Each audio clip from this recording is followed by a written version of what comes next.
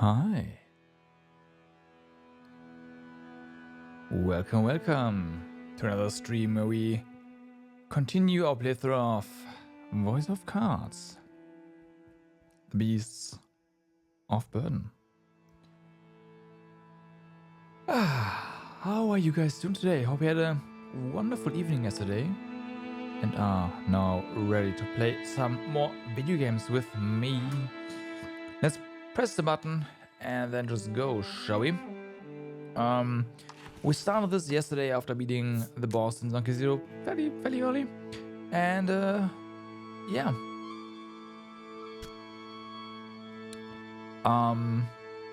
Chapter 3. We've beaten the boss. We are on our way to the second dungeon right now.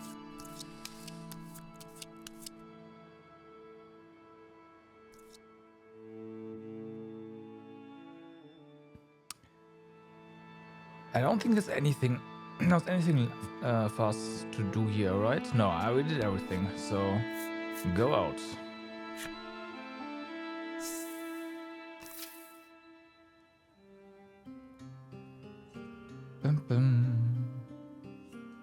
Let's see what this is all about. So far, I didn't really have a lot of issues going through the game, so it might change, might not. Polka warns, don't breathe too deeply here. The very air could be noxious poison. Don't breathe too deeply here. It's not gonna help for very long. Proceed through the lake of fire.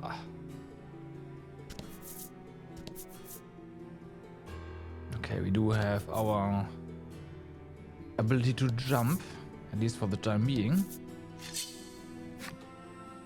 And I am expecting new enemies.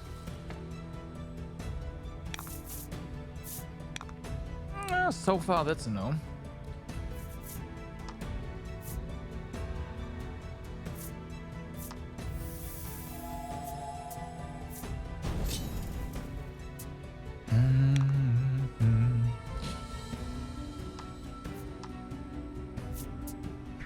We'll see if we can actually... Oh yeah, no, we can. No, wrong one. I fucked up. We were able to... Oh right, wind damage. To all.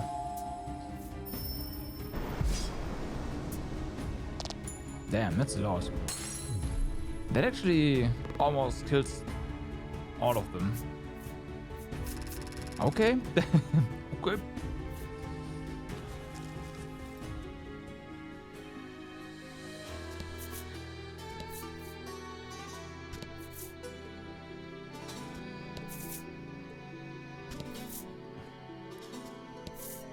Flipping lots of cards here.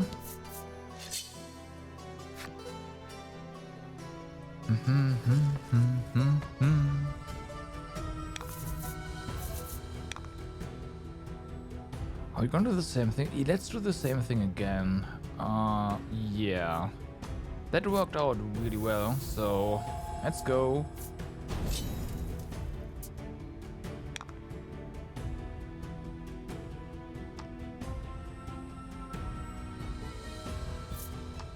Just gonna... never mind. I said just gonna weaken this guy. Just in case, because we did kinda only do borderline damage.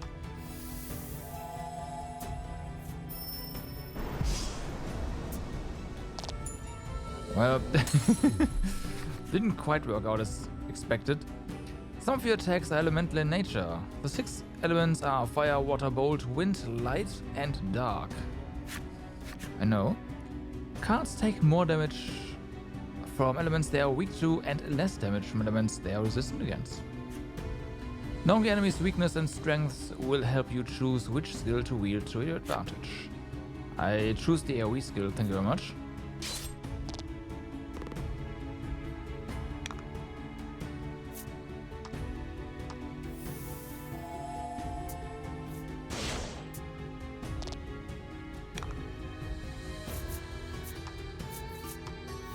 You don't.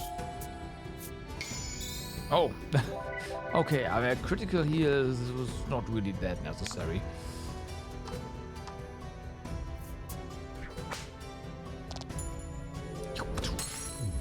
Whip slash.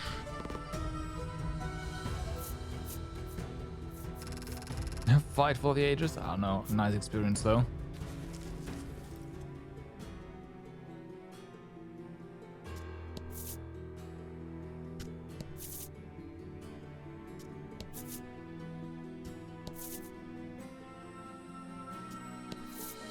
Hey, just. We got protects against fire. I have a feeling that's not bad.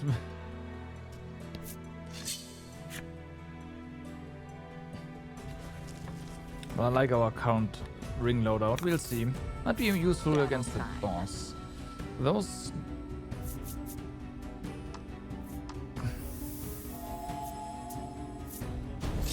Okay, 21 HP, 7 defense. Take 10 damage from that. Okay.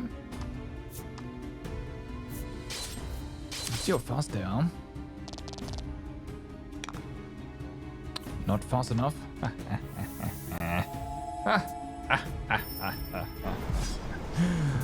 Rex, okay. Don't even need any help there. Assuming, of course, we buffed beforehand, but yeah. He was hoping for that. Let's choose the right one. Inflict deadly poison. We should have chosen the middle one. Okay, 6 or higher.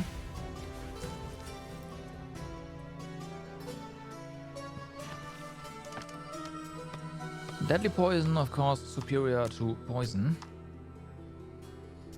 This one's easier to hit though, so there's that. You can use a skill. Let's. Oh, also it's cheaper, right? Yeah, that makes sense.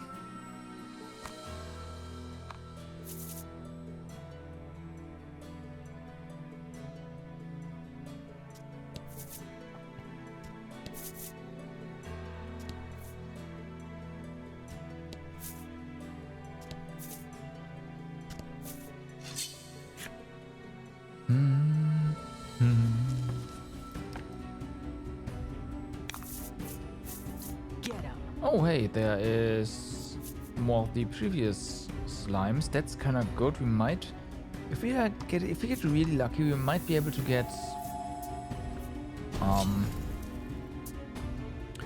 upgraded version of the normal poison.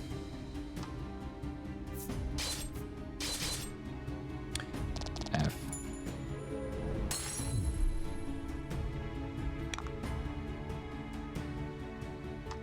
And F. What?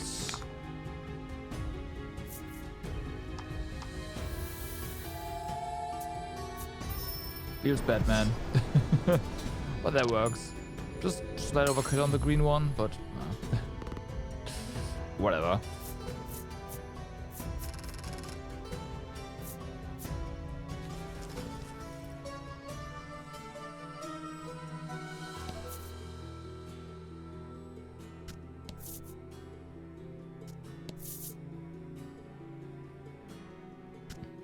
Okay.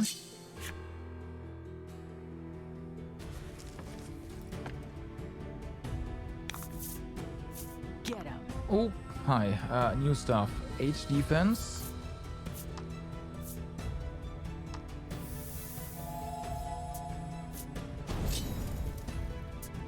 And let's see how we do here.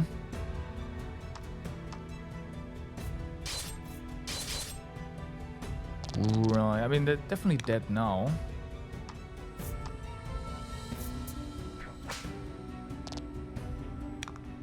Yeah, nice. Now just don't miss, right? Just don't miss. Gotcha. So the wind attack is not a one-shot here. That's good to know, but...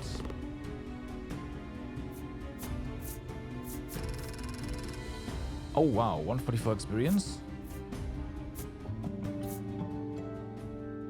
More speed. Decrease light damage. And some treasures. +6 water. That sounds really useful here.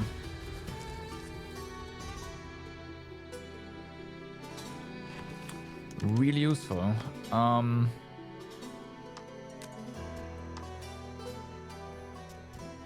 just gonna remove this one paralysis and we'll take the water damage.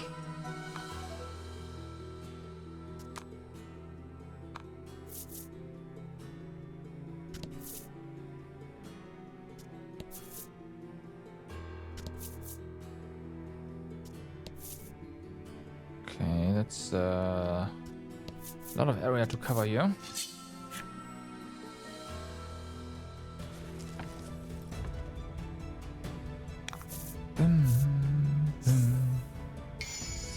Ooh, double experience. Okay. I'm pretty sure the slime doesn't give us as much experience as the little froggy though. So the double frog would have been better, but I'm not gonna complain too much. This works out just fine.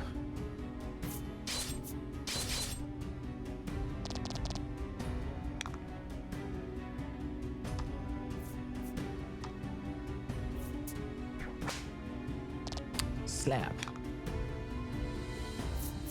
And now buy.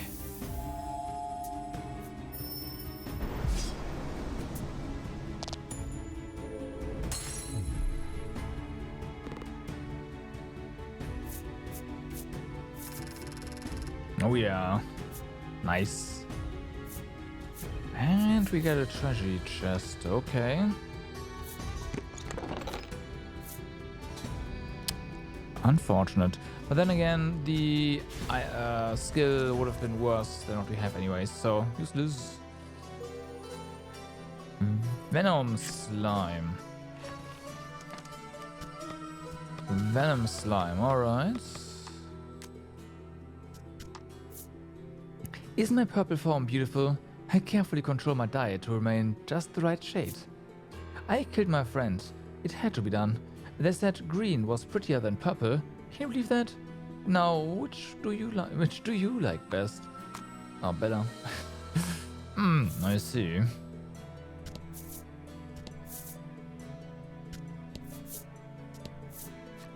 I'm not gonna answer that. Okay, any staves? We take those.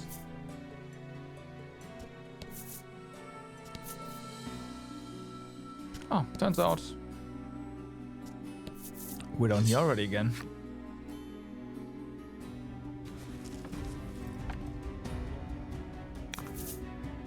Get out. On it. Things will be gotten.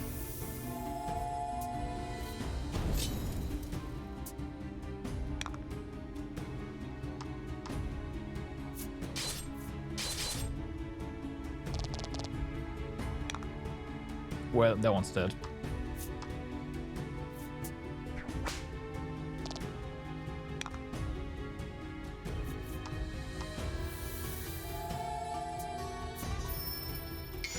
Oh boy. Dryad is really strong. Time to believe the Heart of Cards. Oh yeah, Herc, what's up? The Heart of Cards is definitely being strong right now.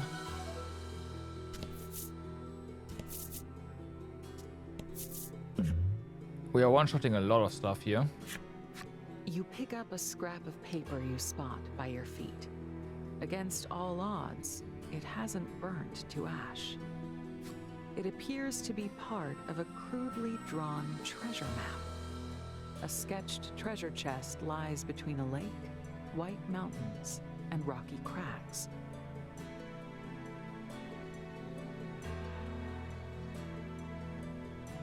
Okay. A treasure map! Everyone shouts at you in unison.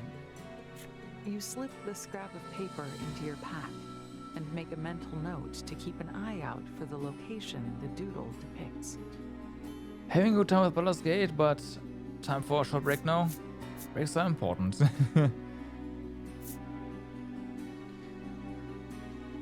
Between the lake, white mountains, and rocky crags.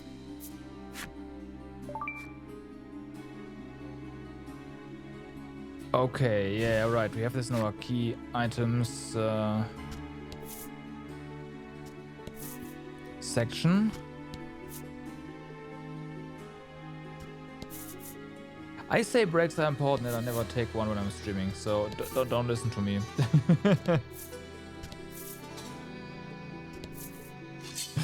Just saying.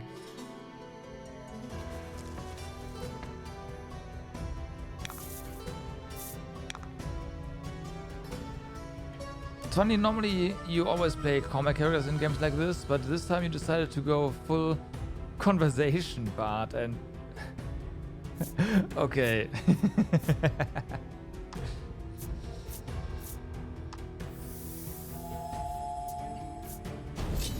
Still holding the dagger, blood dripping. I wasn't me. I've no idea what you're talking about.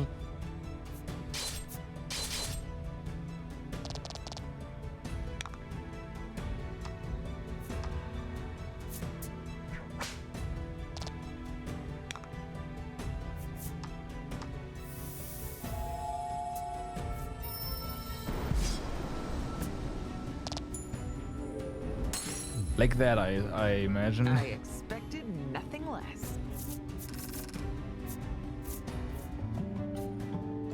Trawler is level up, level 10 now. Sweet. Oh, recover 4 HP when attacking. Damn. Yep. Yep. That does sound like fun. Alright, seems like that's where we need to go.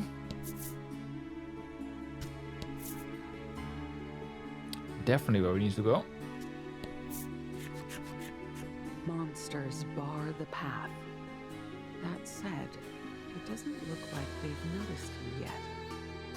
They probably don't see many humans around here, given that the lake is surrounded by fire. They're completely oblivious. And since you have some leftover points doing that, you also get some good stealth and sleight of hand, so pretty good at stealing not. And if you get caught, you just talk your way out of it, huh? I see, I see. Taking care to be as quiet as possible, you steal close to the monsters and attack them.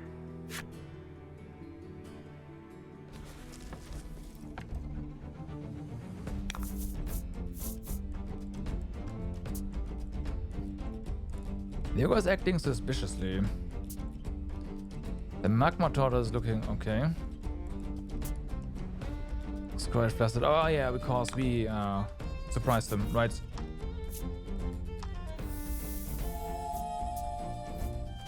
Oh, 14 defense on the... Oh, I see.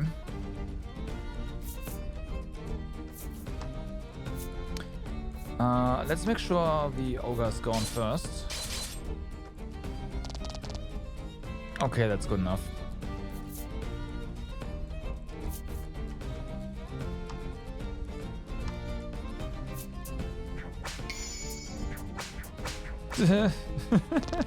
Oh! Nice crit, but then again...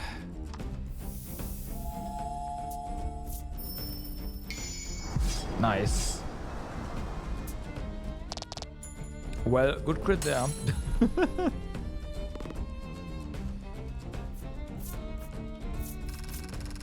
Damn. Go level up, more speed, nice.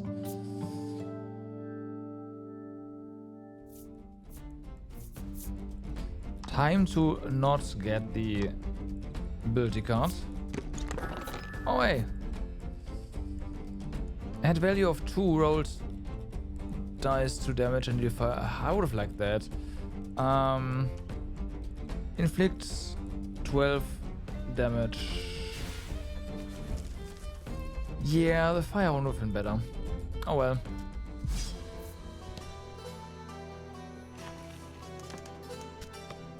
The fire one would have been better.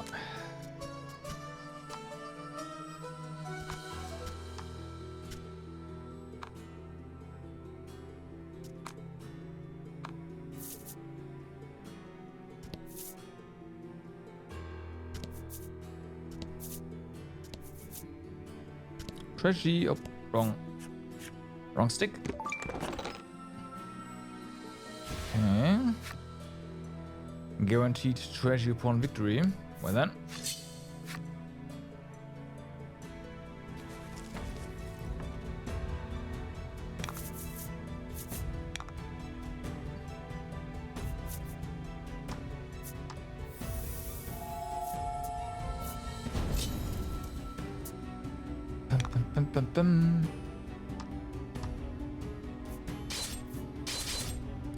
Work that green one.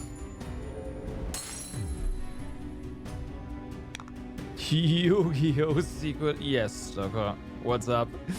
This is very clearly the Yu-Gi-Oh! Sequel. We believe in the Heart of Cards here as well. And yeah. No, this is Voice of Cards. And it's the Voice of Cards series are short little games, you know, card-based games in a way.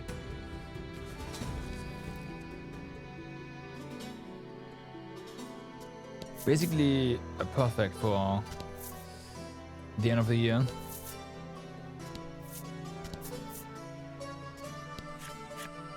It's like you're in like a single player campaign, you know. I not really D&D, but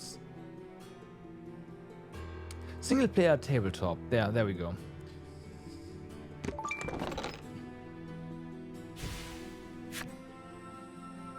There's also a narrator that narrates a story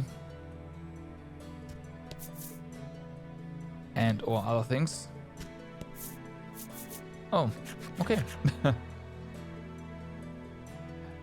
You can't cross here. The heat of the flames is too intense. You survey the area for some way to cross over and spot an iron bridge collapsed into the burning tinder water. Someone in a time long past built a bridge here, though it has since collapsed from the heat. Yo, Mozzie. What's up? Welcome on in. How's it going? Suddenly, an idea strikes you.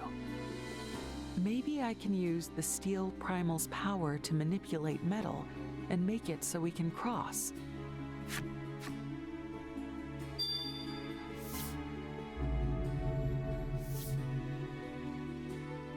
You decide to summon forth the primal's power and repair the fallen bridge. Okay. Unfortunately, the pieces left to you are so mangled that no one would rightly identify them as parts of a bridge. Rebuild the bridge. 4 types of bridge parts lie before you. Place them wisely and build a bridge across the lake. But be warned that you cannot place a part that leads to nowhere, nor can you place the same part more than once. Which part will you lay down next in order to move forward?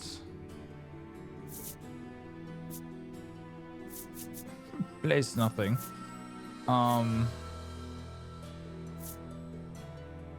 I have no idea.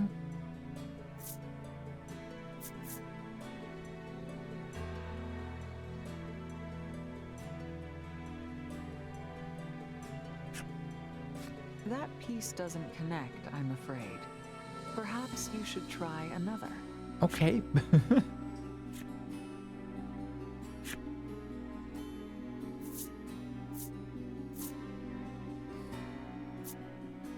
Like, none of these pieces seem to connect, if you ask me.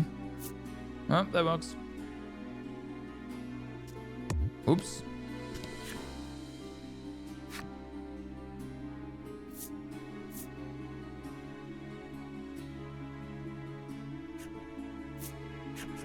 You've joined these 2 bridge parts rather skillfully, if you do say so yourself.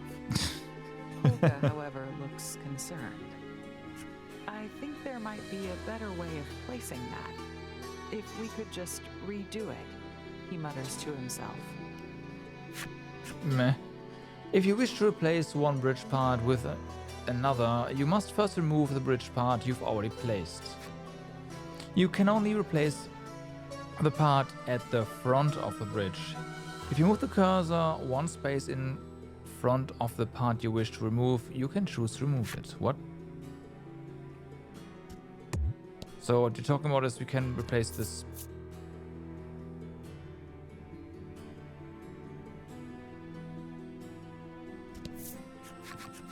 With the Steel Primal's help, Okay. you safely cross the Lake of Fire. The bridge you've built remains firmly in place. It actually looks quite sturdy. You should be able to use it to cross as many times as you like. That's good. But what about removing pieces again?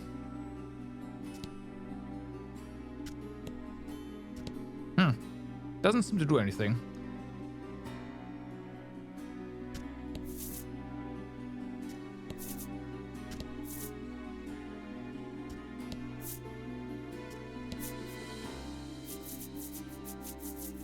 Ah. Okay. As if crossing There we go. over a More lake bridge of building. fire weren't enough, your path is once again blocked by flames. You quickly survey your surroundings and see more parts you might be able to fashion into a bridge. You call upon the Steel Primal once more and prepare to improvise another bridge. So, let's just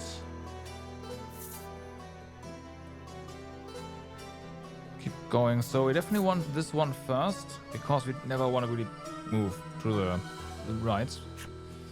Just want to move forward. This time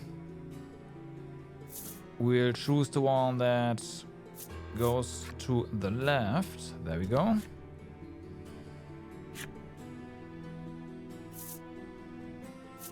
And then down, because we don't want to go down.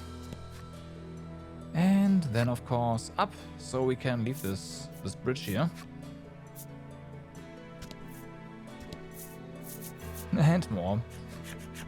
You've made it once again, but before you can celebrate, you're greeted by an expanse of tinder water. You summon the Steel Primal a third time and hope this is the last bridge you need built. But the pieces the Primal hauls out of the tinder water don't look like they'll fit together. You look back We'll at see. the bridges that brought you here. Alas, you've built them too well. They won't come loose from the rocks, so you'll have to make do. Trawlus, seeing the worry on your face, chirps encouragingly. Search. We will find. Must be way. So we probably want to go to the right here. Okay. Yeah. Place nothing just yet.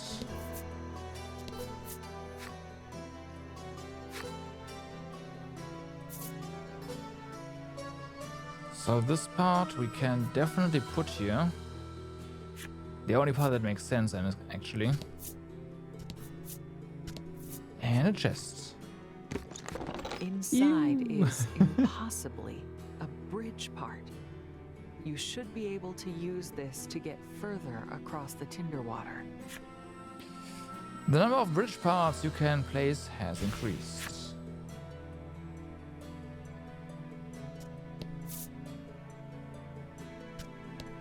Can we remove the... Oh, we can. Nice.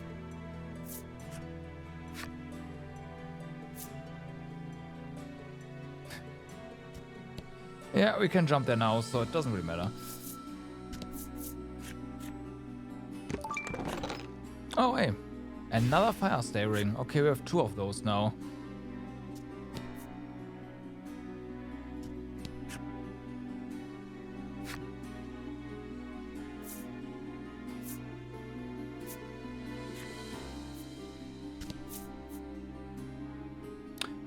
Apparently... we are Trawlus across. gazes intently at you. She's noted your mastery of the Steel Primal's power. She explains that ever since she was picked up by the circus at a young age, She's trained as a beast tamer. However, as she puts it, she has not managed to improve in the slightest. I wished and wished. Wish didn't come true. Understanding each other very hard. She asks you to give her some pointers on how to get monsters to obey. And you reply, There's not really any trick to giving an order. I just do it. Legorn's like,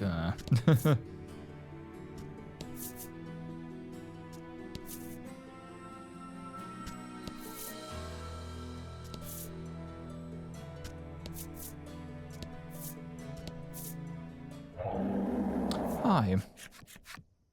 a massive monster wreathed in flames rises from the lake. It's shrouded in such heat and fury that you can scarcely turn your eyes to Should have it. equipped the heat stay rings. This is, in all likelihood, the Flame Primal. Your party readies their weapons and prepares for a fight. Well then.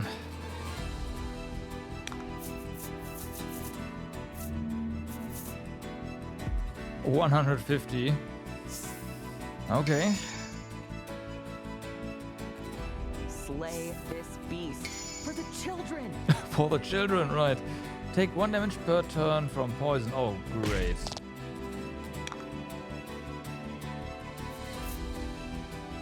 So, we definitely want to start by just defending. Yo, Peko, good day. How's it going? Come at the right time.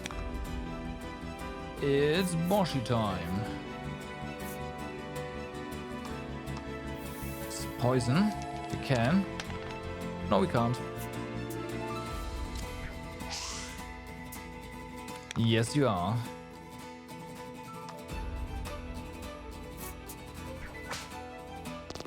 Six.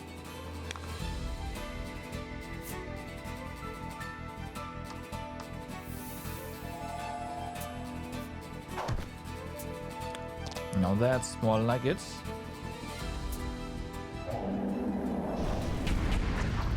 Ow.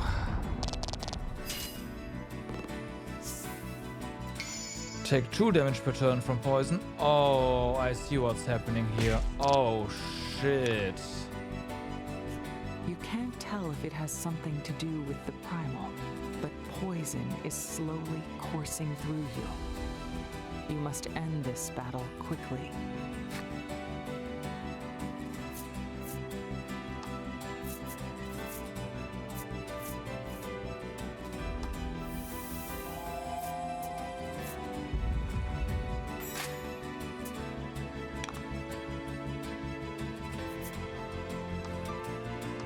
Come on, we need to hit the poison, yeah. 7, okay.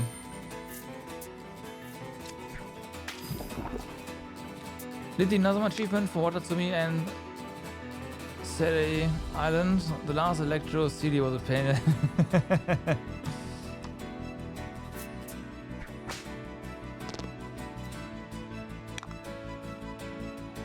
Yeah.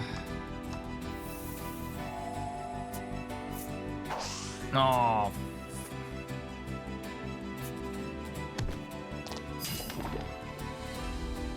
Good poison damage there.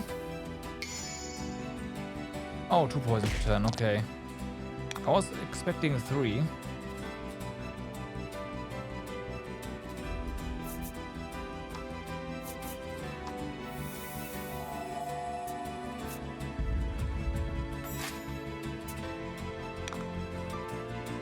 Yeah, the CDs can be a pain.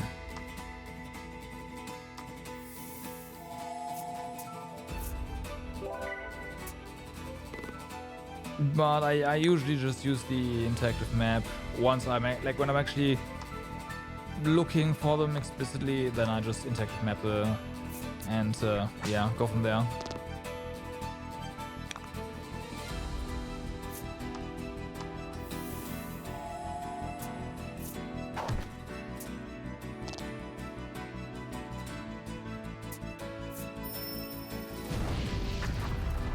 Yikes.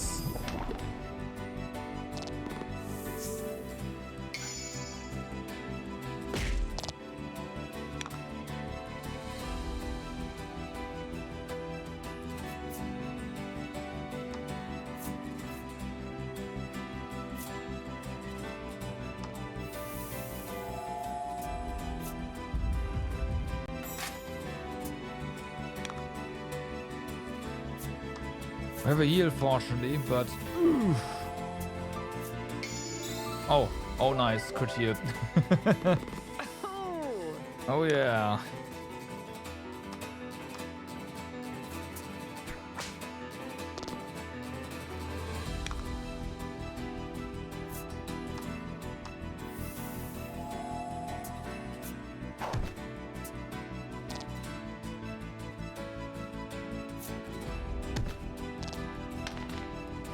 Nice. Take 1 damage per turn. Easy.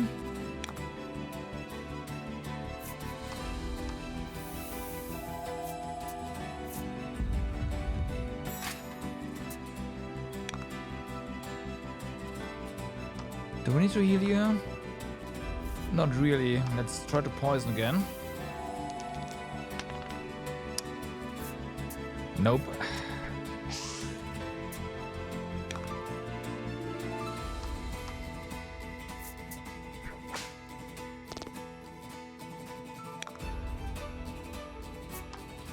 Let's try to deadly poison next time.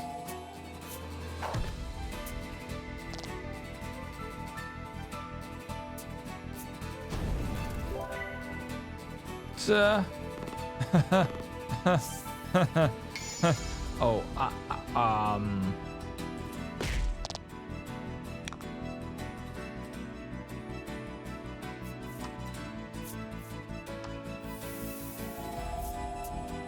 four poison. A tick now, okay. Never mind, we're healing.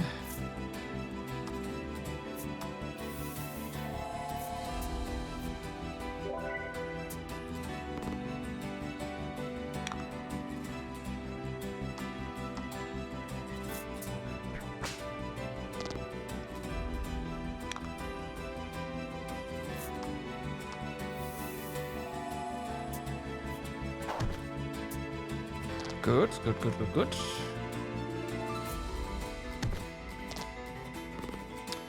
Okay, let's go for another heal. 2 poison back. We're back down. That's good.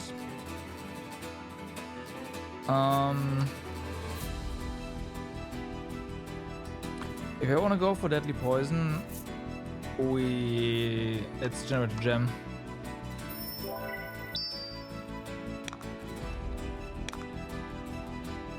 Okay, you're gonna heal yourself.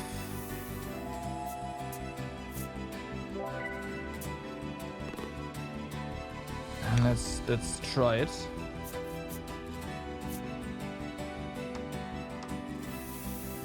Come on. Yes.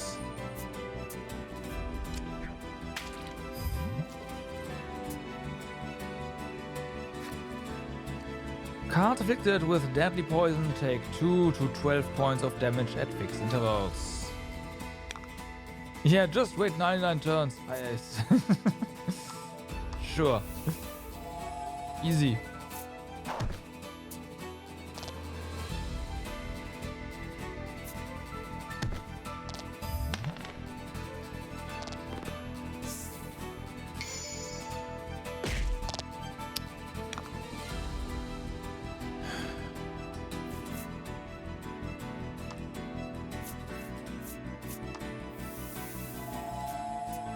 Alright.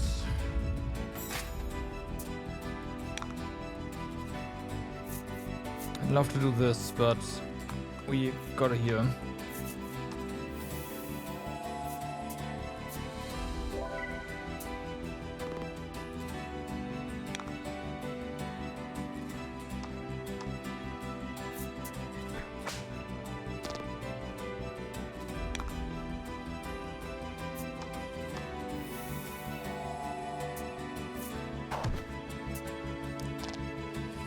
Nice, 14 damage. 2. Alright.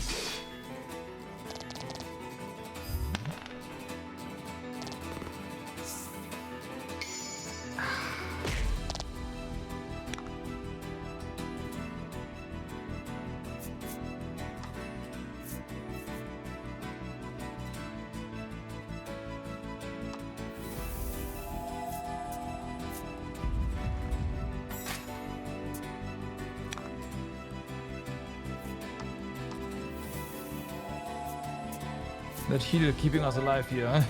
Could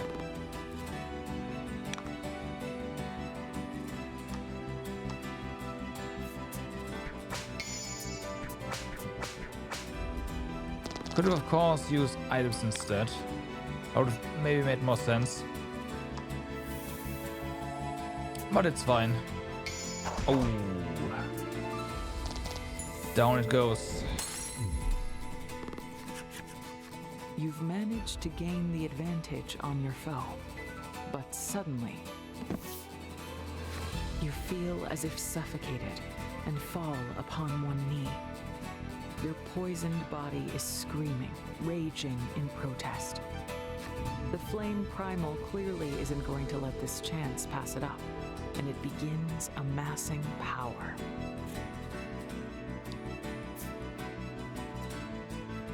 Not good. Hey, watch out. Dodge right, dodge left. Barely thinking, you go right, attempting to dodge the primal's attack. Yeah. But your foot catches on something, and you trip and fall to the ground. You shut your eyes, believing this might be the end of you.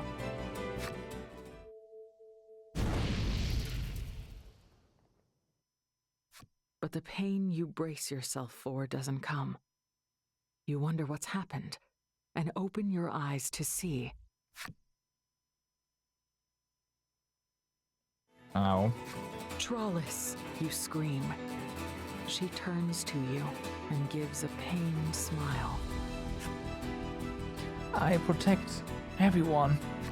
The acrid smell of burning meat assaults your nostrils, and Trollis cries out in anguish. Still, she desperately musters her strength and pushes back the flame primal. Trollis has given you and your friends a chance. You stand, and together you and your comrades attack the primal with all your strength.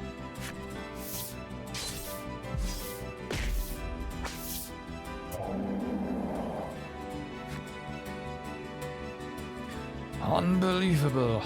These wretches dare steal my power. Yes. Yes.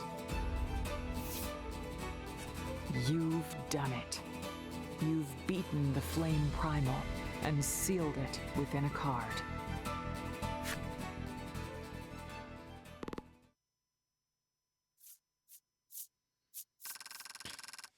You overcame this challenge with your friend's help, 1,000 experience. Oh boy. A level up, level 12 now. Nice. The god as well. Polka, of course, as well more speed. I like. And Trollis as well more attack. And more HP. He's our tank now, basically. The flames upon the lake begin to recede and then blink out entirely. Perhaps because you've beaten the flame primal?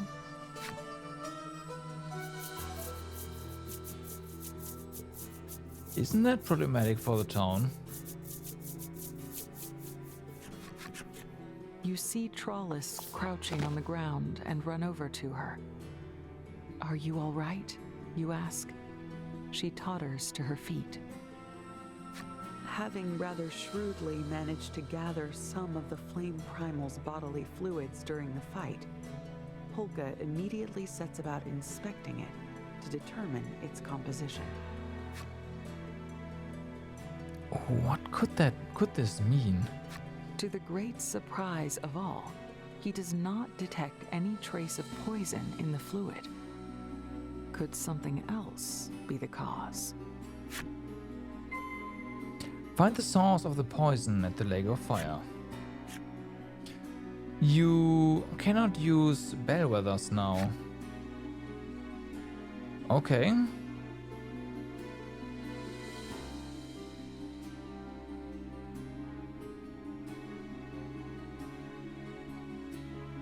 Looking around. But it seems like there's nothing in here, so...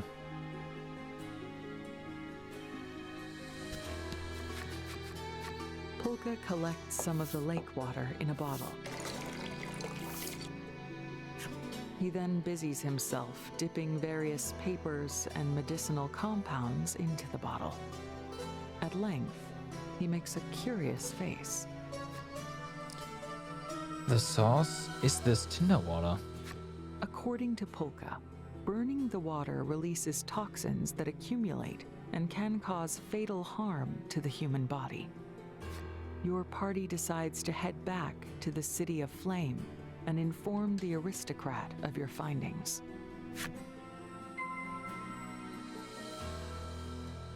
Okay. Report back to the aristocrat in the City of Flame. Henry can now use bellwethers again. Well then. Can we actually... No.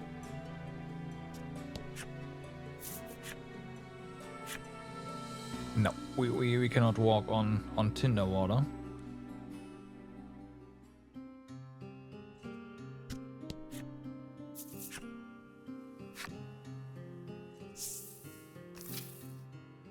With the flames of the lake extinguished, those of the pond in the center of the city have also gone out.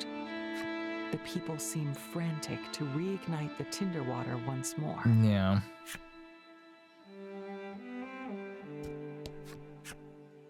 No! Come back, flames! The passionate woman is screaming herself hoarse, coughing and sputtering as she points in shock at the pond where the fire has gone out. The fire in my heart has gone out with all the rest, the man mutters before sinking to the ground, his arms hanging limp.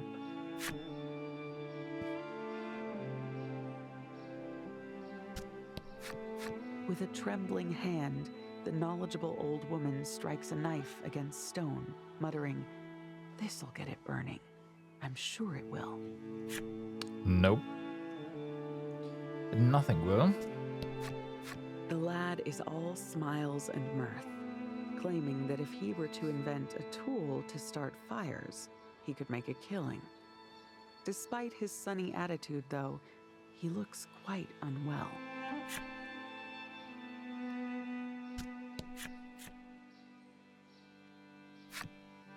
Okay, those two have nothing new to say. We'll probably get banished from the from the city now for doing this. Pulka's medicine succeeds in stabilizing the child's condition. However, he is quick to indicate that it is but a stopgap measure. Pulka advises that should they wish to prolong the life of the child and of all those in the city, they must stop using the tinder water. The aristocrat shakes his head and says, "That we cannot do." In response to this, you ask why, tell them to do it for their child.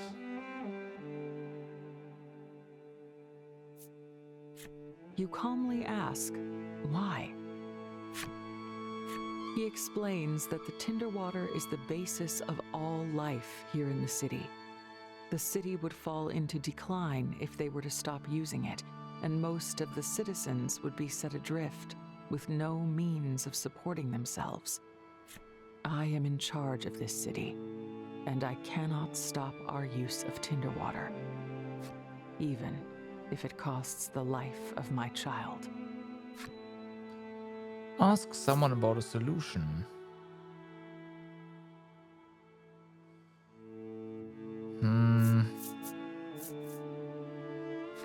Pulka's voice is quiet. I cannot claim to understand how those who rule over others make their choices.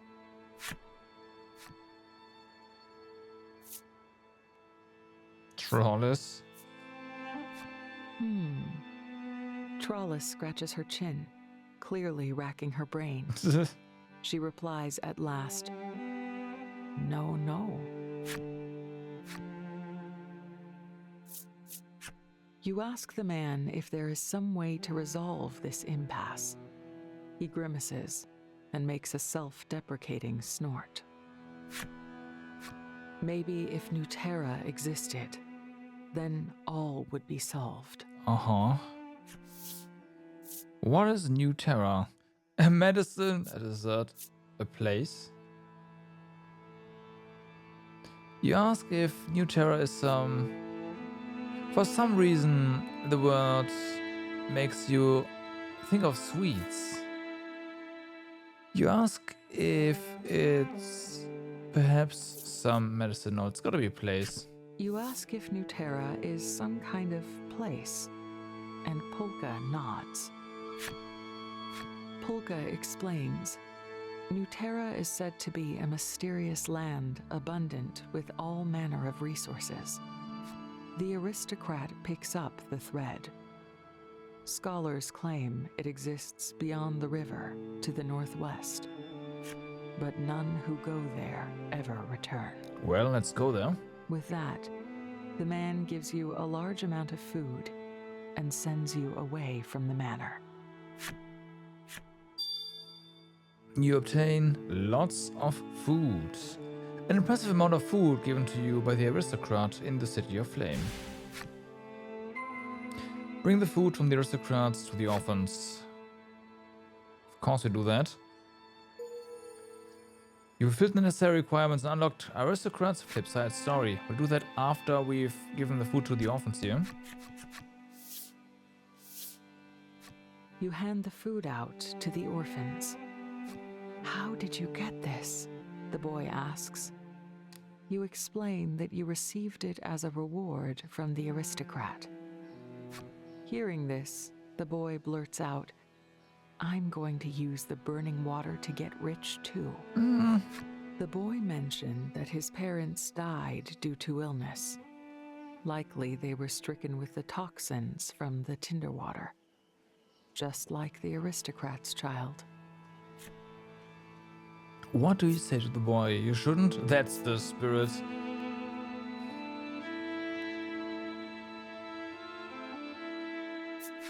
You try to express support for the boy's dream while conveying to him that the tinder water isn't good for him.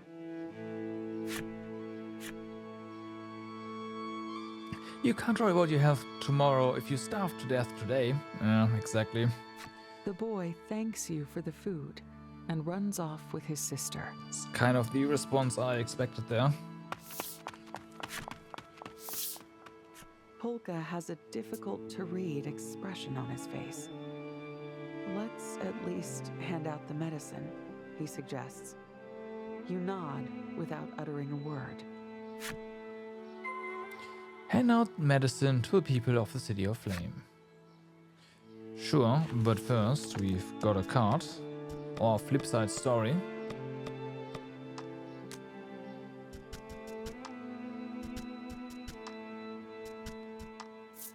A man who wants to eliminate inequity and lift up the city's orphans. However, the reality is that his child's illness and the reactions of selfish adults have stopped him from seeing it done. The exhaustion he faces on the daily is making his hair fall out. When he walks the riverside, so much of his hair falls out and catches fire that he almost gets burned. Okay.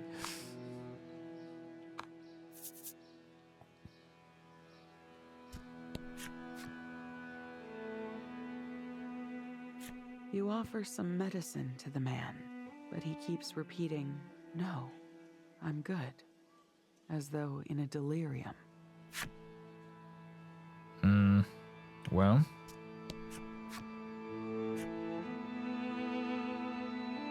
The woman accepts the medicine from you. With a pained wink, she says, Not that this medicine could cure love sickness.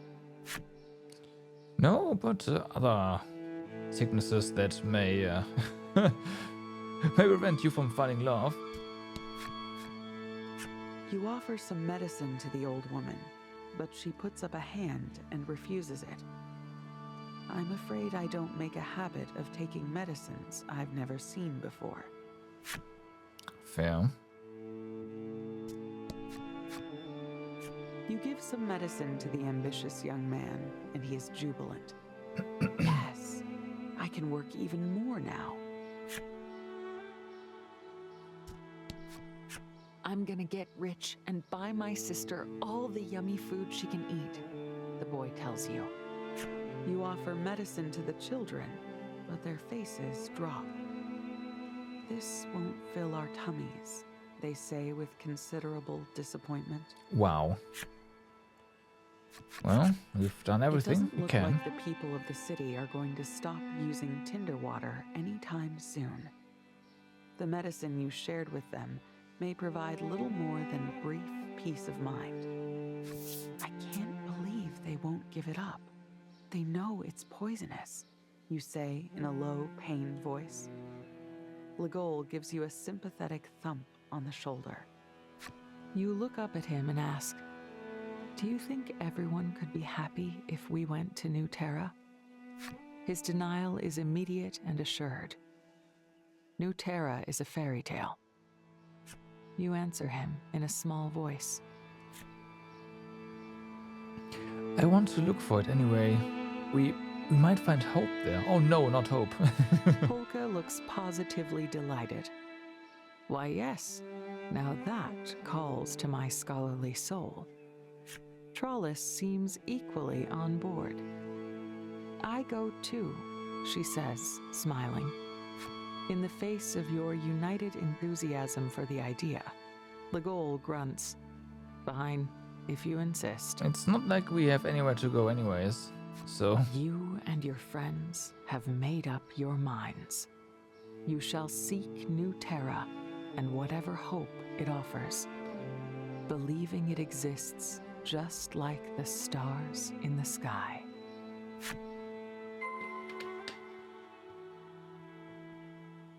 Leave the City of Flame. Will do, there's nothing left for us here.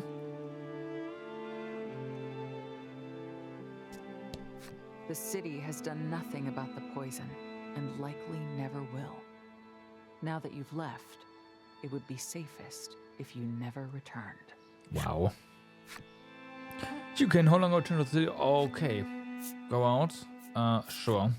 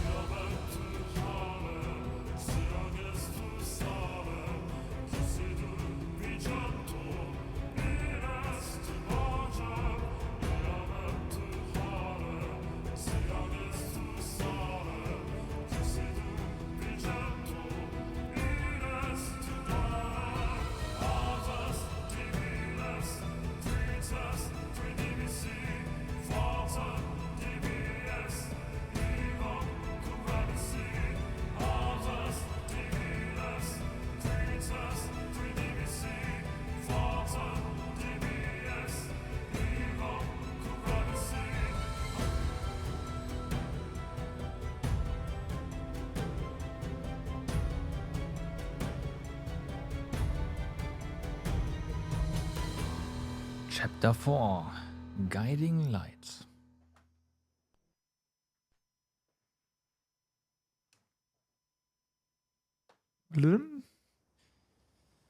Your group surveys the land beyond the river that the aristocrats spoke of. Can we... He claimed That doesn't help. none who go there ever return. Yet you've little choice but to brave what lies beyond. Cross the large river to the northwest of the City of Flame. Okay, I've got to do something. I've been to do this earlier. First things first, we have a safe, obviously, but that's not what I mean.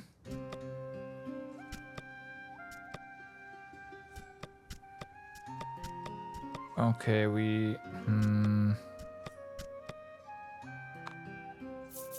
How do you go into the options again?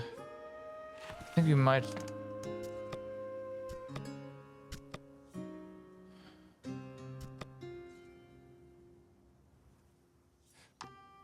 There.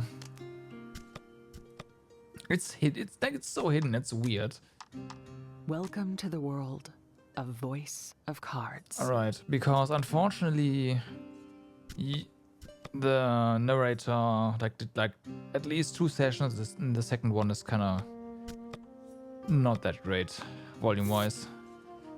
So we have to do it to make the voices louder ourselves. A great river of tinder water stretches out before you. While the liquid no longer burns, it would still be dangerous to attempt swimming. Mm-hmm. You start to hesitate, thinking that there is no crossing, when Polka shouts, "Da-na-na-na!"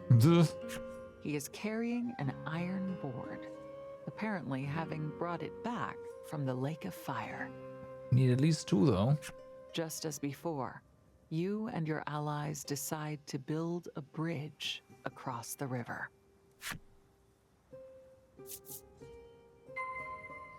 Cross the bridge, spanning the river, and continue on. Will do. Of course you will. Hey, chest. Treasure. Okay, Soothstone. Now, what was this about the hidden treasure?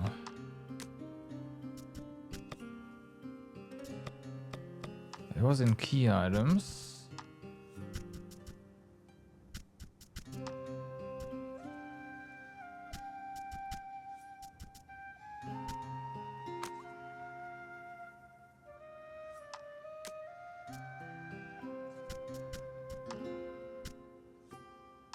Didn't the game say that we...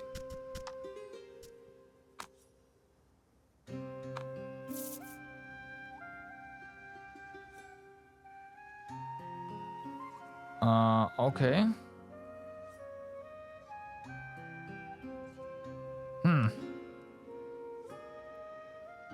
Apparently the map is gone.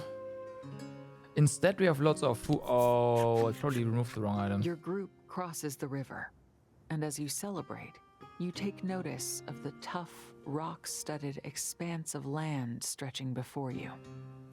Your sand skiff was made for moving over the sands, so it'll be difficult to go any farther aboard it.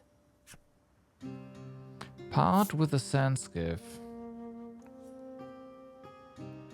It's a bother to get rid of it. Poor sand skiff. Remodel it. You propose remodeling the sand skiff, and Polka is first to agree. Legol's face is uneasy as he mutters, "Don't do anything weird to it." Nah, never. Polka explains that 3 materials will be needed to convert the sand skiff. After some quick preparations, you decide to split up to locate what you need. The group splits up. Who? Sometimes a different perspective can be illuminating. Okay. Who will you check in on?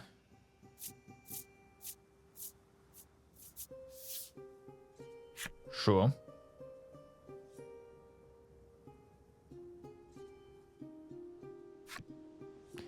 Everyone has left the party but Trollis. Polka asks Trollis to find some durable cord.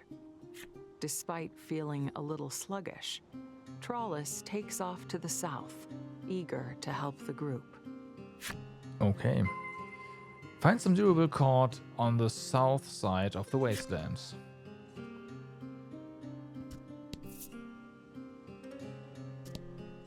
No? No. Okay. Trollis wanders the area, searching for some durable cord or rope, but turns up nothing. What now? Find the plants to make into rope.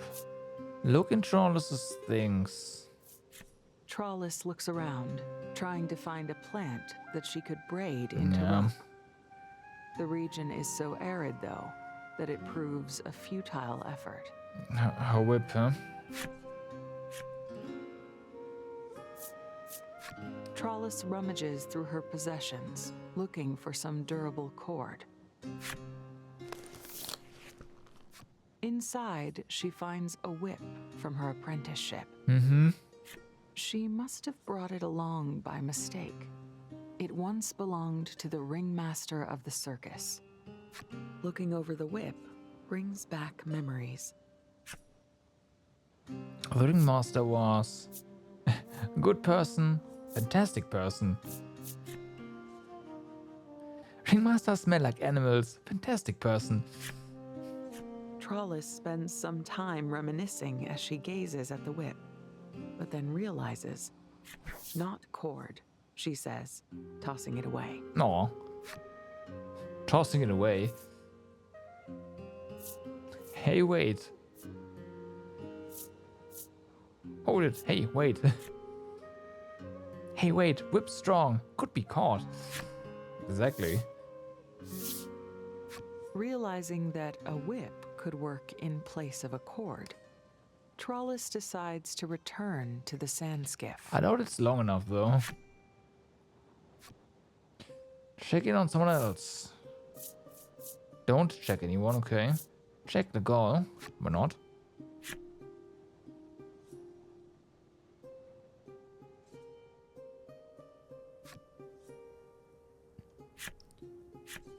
Polka asks Legol to find something that could be used as wheels. Legol is skeptical that something like that will just be lying around, but he sets off to look nonetheless. Where will you search? Hey, Terosis, what's up? How's it going?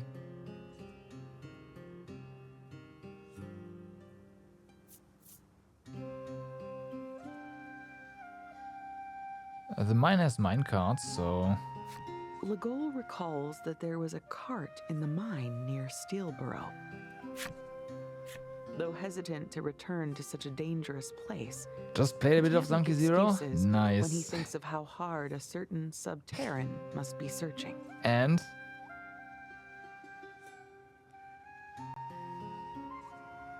where are you right now? First Island? He decides to take the sand skiff alone back to the mine. End of Dungeon 1, just have to face the boss. Nice. Alright.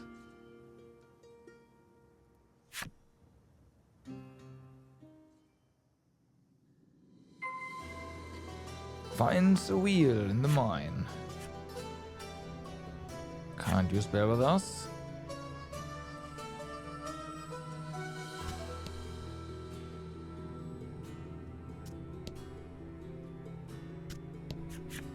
There is indeed a cart in the mine, as Legol recalled, and, as one would imagine, it has wheels. Legol attempts to remove the wheels from the minecart. But suddenly, a monster emerges from behind it.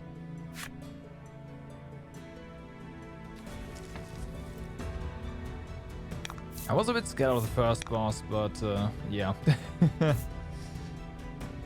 You like the aging idea and the extend mechanic, but these guys did so well in Trigger. Okay.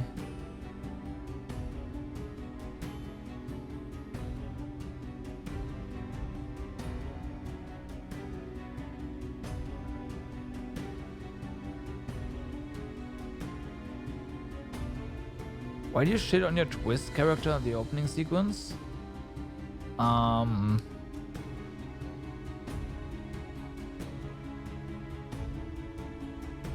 I don't think they did, but I could be mistaken.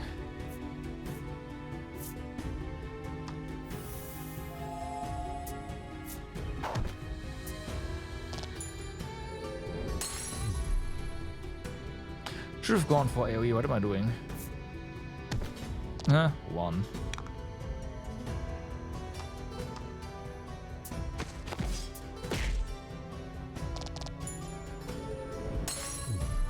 I expected nothing less. Yeah, me neither. Well, this is the first dungeon, basically. With the monster defeated, Legol collects the minecart wheels. The slain monster's eyes are wide open. What now? Shut its eyes. Leave it. Legol gently closes the monster's eyes. You do not like Sachka? What? Feels bad. Poor Sachka. Feels bad, man. Sorry. Having done what he set out to do, Legol decides to head back to the sand skiff.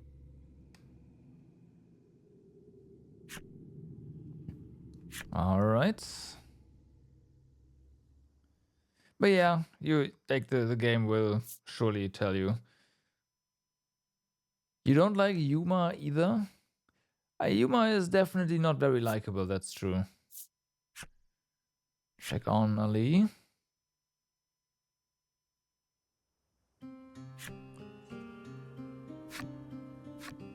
Polka asks you to locate a long, sturdy pole. Okay. Trawlus dashes off to the south, so you decide to head north so that you all can cover more ground. Find a long, sturdy stick on the north side of the wasteland. Who's your favorite character then?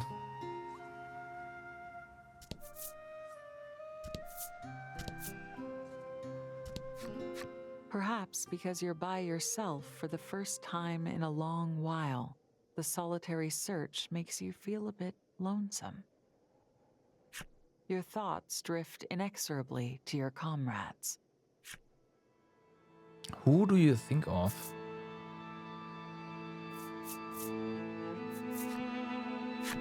First one. Your thoughts turn to Legol. Legol can be somewhat brusque, but deep down he's a supportive person. He seems to care for Polka and Trawlus too. From time to time, though, you spot a lonely, sad look on his face, perhaps due to his difficult past being treated like human livestock. He's a worse version of the imposter from Danganronpa 2. I've not played any of those games. Was already a worse version of Togami. Okay. Blank Zero is the first game from those devs for me, so I have not no.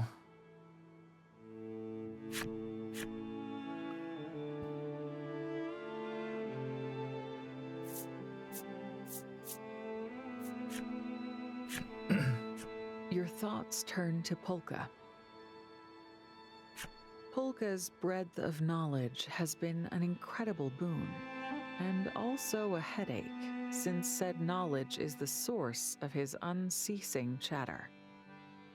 While he's typically an affable fellow, you do sometimes spot an unexpected iciness in his expression. Perhaps it comes from his hatred of monsters.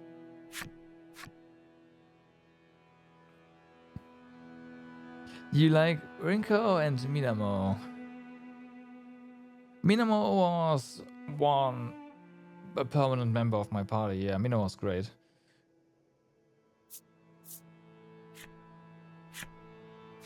Your thoughts turn to Trawlus. Her awkward way of speaking somehow only accentuates her sweetness. On top of that, she cares deeply about her companions and has tenacity to spare. And she is clearly, at least half monster. And back when you faced the flame primal, she pushed herself so hard to save you from certain death. You can't help but be a little concerned about her. Your crew of friends has grown little by little, but with them at your side, you no longer feel as lonely as you once did. While you were lost in thought, a monster has found you. Oh boy. Fight the monster? You alone run for it? You alone fight anyway. You decide to summon up all your courage and fight. The monster brandishes a weapon whose handle is a long, sturdy-looking pole, the exact kind Polka needs. Okay. Are they all on PC? Because if I need to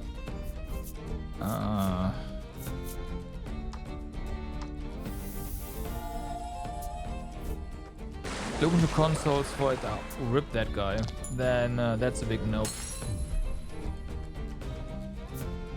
They are on PC? Okay. You defeat the monster all on your own. Oh yeah.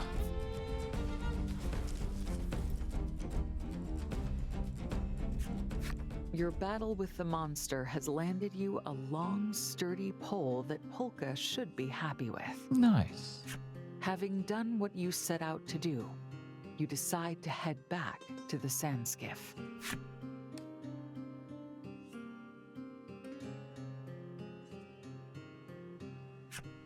With what Polka requested in hand, you beat feet to meet back up with the others.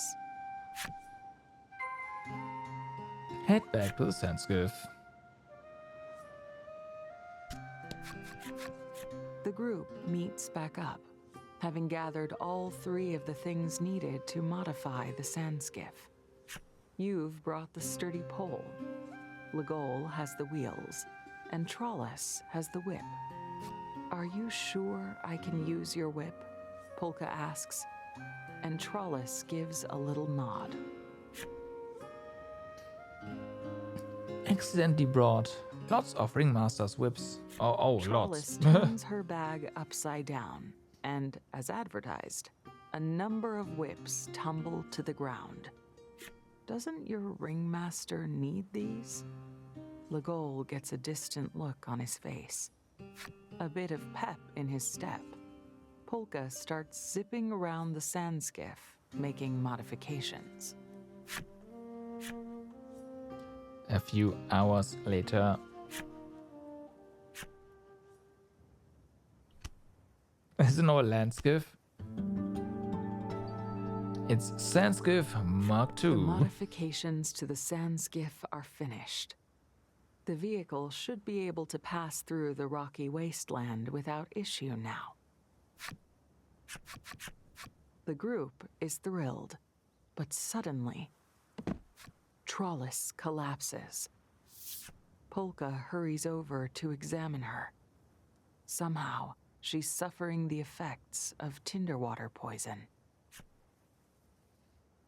She looks as though she is in a lot of pain. It's because of the fight, Trollus, ... Beyond holding her close and squeezing her hand, there is little else you can do for Trollus. The battle with the flame primal flashes through your mind.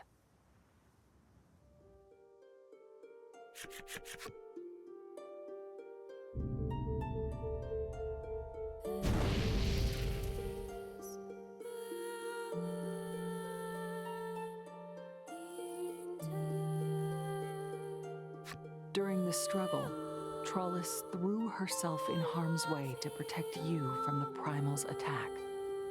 The poison must have entered her body through the wound she sustained in the process. Despite downing some of Polka's medicine, Trollus remains languid. It seems that the effect isn't very strong. She needs a sanitary place to rest, Polka says, and the group decides to try to find one. Continue on and find a place for Trollus to rest. The Gaul and Palka have joined the party, but Trollus has not, obviously. It is what it is.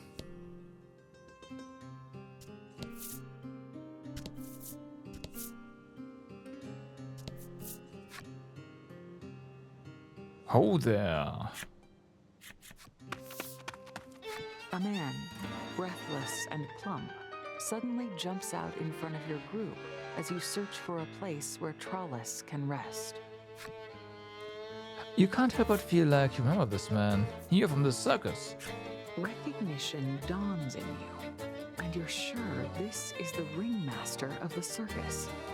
At least, until he flatly denies it, saying you've confused him with someone else. Sure. Trollus rises unsteadily from the deck of the sand skiff, tilts her head to the side, and says, "You not ringmaster?" The man looks at Trollus for a moment, then breaks into a delighted smile. "Oh ho! You're one of my brothers from the circus." As he explains it, this man is the younger brother of the circus ringmaster. Sure. He works as a merchant who travels the world buying and selling all manner of rare articles. And to that end, he wastes not a moment in trying to strike up some business. Perhaps a gander at my wares, then. You decide to hurry onward, ask if there's somewhere to rest. You briefly explain Trollus's condition and ask the man if he knows of a good place to rest. "Why didn't you say so sooner? I've got some good info on that front," he replies with a wink.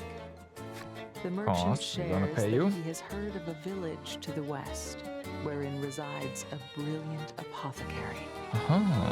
He's said to be a rather crabby fellow, but with any luck, you can get some medicine from him.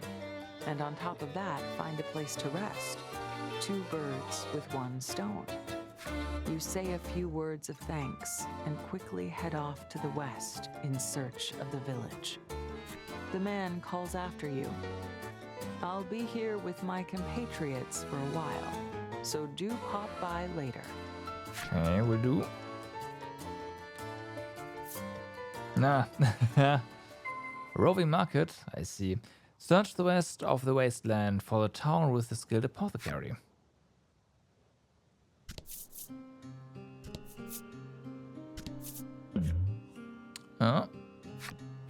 You're quite surprised to see an open-air stall set up here. Sure. You poke your head into the stall just as the merchant within whips around to greet you.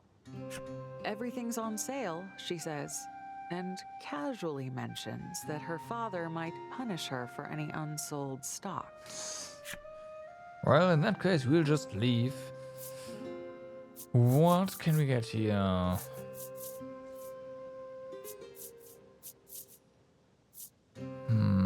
It's not really anything I want. We could get a quality staff, just in case.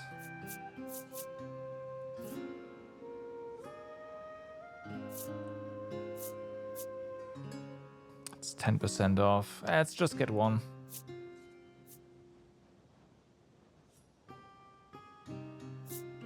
Can you buy more than just one? Okay, she does have more than that. Never mind then.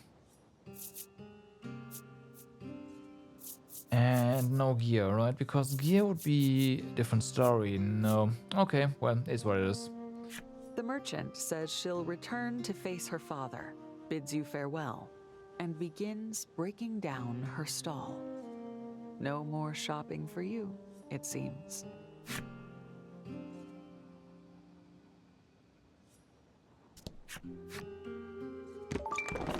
Oh, nice. More money.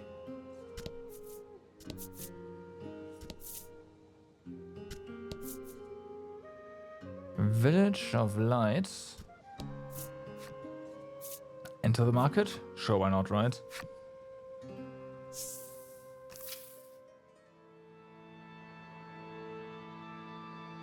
Okay.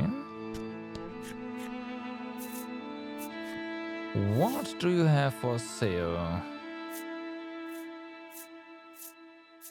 Unfortunately, nothing new, it seems. Okay.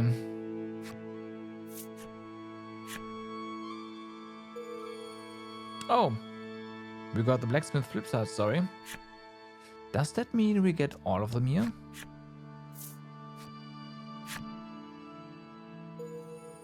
There we do. Okay. You head to the inn, and the innkeeper says, "Journey's road is long, but our steps upon it become lighter with companionship. Don't worry about paying tonight. Instead, go spend lots of money at the other shops," she concludes with a wink. Okay, well, thank you very much.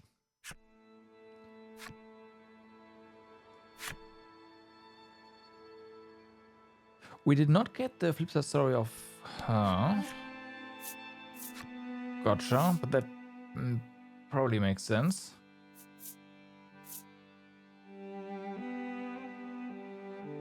This one is kind of nice, +5, but again also three gems, so yeah, about that. It's kind of too expensive. Pet shop owner.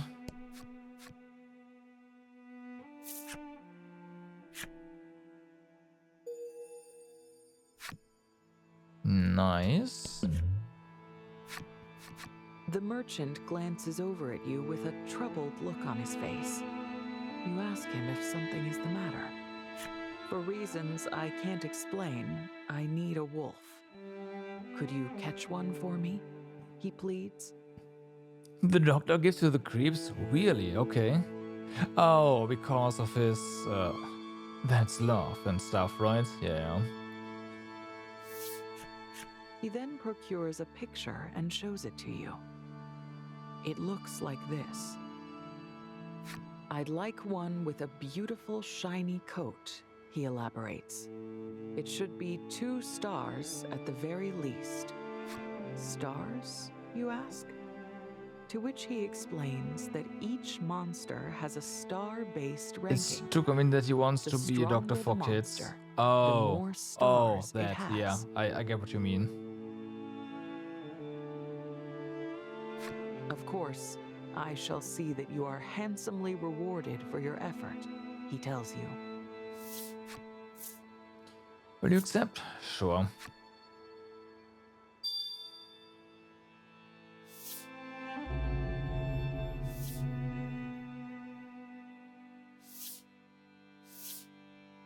You decide to accept his request, then take out a wolf card from your case. The only one you don't mind is Zen. I see. A delighted smile stretches across his face, and he asks if he can have some of its fur. Once you hand a tuft over,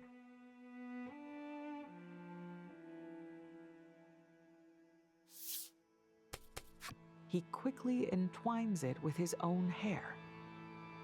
"Behold," he exclaims with a grin. "I'm even more dashing than before, no?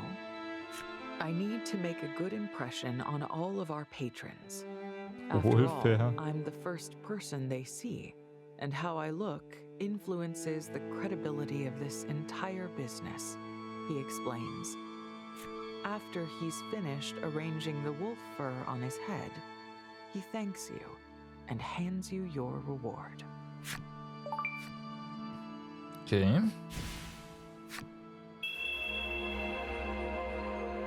Apprentice Monster Tamer Certificate. Okay. Whatever that means. The merchant, recognizing your monster-catching prowess, wants you to bring him an orc child next. Just like the wolf, He asks for one that's 2 stars or above. Okay, we don't have that. Orc children are said to live in the desert, but dislike the sun's powerful rays and tend to hide away in dark places. Gotcha. You make note of the information and bid the man farewell.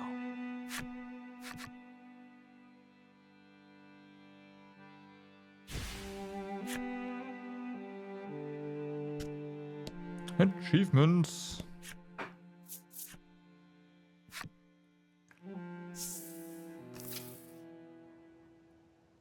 What's your opinion of Rio?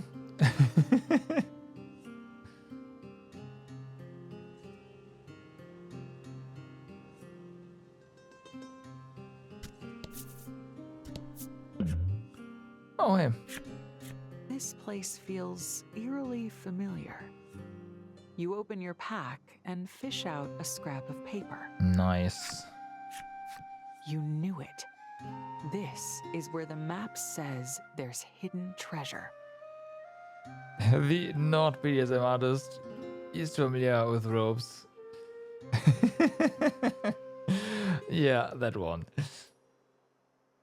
You feel around on the ground for a moment and soon discover an unnatural swell in the dirt. You claw at the earth with reckless abandon. Success. Buried treasure. Yeah, treasure. Ecstatic, you fling open the lid and stash its contents in your bag. You don't like his design, okay. Increases crit chance also to attack. That's okay. Okay.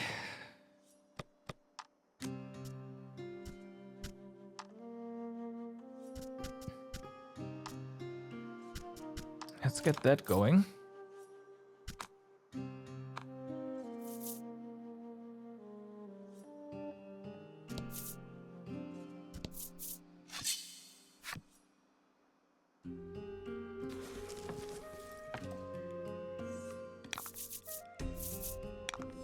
And there's wolves. Those are... We have to get better wolves here. And... a new enemy, and let's just go ahead and give the goal more attack, and then we'll see if we can't just AoE this. That'd be nice.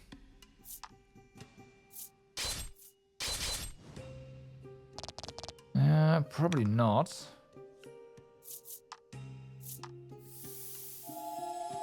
Come on.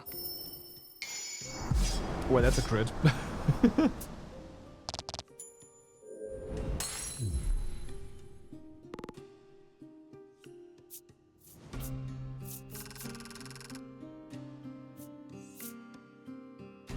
We should probably...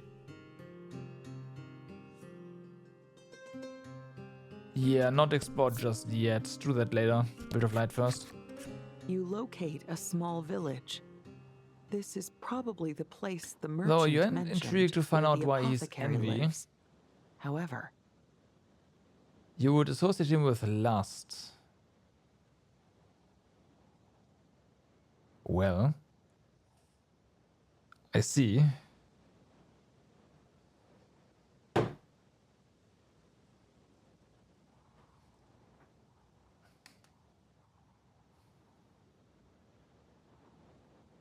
Well, the game is gonna tell you that.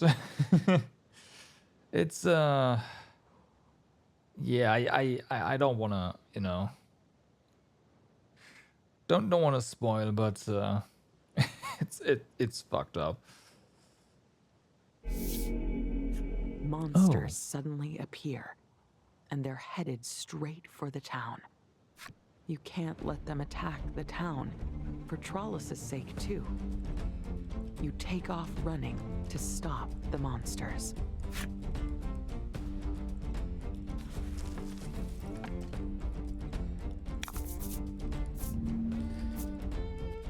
$25, $25, $40.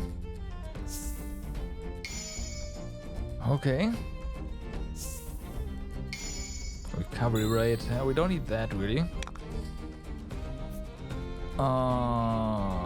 Go buff attack and then we AoE.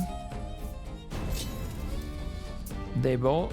Okay, so 14 defense. I say we try to kill one. Nice crit. Oh!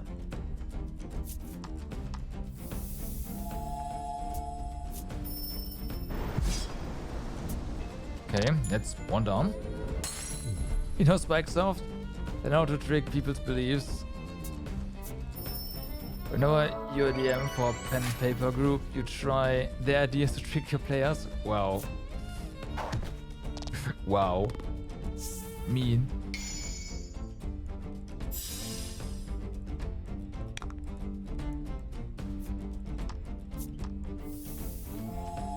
Bye bye.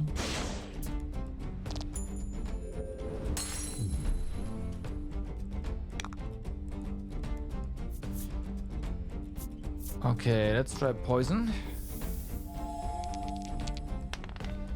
That worked. Nice.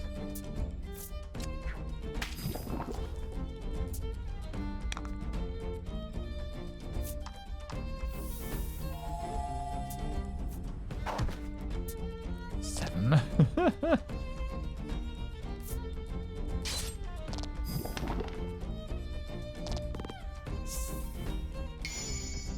Get more defense, sure.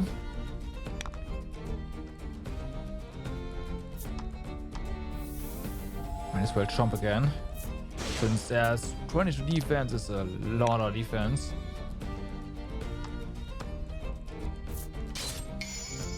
Yeah, we are not getting past that. At least not easily. All the games are on sale. I see.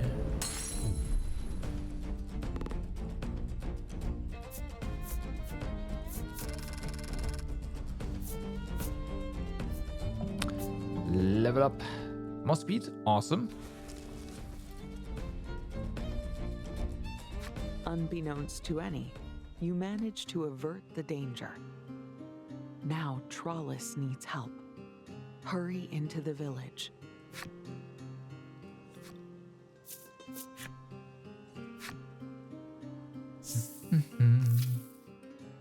You and Legol enter the village, leaving Polka caring for Trollis on the sand skiff. Polka has left the party for now. No What? sooner do you enter the village than a man's voice calls out to you. This here's the Village of Light. Make yourself at home and rest your wearied spirits. What? The villager wears a curious headpiece, but seems polite and courteous. You get directly to the point and ask him if he knows about the apothecary. Ah, that would be me, he says, before offering to mix up some medicine if you're in a hurry. What do you do? Ask how much it will cost. No, explain Trollis' symptoms. You explain Trollis' symptoms, and the man calling himself an apothecary smiles and says he can help right away. Ask how much it will cost. Afraid of the answer, you ask what it will cost. The man calling himself the apothecary laughs and assures you he has no need of payment. Doubt. The apothecary hardly seems crabby at all, so you check again with him that he really is the one you're looking for. He answers that coming to this village changed him, made him realize that people need to live by helping each other. The apothecary suggests you take a wander about town while he mixes up the medicine. He adds, the folks about town are kind souls one and all, so feel free to ask them if you need anything. Legol says that he'll get Trollis and returns to the sand skiff. You decide to walk around the village and find what you'll need to care for your friend. Find what you need to care for Trawlers in the Village of Light. The girl has left the party. Okay, we got the apothecary's flipside story. The man has a serious look in his eyes as he goes about compounding the medicine. His mild air is gone, replaced with sharp focus. You'd be better off not disturbing him right now. A giant statue towers above you, kindly eyes seeming to cast a protective gaze across the village.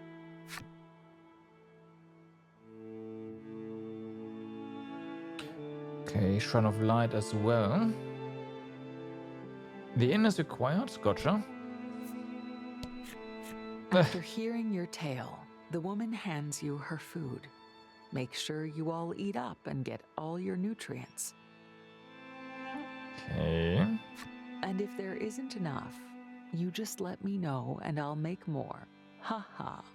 She finishes with a hearty laugh. Except opposite of the woman we've seen in first.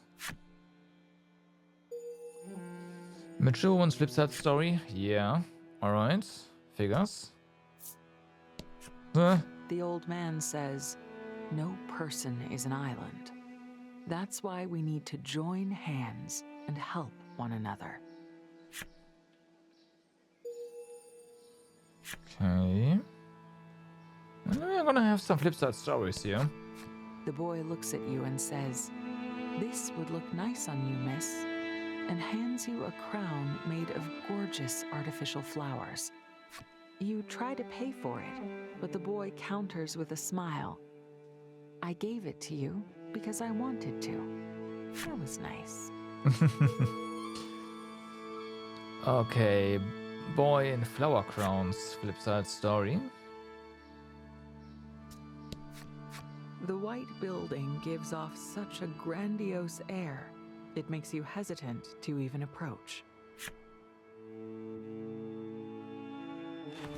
Alright, let's see what the flipside stories are.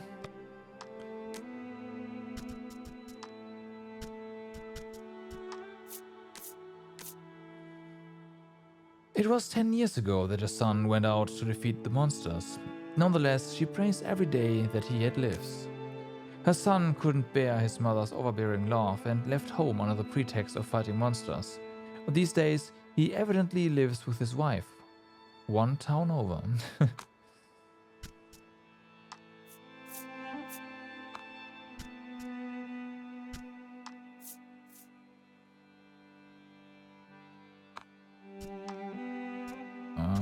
Okay, this one.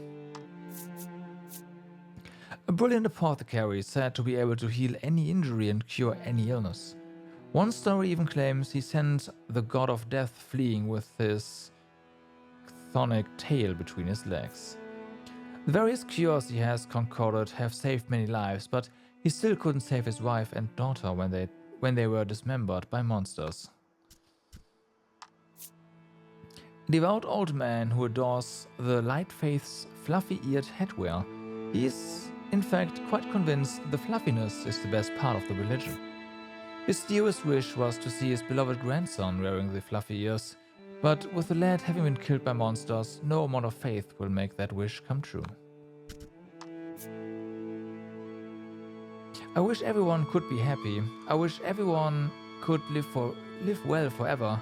But these are the wishes he makes with each fake flower he braids together. The flowers in his crown are made from monster hide. He wishes that one day he could make every monster in the world into a flower to decorate his hair with. Well then. The owner of a weapon shop and a sexy deep voice. All he has to do is whisper a soft "buy it" into a window shopper's ear, and they offer their wallets up as if in trance. In reality, he's just a hired employee managing the store, and he doesn't know thing one about weapons. He got the job because of his beefy physique and especially that sexy voice. Huh? You want me to tell you about myself? Well, I like apples, oranges, working at the shop, and my customers' smiling faces. I'm just an ordinary girl working at an item shop. You wanna know what I really like? A cold one after work, sleeping in on days off. Oh, and definitely customers who spend a lot of money.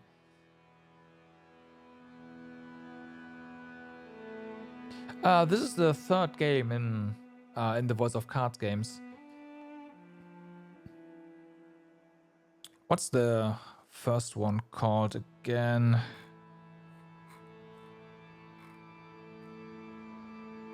They are not really numbered.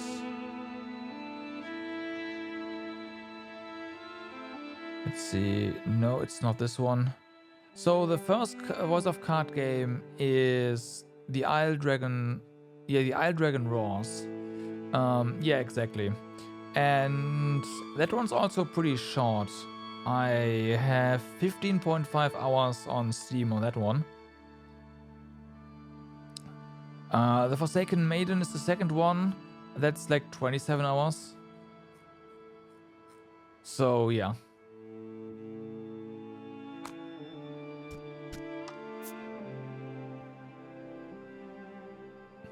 In this cage behind me, you'll spy a selection of the finest monsters I collected as I tromped all over the island. Surely there must be one or two that a traveler like you fancies. Hold on. I'm a human, you hear me? I just pretend to be a monster so I can catch them when they let their guard down. Make sure you don't attack me, even if you spot me out there. I'm just an admirable, hard-looking lad. Tireless, I dare say. I bust my hump on the daily. Customer service is my forte. Now come on in to paradise and enjoy hours of fun. I saw my mom in a dream and woke up in tears. I'm not supposed to be like this. I'm a grown-up now. I have to work hard so I can feed my brother and sister.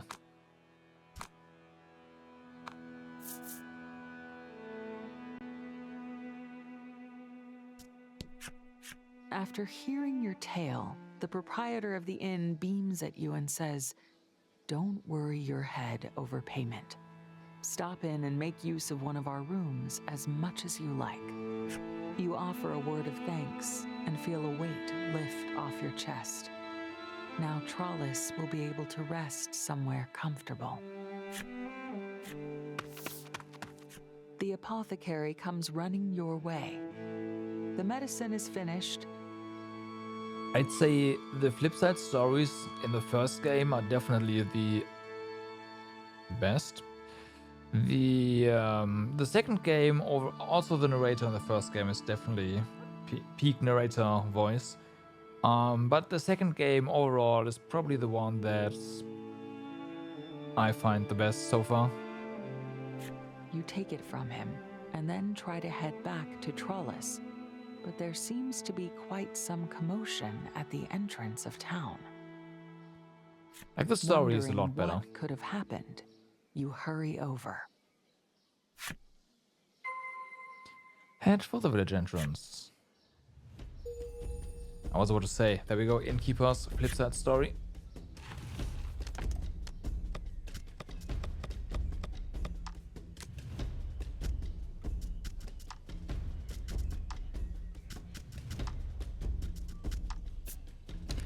This woman loves to hear tales of adventure from travelers. Her interests in them grew and grew until she opened the inn, where she can now hear heart-pounding stories all the time. As a matter of fact, she has painstakingly picked the best of those tales, and they'll be collected into a book. If you'd like to buy a copy, please send money to the following address.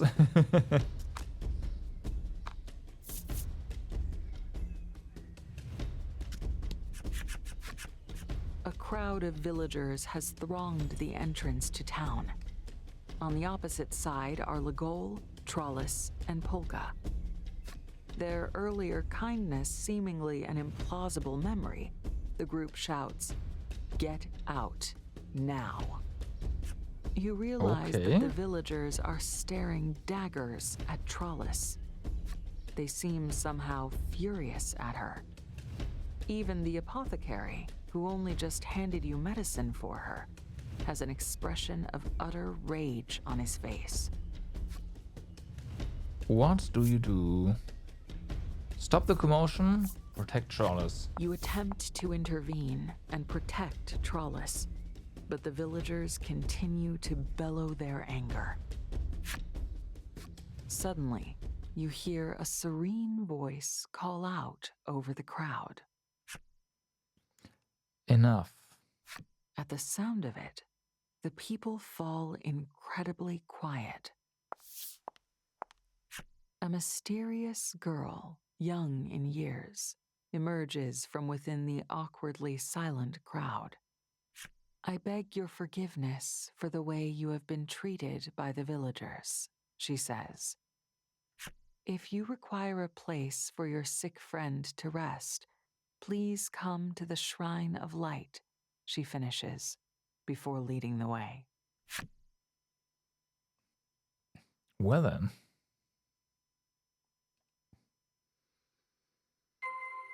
Head for the Shrine of Light. We'll find out more about Trollus now, I can only assume. Legol and Polka have joined the party. Rejoined the party. The apothecary heaves a deep sigh. Should have given you poison, not medicine. Great. What a waste of good food, the woman says, regretting having given you something to eat.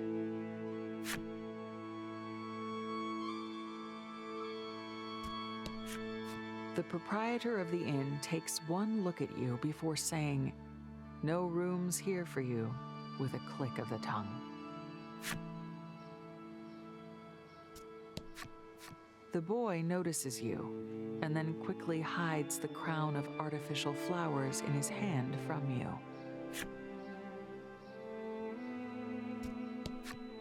The old man takes one look at Trollus and then spits, "Strange ears, odd tail, repulsive." I don't think you want to talk. Okay, obviously the statues have not changed, but I had to. The Shrine of Light, not chaos. As soon as you arrive at the shrine in which the girl lives, you put Trollus in a bed to rest.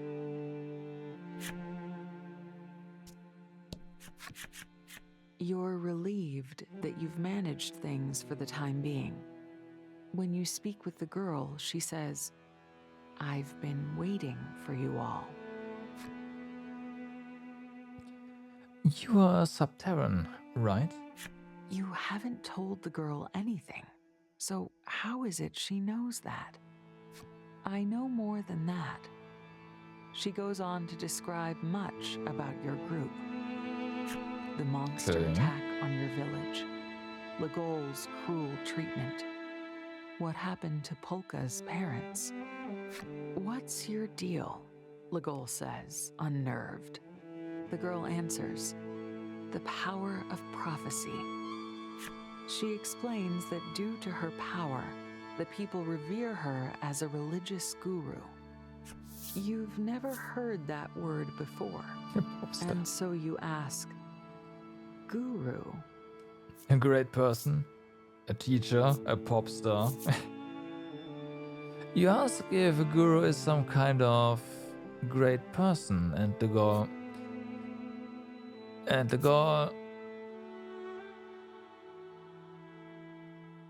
returns, "Yeah, okay, whatever."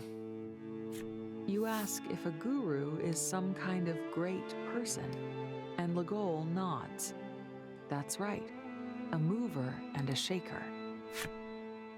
Polka adds, "A guru is the founder of an ideological group, or the leader of one. In any event, the guru is clearly important to the village. You decide to ask her about the place. What do you ask? Why the villagers were nice? Why the villagers got angry? You ask why the once kind villagers became so angry. The guru explains in a measured voice. This remote village has, she explains, been the victim of many monster attacks over the years, which in turn means that many of its inhabitants despise all monsters. That hatred eventually took root in the village as a kind of religious doctrine. Thus their behavior when they saw Trollus. What do you ask? Why the villagers were so nice? You ask why the villagers were so kind at first. The guru explains in a measured voice. The village, she explains, adheres to a doctrine called the Light Faith. She goes on to explain that the foundational principle of the Light Faith is to be kind to people. Thus, the villagers treated you with great kindness. And so there have been two absolute doctrines in this village. Be kind to people and kill monsters. Great. She gazes at the room where Trollus is sleeping and asks, Your friend is a monster, yes? How do you reply? You're wrong. She's not a... Yes, she is. You hesitate to reply, having vaguely suspected what Trollus actually is. The guru has a tail. amends her Come on. words. Forgive Yes. me. Anyways. Perhaps that expression wasn't quite appropriate, since she is also human. She is half human and half monster. What are your thoughts on that? She asks. How did that happen? Is she a monster to be hated or a friend to be treasured? What is Trollus to you? She's our valued party member, come on. It's true that monster Also, she blood protected may us. flow in Trollus's veins. Monsters, things to be hated. But as you've traveled together, seeing you falter, the guru offers another apology. The villagers were discourteous to your friend, and for that, I am sorry. Many of them lost family to monster attacks and are seized with hatred. I ask you to forgive them, she continues, her voice tinged with hurt. How do you respond? ... or ... Ah, right. Your group wishes to go to New Terra, yes? She says, breaking the silence. Well, yeah. Stunning that your powers could even tell you that, says Polka in a low voice, and the guru nods serenely. She explains that there is a stone tablet in the ruins of a religious edifice to the northeast of town. Said tablet has the way to New Terra recorded on it. Oh? However, you should know, monsters have nested in the ruins, she adds. Yeah, that's not a biggie. Let's There's go. information on New Terra to be had, though, so you decide to go anyway, despite the danger. What? Okay, yeah, good. I was about to say, we wait for Trollus to get better first, though, right? Check on Trollus before setting out. The guru gives a little smile and says, I'm sure you will be all right. I have foreseen that you will be able to obtain the tablet and return safely.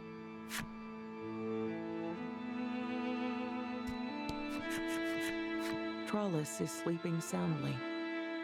Quite relieved, you thank the woman watching over her. She seems annoyed, but when you inform her that you're headed to the ruins, she quickly turns her attitude around and bows her head. Please get rid of the monsters living there and get the stone tablet back. The ruins were evidently a sacred site for this village, one where marriages, funerals, prayers for bountiful harvests, and other important rites were carried out. And the tablet was used in those ceremonies. How do you play to the woman? We'll get it back. We'll kill the monsters. You accept the woman's request, assuring her that any monsters who cross your path will meet a swift end. You've no sooner gotten your response out than Trollus's eyes fly open, and she bursts out, "I come too." While she is a little unsteady yet, the apothecary's medicine seems to have done its work. You try to convince her to rest a little longer, but she insists on going to the ruins with you. At length, her persistence wins out, and you begrudgingly agree to take her along and head for the ruins. Head for the ruined edifice northeast of the Village of Light and search for the stone tablet. Trollus has joined the party. Alright, so party's back together. That's good. Where's the exit? Down here?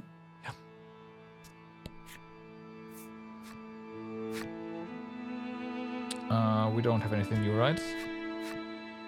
Yeah. Nope.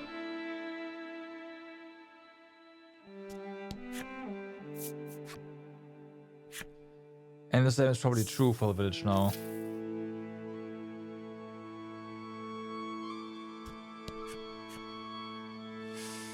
Yep.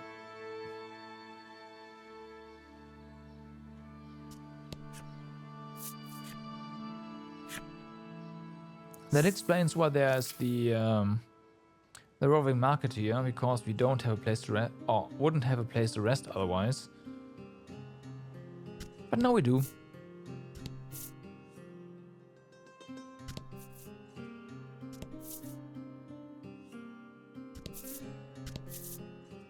Treasure. Okay, quality Omnistaff. We'll take that.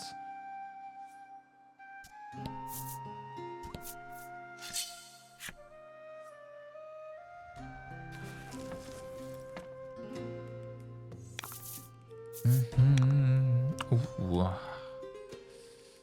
New stuff. Okay. 9 defense. Let's just go for the attack up here. And then AoE.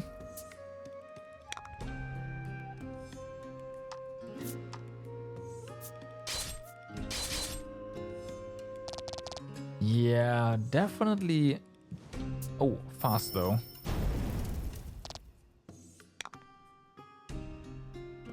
Okay. Whip slash.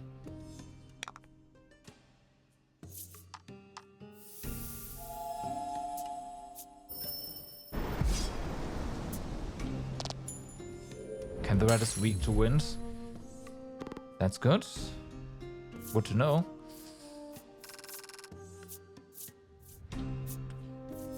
So, Treasure. Let's see. Nah. Deal 8 fire damage to all enemies. 3 gems. Okay, well, we're not getting that apparently.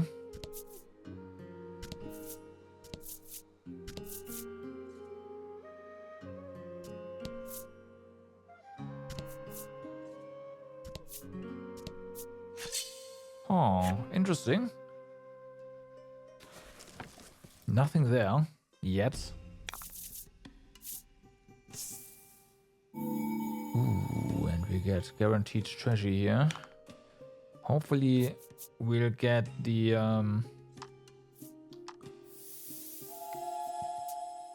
ability of one of the, well, of the worm.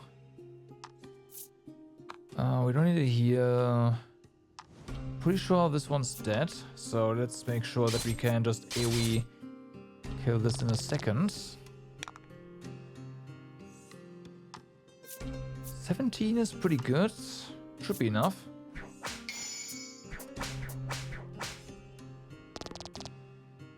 That's definitely enough.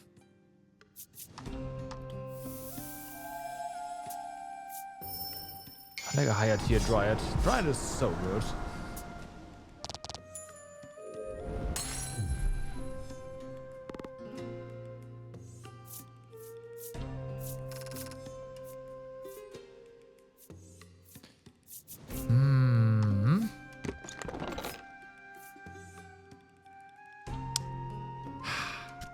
sniff.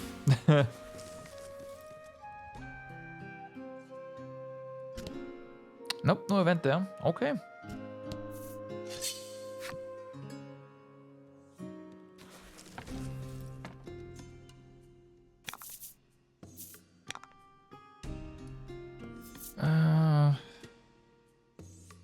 Sure. 30 HP on the ogre. Let's just heal. Then attack with Trawlers, and there you win again.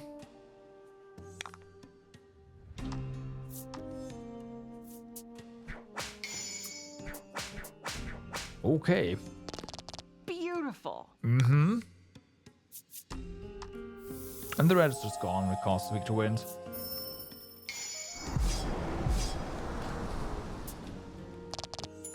Nice crit.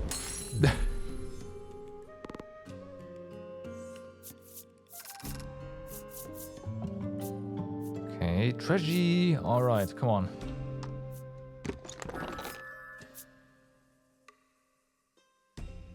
Okay. We did get an upgrade, so I'll take that. No complaints there.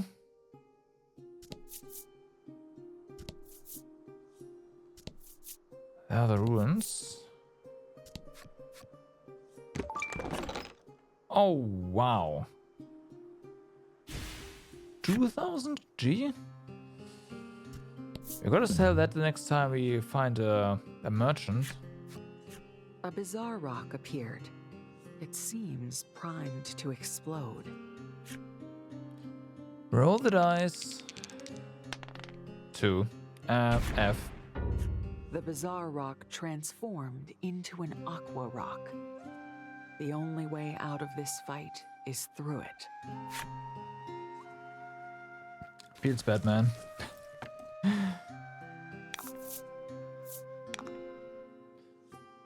I mean, yeah, 15 HP.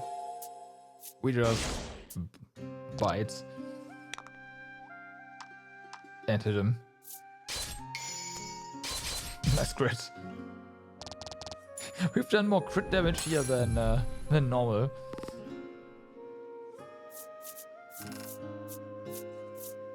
Ooh, okay. Of course I miss it.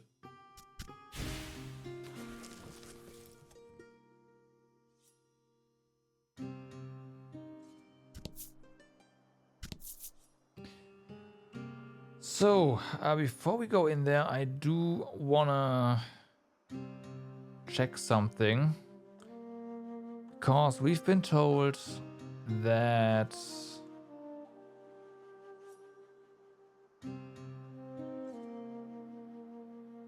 we need to get an orc child. Now, orc children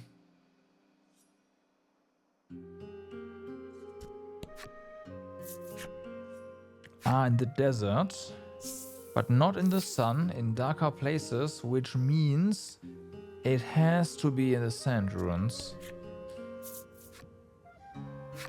So let's just check that real quick.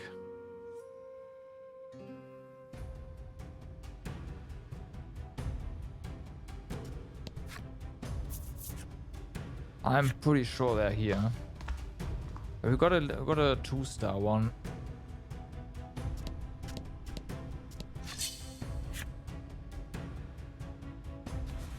And we can force it.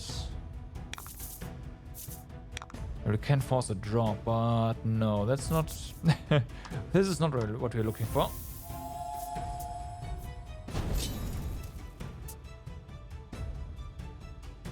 Right, they are really fast, even now.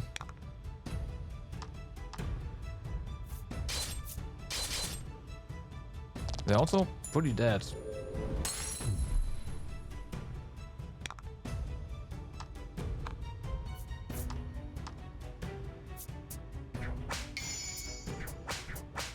Yep, pretty dead.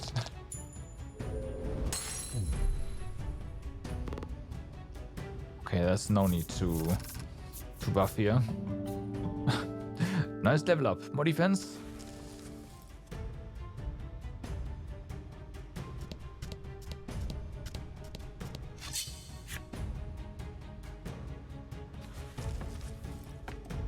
See if we can get an orc child. Get him. Let's go upstairs. I have a feeling I want to do that and not be down here.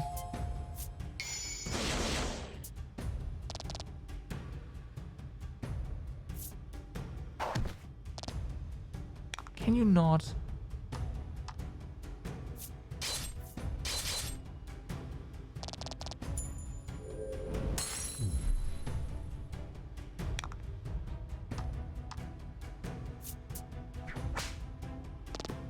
Bum, bum, bum.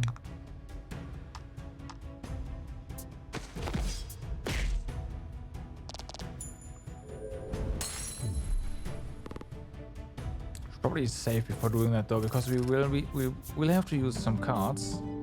Nice.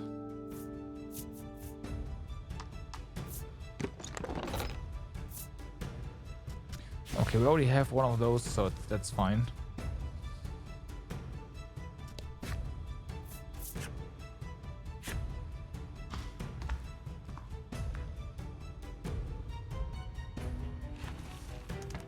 Alright then, let's drop a save.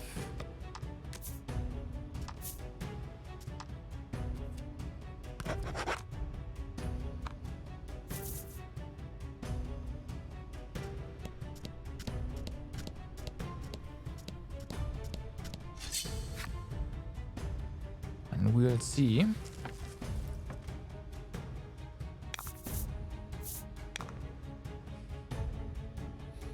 There's also a chance we're getting a dry, like we can get a dryad here, so that's pretty nice.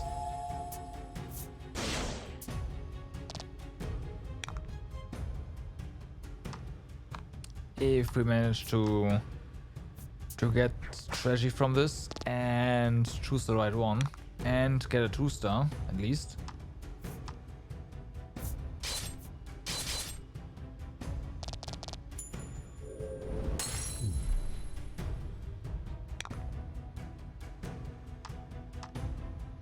But the enemies here are definitely different from downstairs. Okay, that one's dead.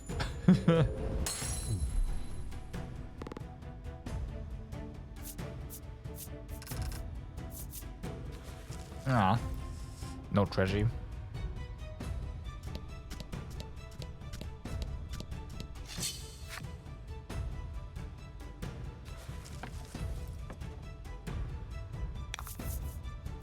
To battle.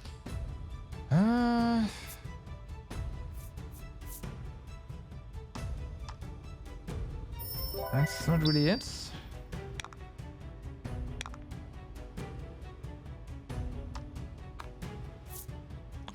Right, we can do that.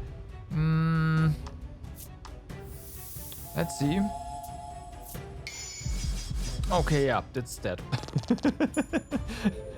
With a crit like that, sure. Okay.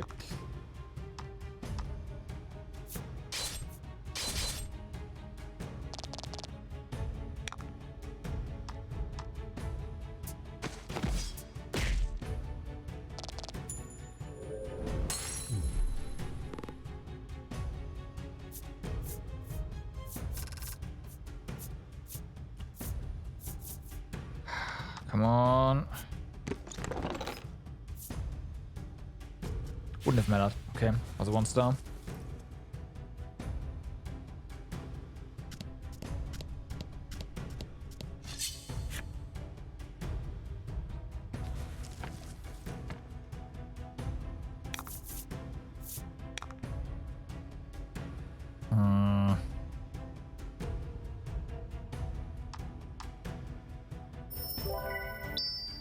Okay.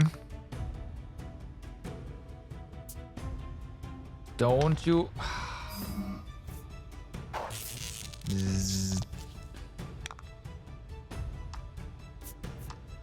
Feels bad, man. Casual 50 damage.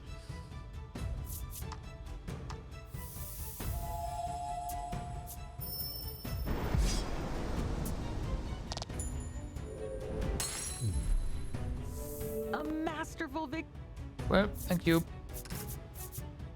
Oh.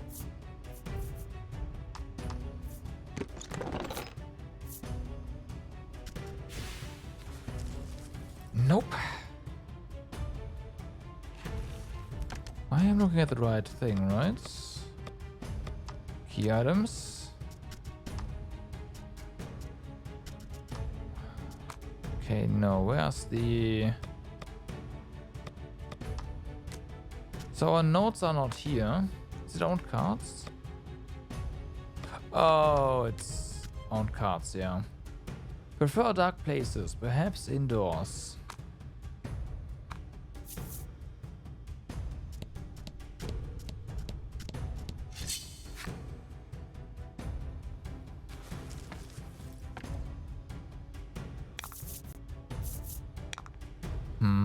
Okay. Maybe not here.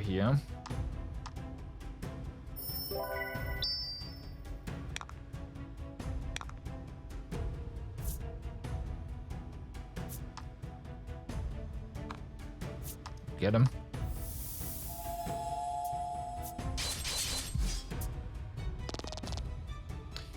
Not quite.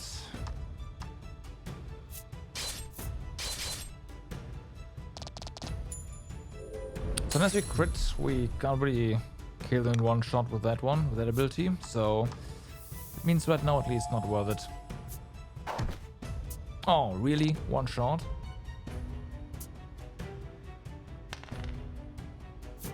Huh.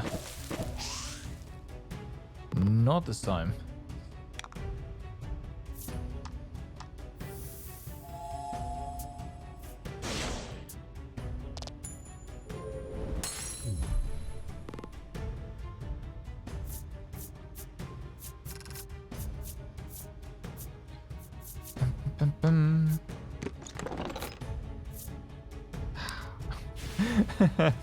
Missed it again. Come on, game. Let's go on to the non-sandy tiles and do 1 or 2 battles here. If not, then we'll just go continue with the story. Maybe they're in the new area. Nope, here they are. Here they are. Okay. Items.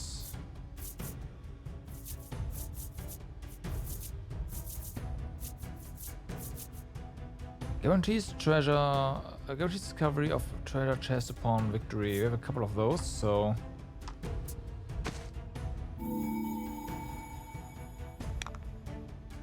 let's go.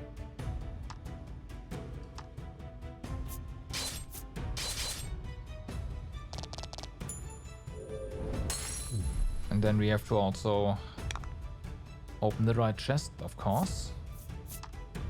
You are dead.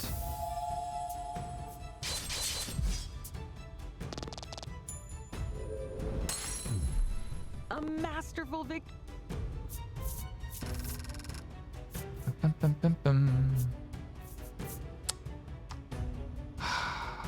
You.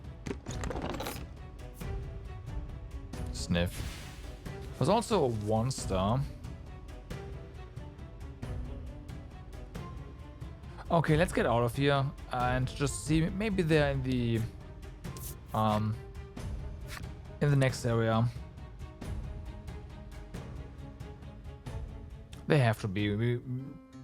They have to be higher star encounters, right?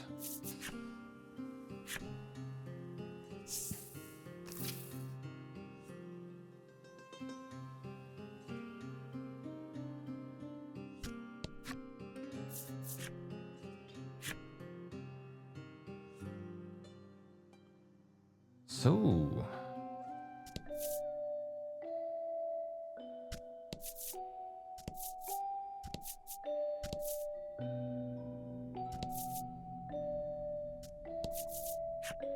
A great statue stands before you, large enough that you have to crane your neck to look up at it. You wonder how much historical value such a thing might have. Probably quite a bit.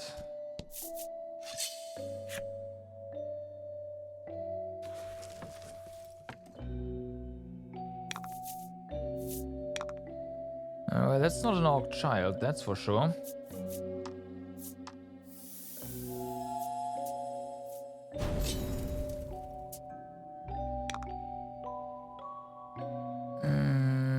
Right, this thing has 10 defense.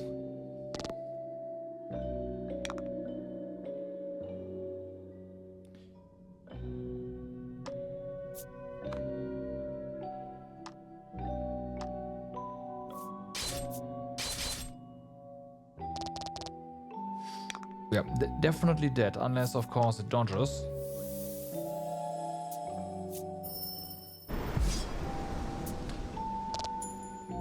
Close. Close. Can you not?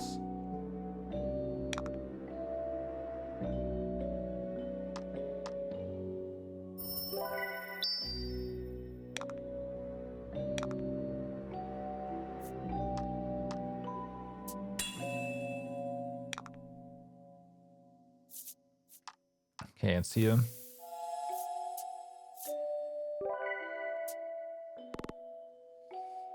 Almost full. That will do. Get him. Nice crit. We need to do 1 damage. We did more than the enemy had max HP.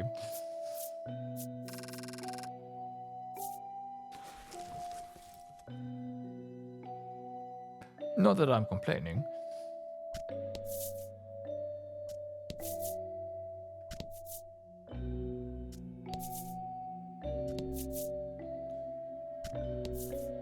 Okay.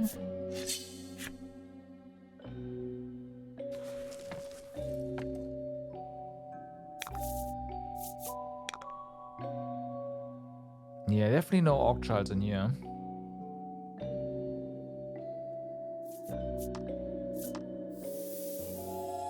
Well, I shouldn't say that. But it doesn't seem like they would fit into the encounters we've seen so far.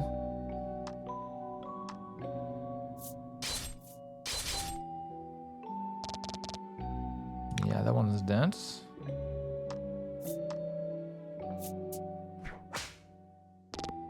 That one, maybe.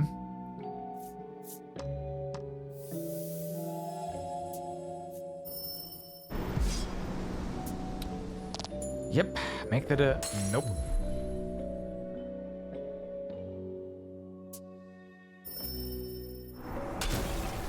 Ow. Roots.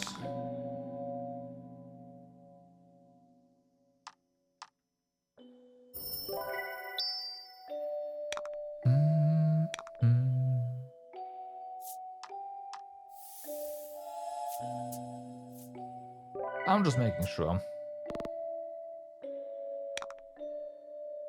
So you're gonna heal from just attacking. It's only 4, but hey. And then the girl will also get closer to max HP.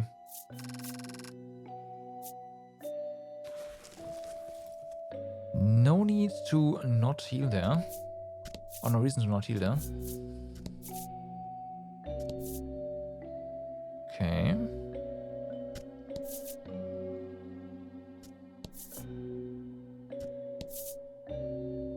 Well, we found the staircase to the next floor.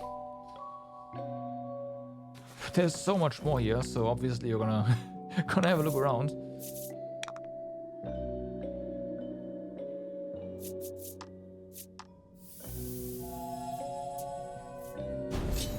Okay, I'm not gonna worry too much about the statue. 10. Ow.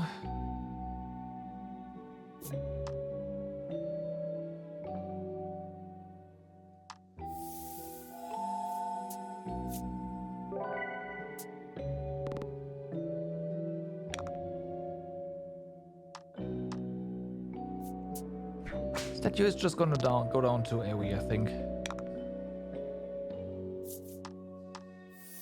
14 defense, but yeah. It's fine, right? Oh, come on! 1! Really? 1? Meh. Feels bad, man.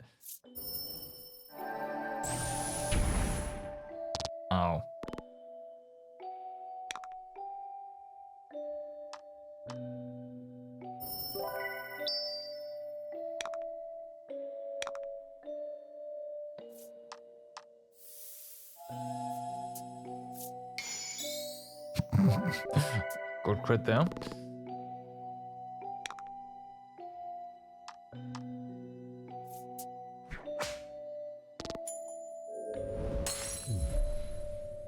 A masterful victory.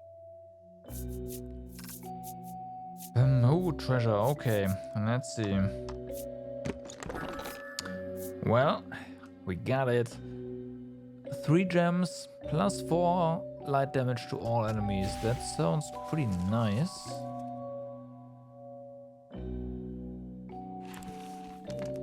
That sounds pretty nice. It is of course expensive, but...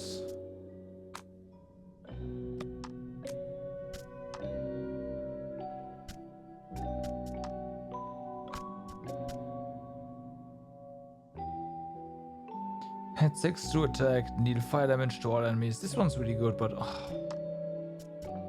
so expensive to use. But Stalker.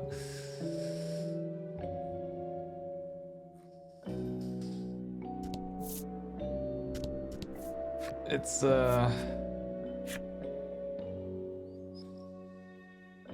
way too expensive. That but okay, another statue.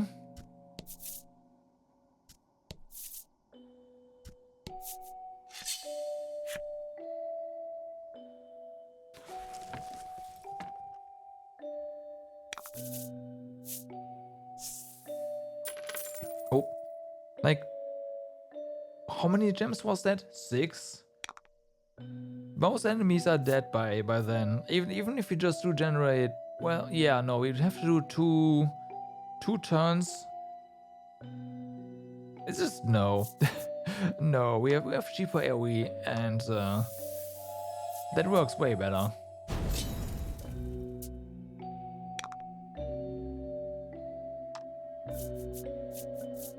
So you're gonna die.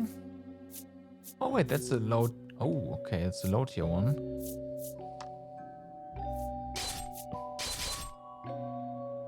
That means maybe we'll get the ability, right? With more stars. One can dream. And we can use this one now. Get him. Bzz. Yes. Oh, of course they're undead. That's how it's done. I know, right?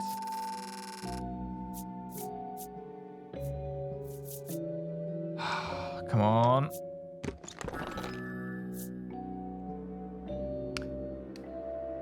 Of course you got the bad one, but we got an upgrade, so hey. Oh, the next tier does 2 times damage. Okay. So I shouldn't complain. I really shouldn't. Doesn't prevent me from actually complaining.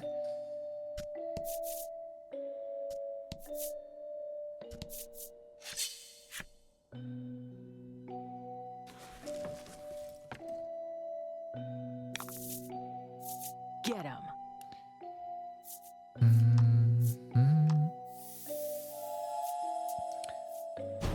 Okay, so the statue is not gonna... None of this is gonna die. Although... Never mind. The ogre is gonna go rip. Alright.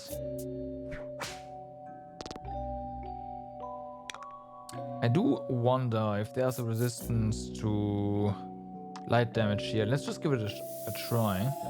There might be. No.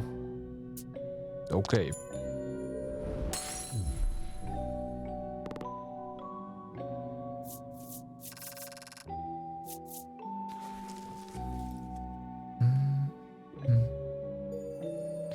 We got Ogre's enemy story and Gargoyle's enemy story. Okay.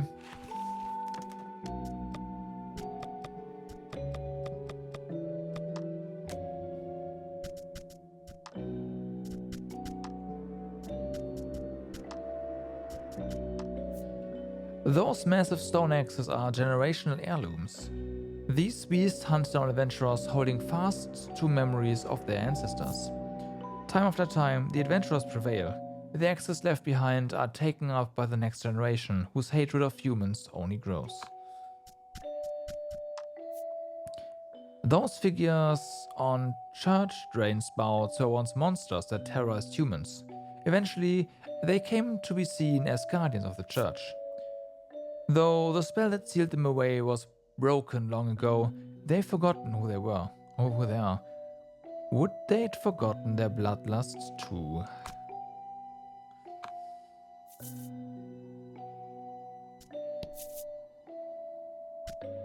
But they didn't.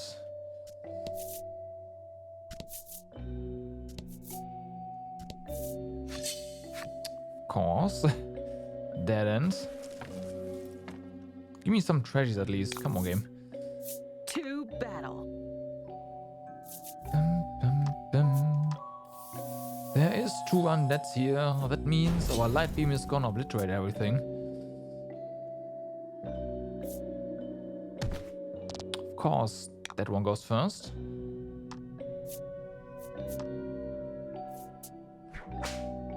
Witch Dash.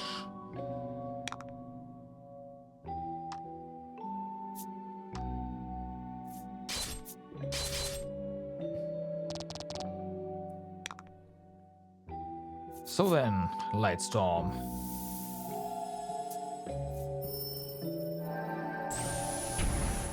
Oh no, there we go. Yeah, weakness.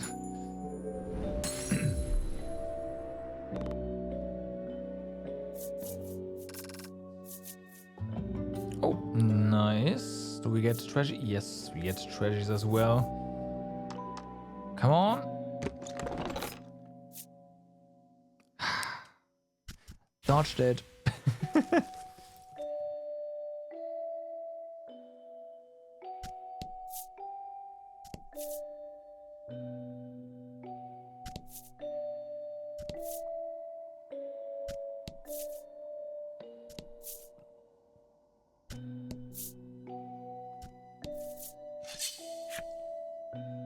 Maybe we'll get the 2x Skelly. Well, we'll see. Probably not. Okay, more money.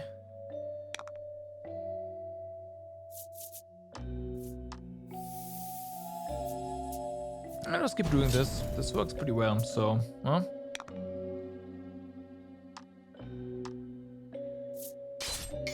Oh. F. Whoops. Well then.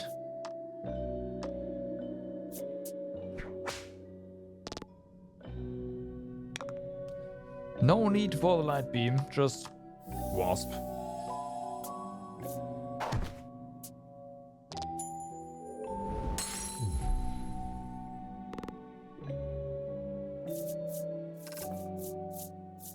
Oh. Okay. Didn't matter. Was the same rarity as the one we already have.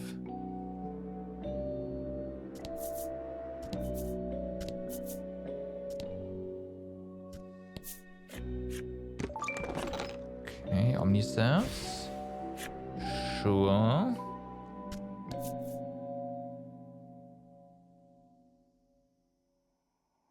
We're getting somewhere.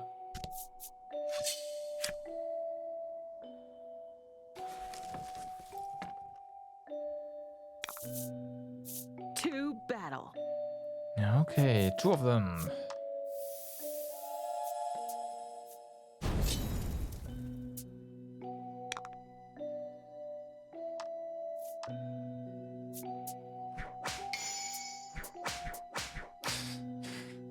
Good crit. Beautiful. But, yeah, we need more attack on you. some point.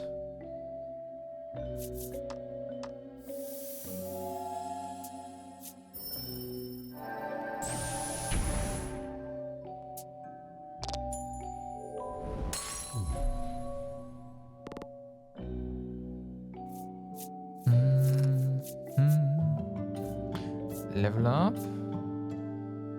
Well, that's more defense, that's not more attack. She's getting a lot of HP though. Charles is getting a lot of HP. Oh. Okay, Stealer.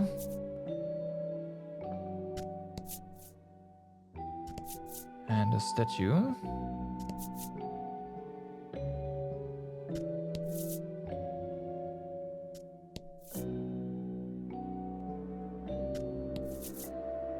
Well. Wedding rites. Two have pledged their love to another must exchange that which is worn at all times. And that's right, exchange headdresses. Isn't that what we need to bring back? No? Pretty sure it is. More experience. That's also pretty nice in this fight. I just noticed we already have a 2-star Orc Child. Oh my god. I'm stupid. We can just show that to the merchant.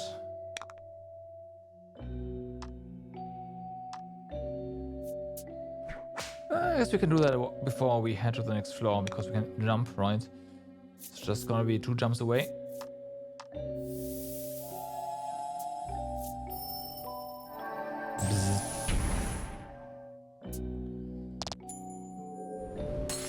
Imagine critting with it as well. That would be a lot of damage against undead.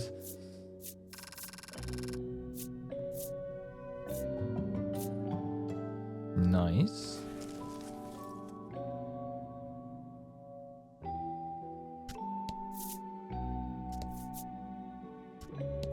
And a dead end. Alright, so yeah, let's get our reward for having a 2-star Orc Child first. Just in case the caravan decides to move around by the time we are done.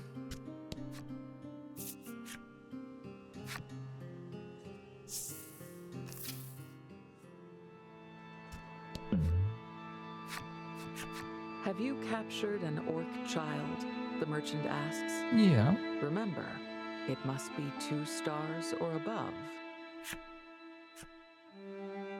That we have.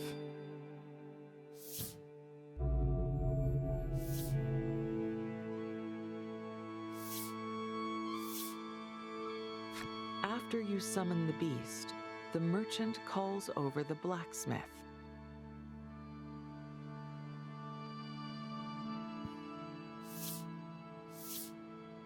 The smithy looks at the Orc Child's weapon from every angle, all the while muttering, "I see, I see."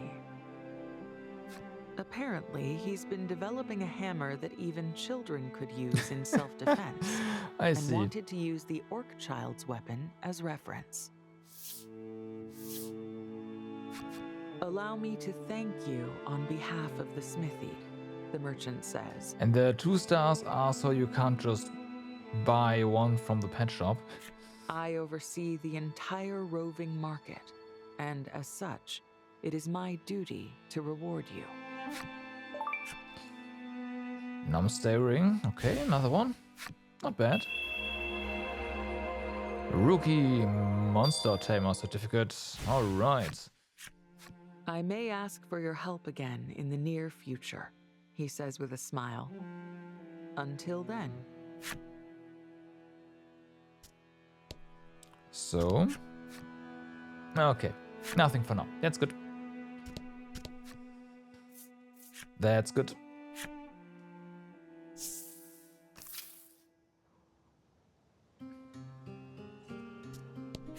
So let's head right to the second floor on this one.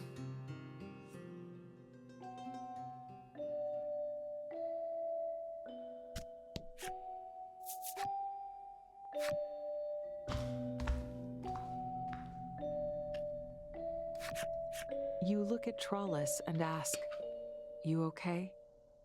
She gives a vivacious bounce, assuring you that she's as fine as she looks and that you don't have to worry. Perhaps she then realizes what you actually mean, so she continues to speak with some brightness in her voice. She reminds you that she has the circus troupe who accepted her without discrimination. And on top of that, she has kind friends who worry about her and do their best to nurse her back to health when she falls ill. So of course she's all right. No. So, will do my best. Be big girl for troop and for friends. And we can still jump here. Good. Time for some exploration. Nah. Wall.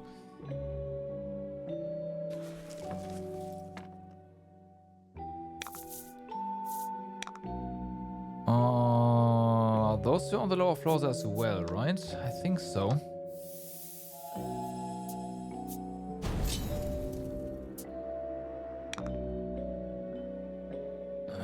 I do wanna... Nope, wrong one. Fuck, didn't hit my right input. We need to lower the worm's HP a bit. Don't know if that's enough. It might be. Let's give it a shot. Oh, crit. Yeah, okay, it's enough. Definitely enough.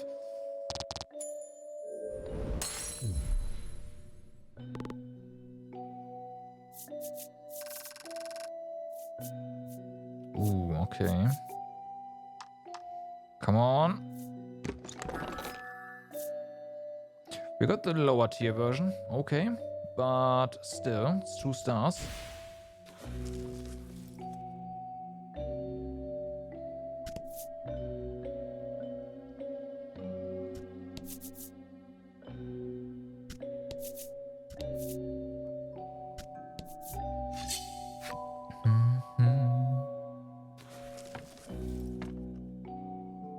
It's also still very expensive, so I don't know.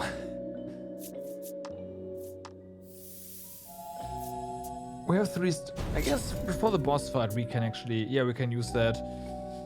In a boss fight, single target damage is of course... Ouch. Pretty darn good. But here, against the trash, we're just gonna go for AoE instead, right?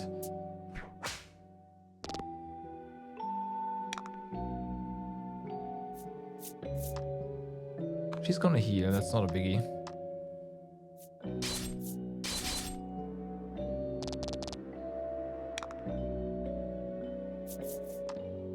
Bye-bye.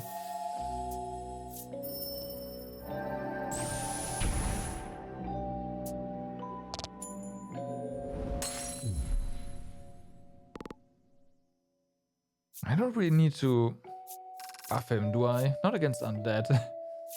Oh. Alright. Come on.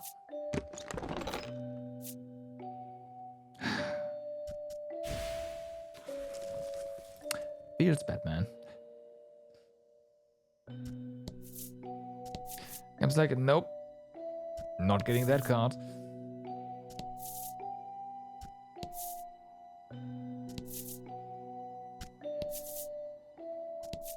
Okay, it's a pretty long path. It might be the path forward.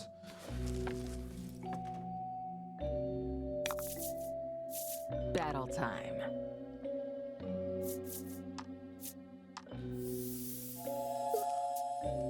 So we have an undead, we have one with low HP, and then we have something in the middle. Oh, we probably want to weaken first.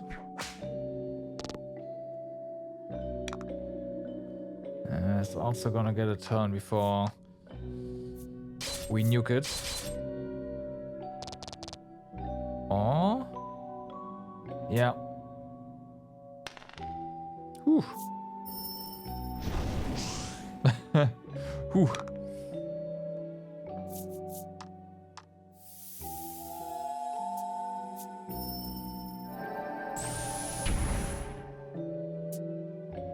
Would have not died with that attack alone, but yeah, it's like 24 out of 27 is pretty good. Okay, more treasure. Come on. Inflict random ailment on target. Oh, damn. Okay.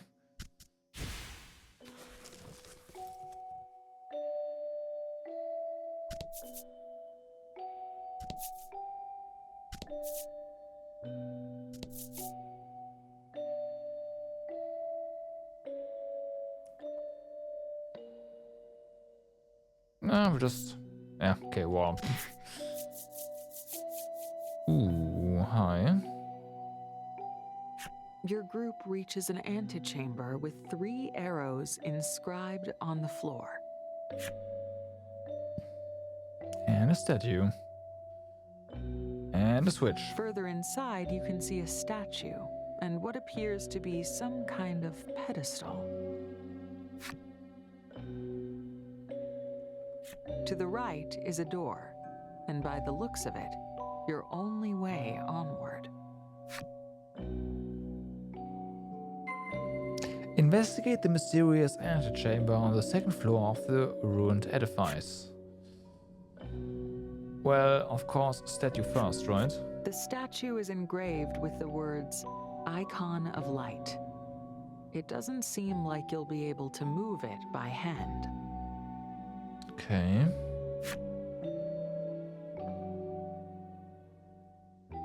Oh, by hand. The floor sinks slightly when you step on the arrow. And then...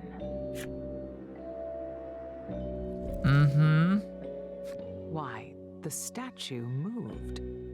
Apparently, it moves in the same direction as whichever arrow is stepped on. Move the statue using the arrows on the floor. By stepping on the arrows on the floor, you can move the statue in the corresponding direction. However, you cannot move the statue in the same direction twice in a row.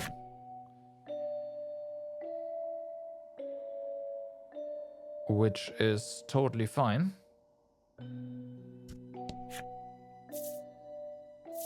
Yes.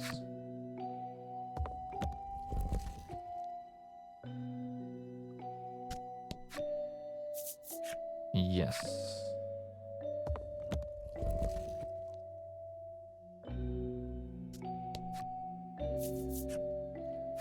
All right.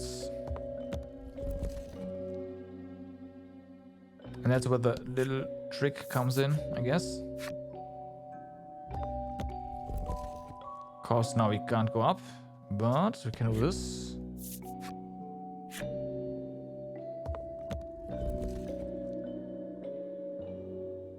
And this.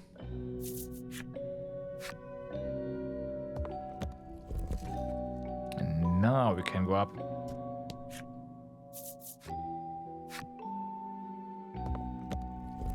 Da-dum. The statue slides on top of the pedestal, and in that instant, Nice. with a groan, the door opens. Relieved that you can finally move on, you decide to head through the door. Head through the door and look for the stone tablet located within the ruined edifice.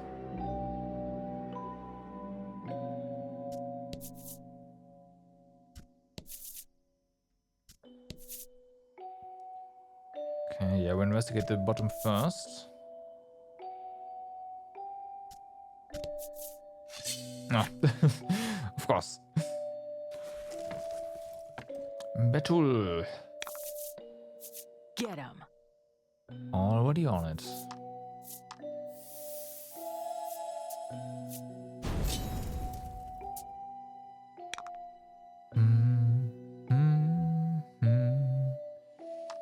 So 30 is a lot of HP. That's 10 now. So no longer a concern. And that's neither. Bye bye. Oh.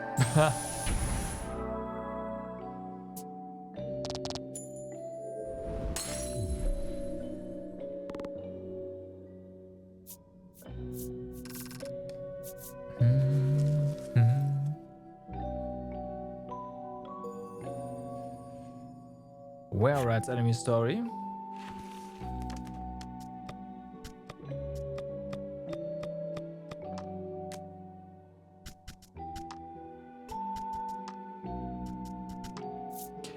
Sword in paw, this proud little beast will challenge all comers to a fair and honest duel and never backs down, regardless of their opponent's size or strength. Pure of mind though they may be, their bodies are in fact riddled with a plague that, unbeknownst to the poor creatures, tends to be what ultimately slays their foes. Feels bad, man.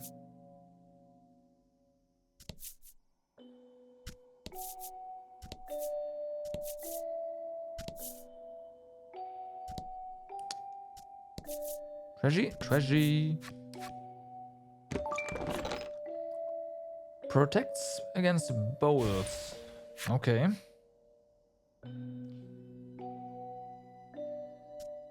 Also gives us HP. Yeah, the fair duel part, and then yeah, the plague. But yeah, unbeknownst to the little creature, right? So it doesn't actually know about that, unfortunately.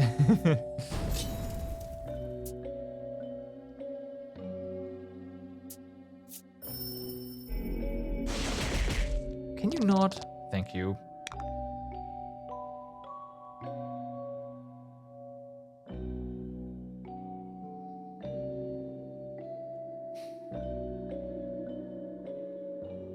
Let's drop it here. That means we won't be able to light nuke them, but we can use wind.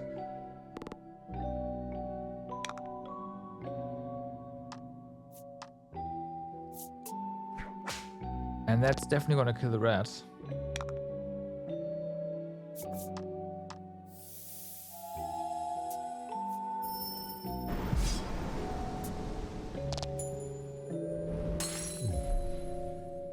That's how it's done. I know, that's why I did it.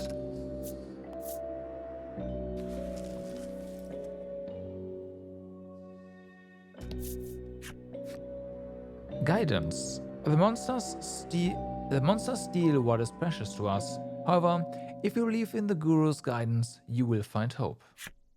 Of course.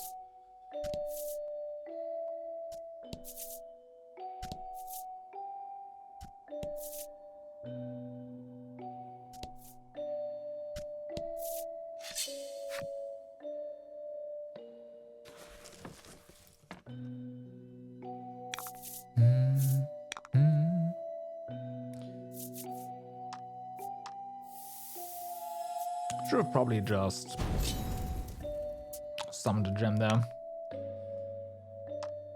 Not that it matters.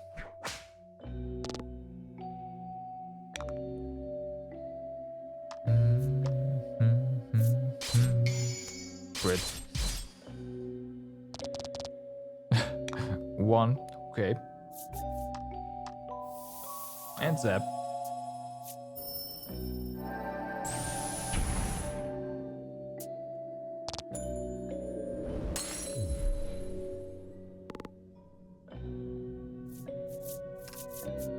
Come on, treasures? Nope. Nah.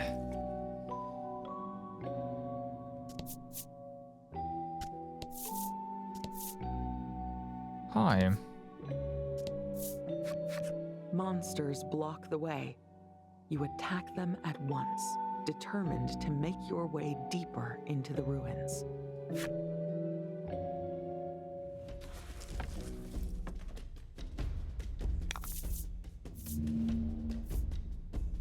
$48 and $25.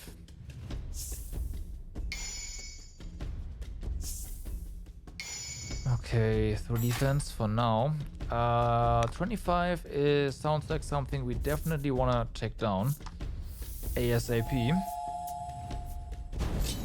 That 14 defense may stand in our way though.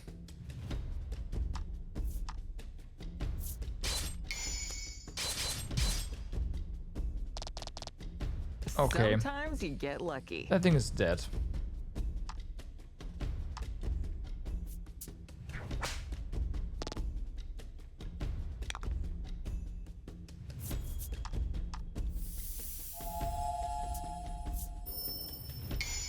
Oh, all right.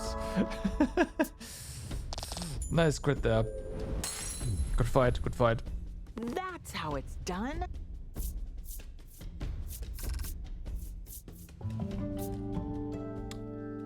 Level up, all right. And we got treasure. Come on. Yes. So lucky. Not really. Even without the crit, you would have. I mean, you wouldn't have won it in that turn, but the enemy would be left with single-digit HP, the one that survived. So yeah, all planned.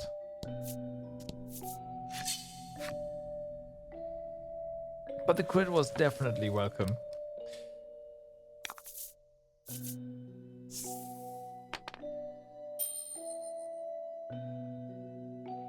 To battle. Yeah, exactly. No damage taken.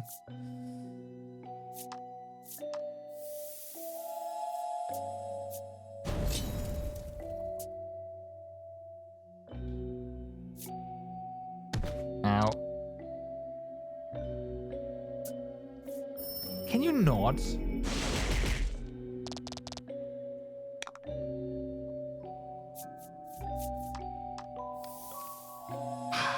Rude.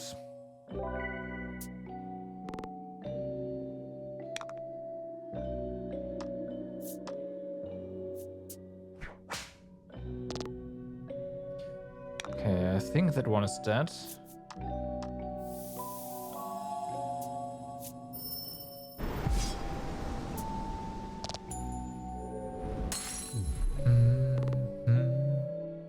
Nine, you say?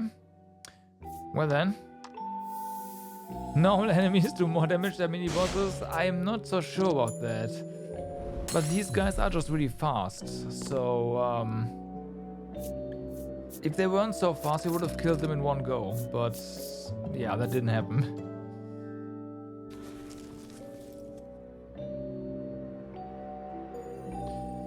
Lost Souls enemy story.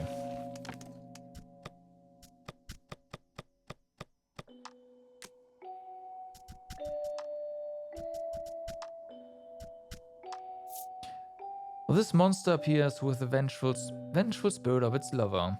The bond so powerful it leaves little vulnerability to attack. Sometimes they ignore their adventure opponents to argue. Those lovers' quarrels are more vicious than any battle. Okay then.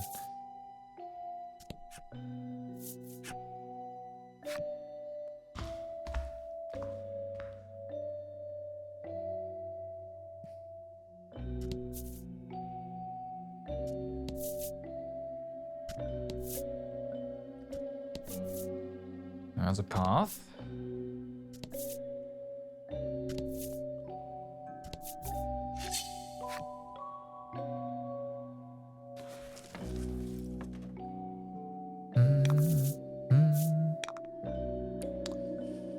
Okay, maybe we'll get to see what the ability card from the worm does now.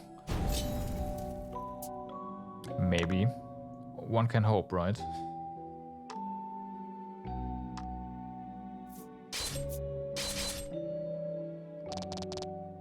Yeah, that one's dead.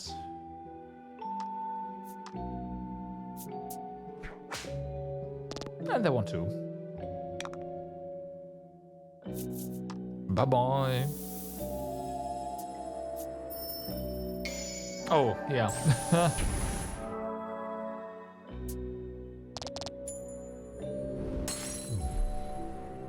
I neither. Totally.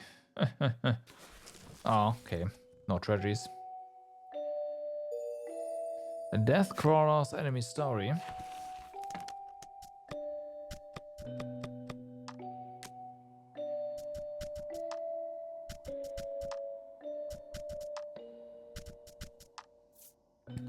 Generations spent underground have atrophied their senses such that only taste remains.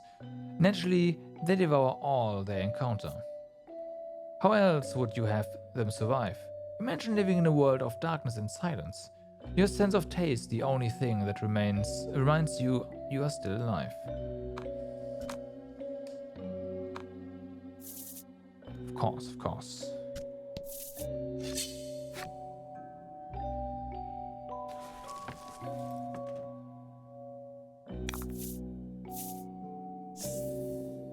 Oh. Happenstance in this one? Alright, that's interesting. I'll take it. Oh wait a second. 40 and 60? What?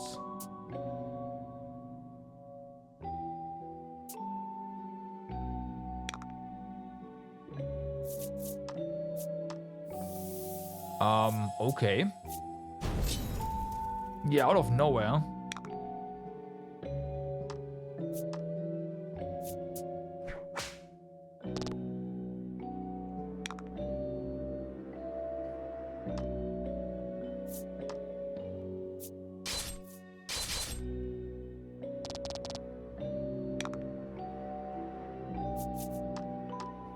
Come on, crit now. Now we need a crit.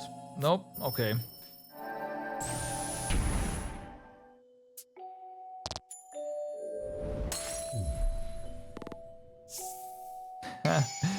Hit a weak point 3 times in a single battle. Achievement. Yeah. The monsters make no move to attack you, and instead seem to be focused on quiet prayer.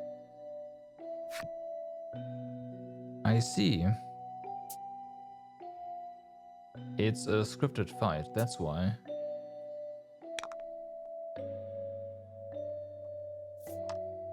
Jump.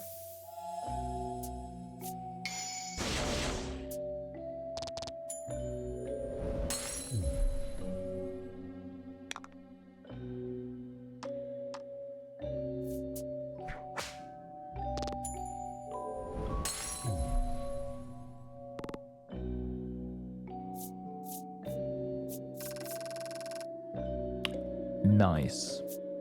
More of that, please.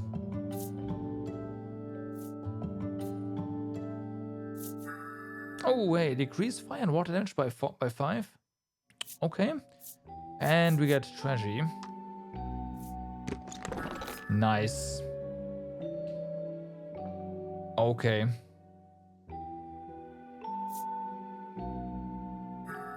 Upgrades. Okay, now it's pretty good. 3 dice for double damage. Heck yeah.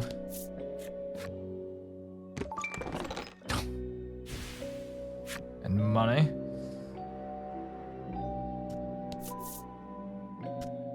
Lots of money.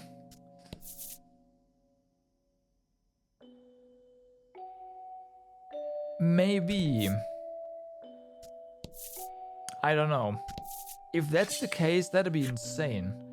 If a 4-star, yeah, if you follow the pattern, right? If a 4-star is 2 gem cost for double damage, and a 5-star is 2.5x damage multiplier for that'd be I mean, I'd love it, but no way, right?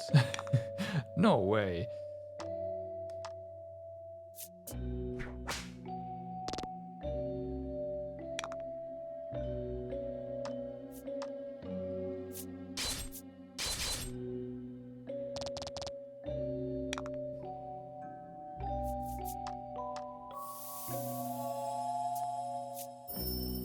I had to get a 2-star gargoyle. Oh, hi.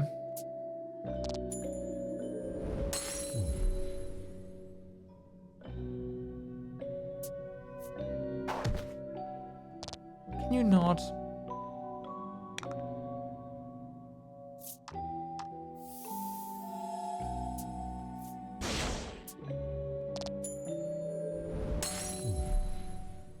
I expected nothing less.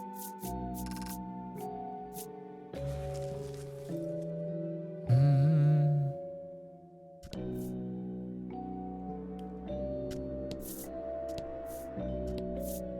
Okay, it's pretty...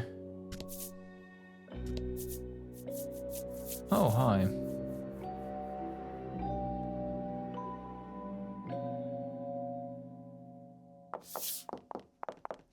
You emerge into a wide open space with an array of stone tablets. Your excitement fades as you realize just how many there are. You glance down at your feet and spot a piece of paper on the floor. Good.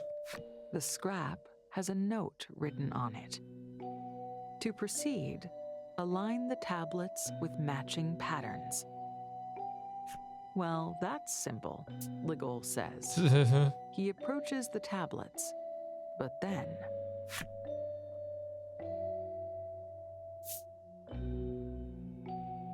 Oh no.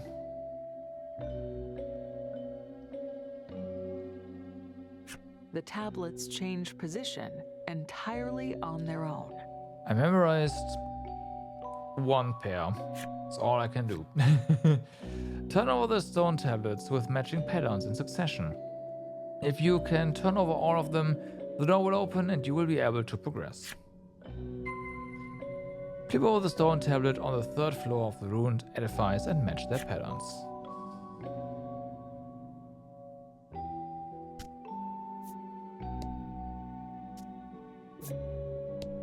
You've managed to match 2 stone tablets.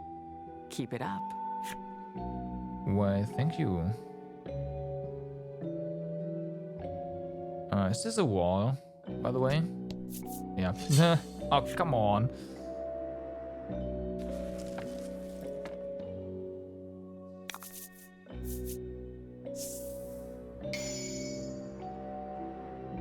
Okay, add bolt damage. Battle time. Battle time.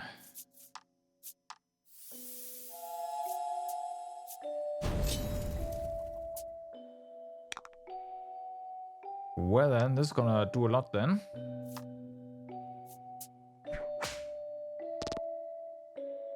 Not really, I guess. Okay. Not that it matters.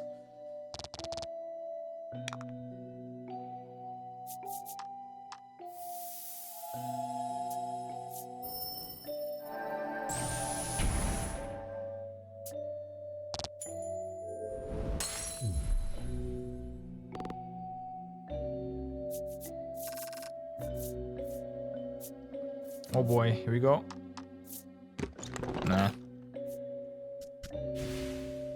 Actually, that was the best outcome. We already have the gargoyles, right? So.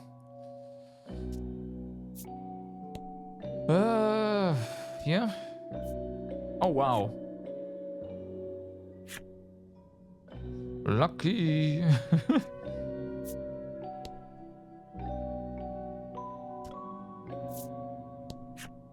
I mean, skill. Totally skill. You've successfully flipped all Easy. of the tablets. And now... With a groan, the door opens. I just thought it's gotta be far away from the one we flipped over, right? And yeah, that was it every single time, except for the central one. Feeling a bit mentally fatigued, you decide to head through the door with your friends. Head through the door and look for the stone tablet located within the ruined edifice. Alright.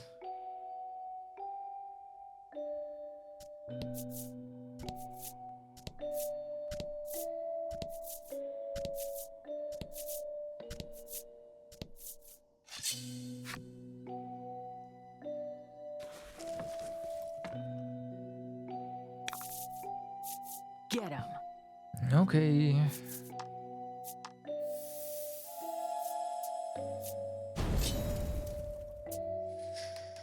The enemies can just hand over their cards at this point. There's only really one enemy that can do any damage to us. And that's the... what's it called again? The Lost Soul, because it is faster than us. Nice crit, by the way.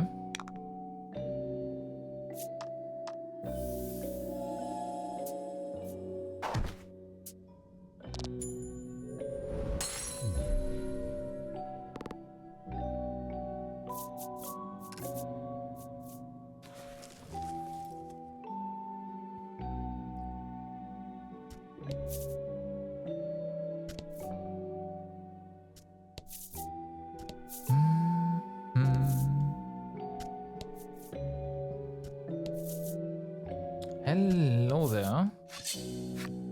Come on.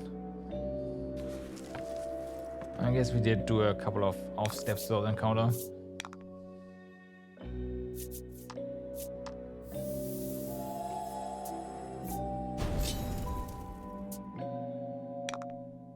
I'd like to eventually find a better version of the Orc Child. Even more attack would be amazing. 6 is already really good, but yeah.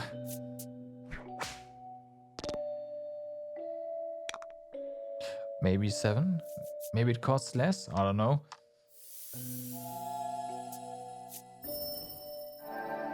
Maybe it lasts longer.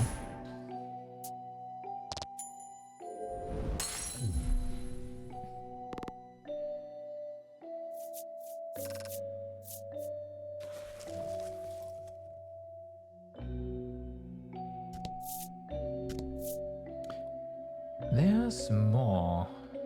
Quite a bit, actually. I smell treasures. Let's go. Well, no treasures here.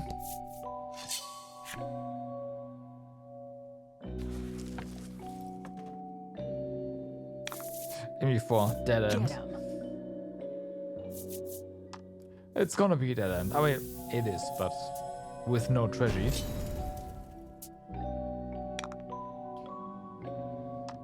Okay. That's not that much, but then again, if you do this and do winds, then okay. Still try winds. Should be okay. Oh yeah, okay, it is, yeah, crit.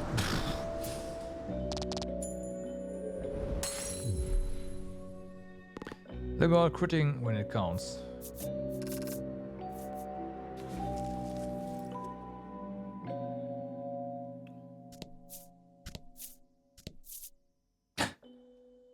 I was kidding. But yeah, okay, no treasure. Gotcha.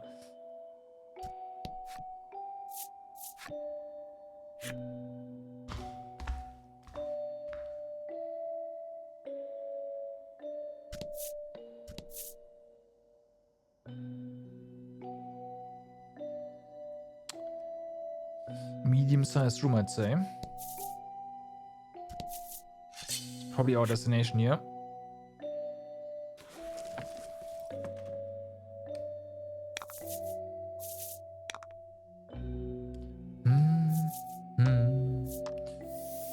One big light attack and they're all down. Nogol needs more speed.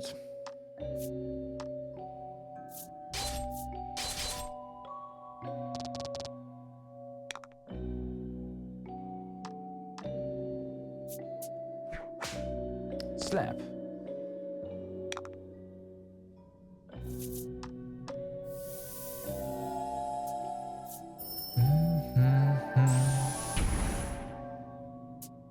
I think they're dead.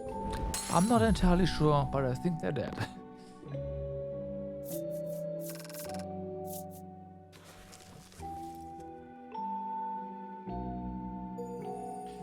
Ghosts, enemy story.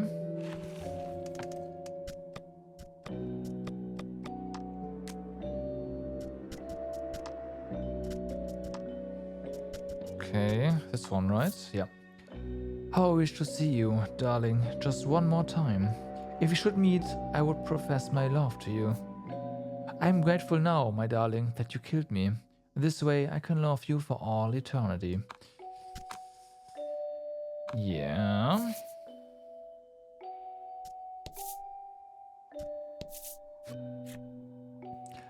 To my daughter, I beg you, please forgive me, your good-for-nothing father. I could not live by the creed, nor do any of the things a father ought to do, nor regain the soul of the village. I law you, okay.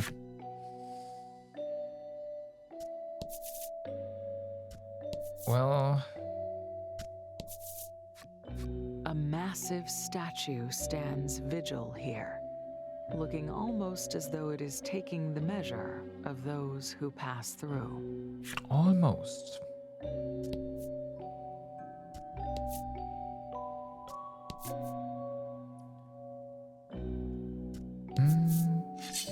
Okay, another statue. Then up is probably the way to the arena. To battle. On it. Battle is commencing.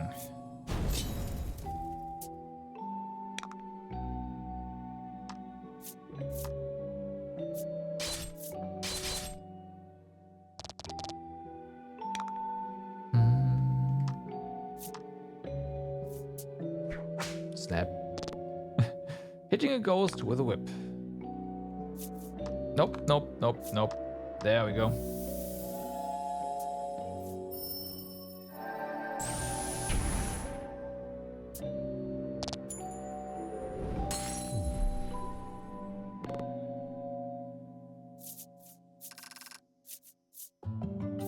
Trawlers. Okay, more defense. Immunity to paralysis. That's really nice. That is really nice. Alright. Yeah, figures. Okay.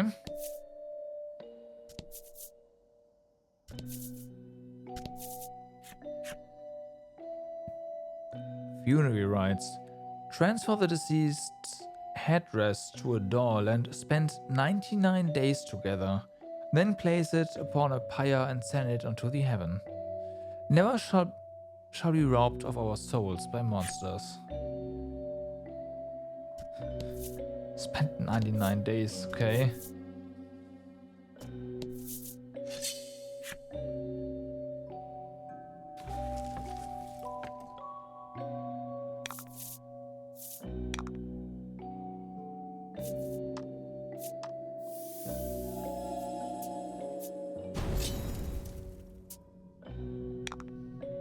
I know what's gonna happen. We're having a pretty easy time right now with this.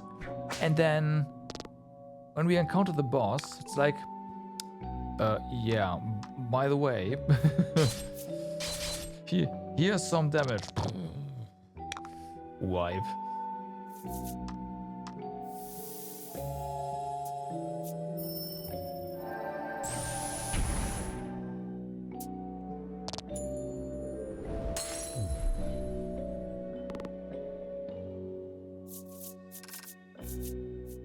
Okay, some treasures. Let's see.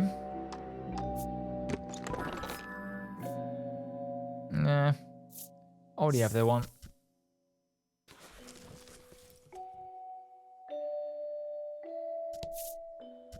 Ah, more treasures. Okay, light steering. Defense and HP. Is someone using the protect ring? Because that thing is... No.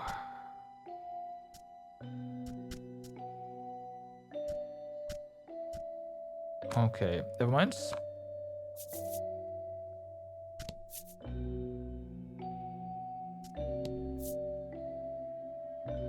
And... Oh, nope. Didn't automatically uncover everything.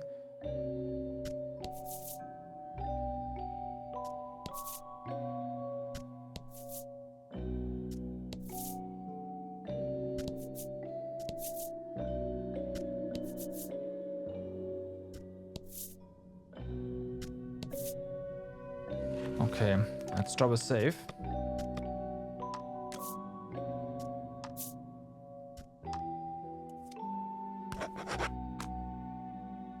Let's go. Oh, right. Huh. You've discovered the stone tablet that has information about New Terra recorded on it. You rush over to the tablet, but suddenly, you guessed it, a monster appears Where and then? attacks.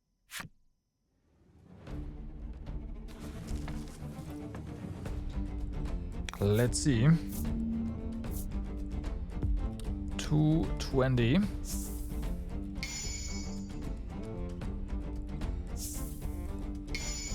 Oh, we gain gems. Nice.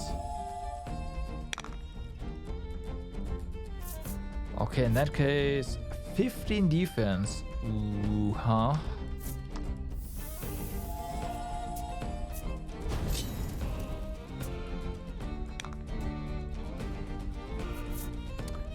So we try poison.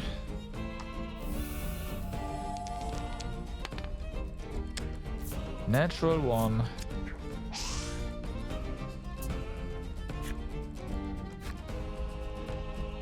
Character resistance to certain elements will not be afflicted by those elements regardless of what you roll. Okay, so it didn't matter anyways. That's fine. In that case, that probably means also resistance to deadly poison. No need to do anything else there. Roll 5 or greater and we do 14 flat damage. Considering your 15 defense, that is probably what we should do here. 6, that's all we need.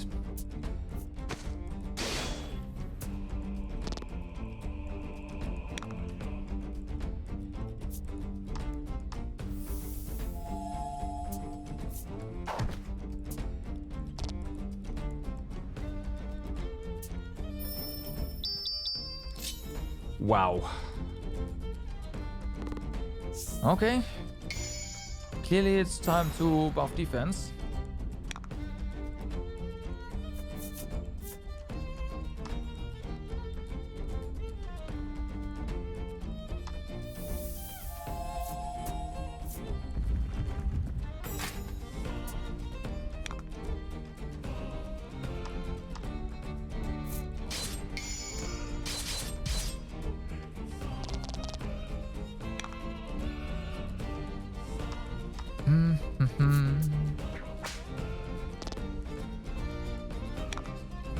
Should have had defense shred on us, but oh well. Or the rat. And the rat, yeah.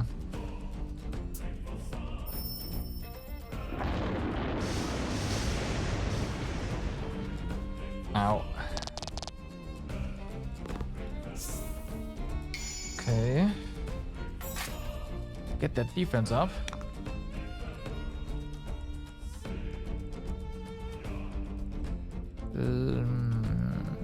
Let's generate a gem, yeah.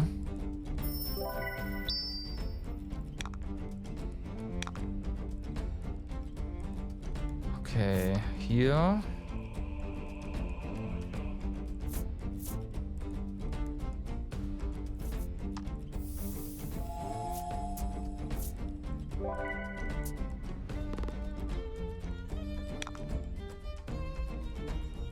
Next up. Let's try more damage. 10. Good.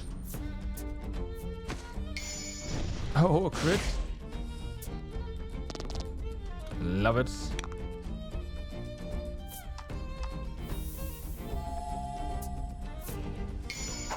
Woohoo!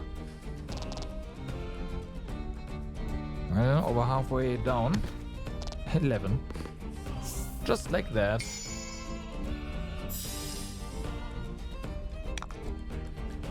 At least its attack buff is gone, so that's something.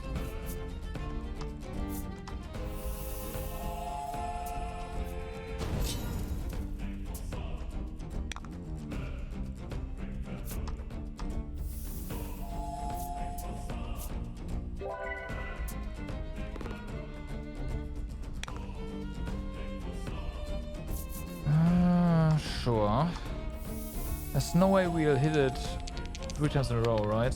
Oh wow, yes we will.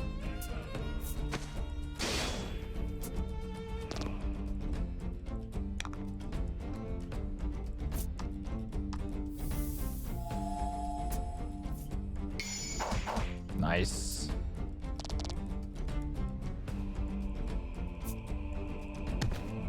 One. Yeah, not so tough now that your attack bar is gone, huh?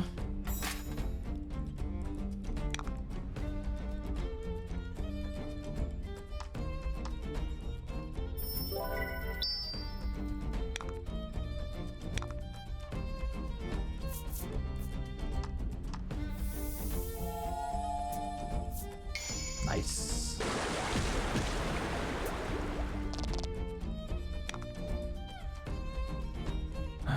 Do we know attack here? I'd like some gems for what? Yeah. 4.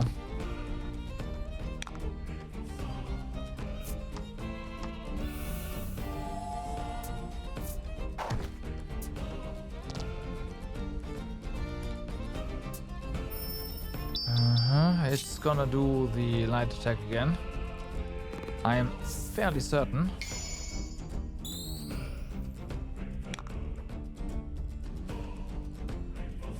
But we can kill it before that happens, so it's fine. Oh yeah, we can. Be gone.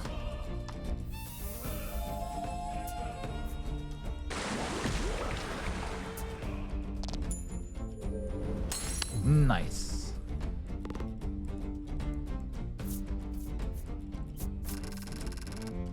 Your party receives a socket of gold from this battle. Also experience.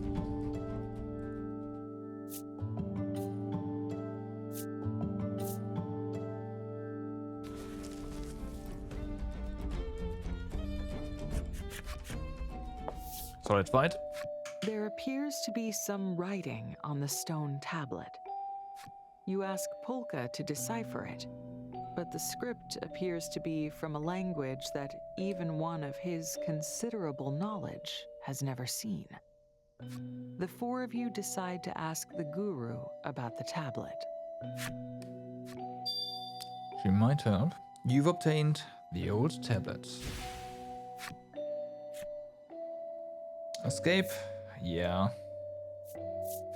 You decide to exit the ruined edifice immediately.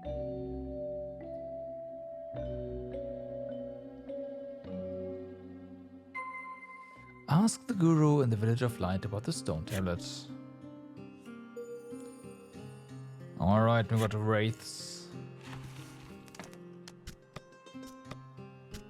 Enemy story.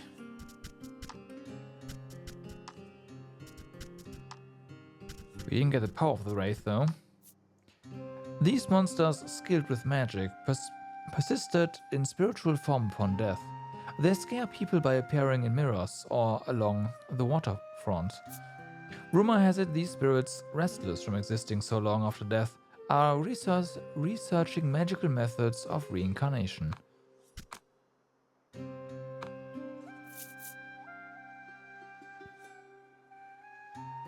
By killing everyone else, huh?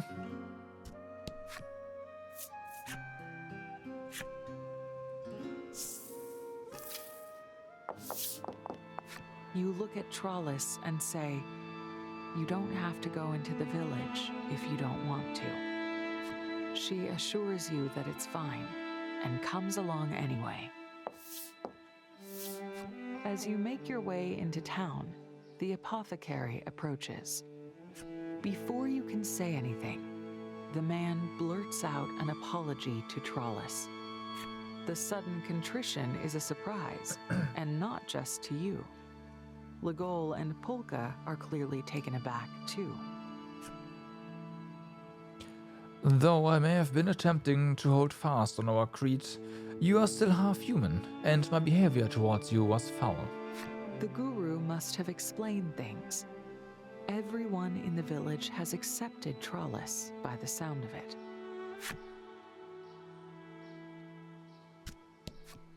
the apothecary's attention is devoted to preparing some kind of medicine. I'll need to get this to everyone in town, he says. Okay.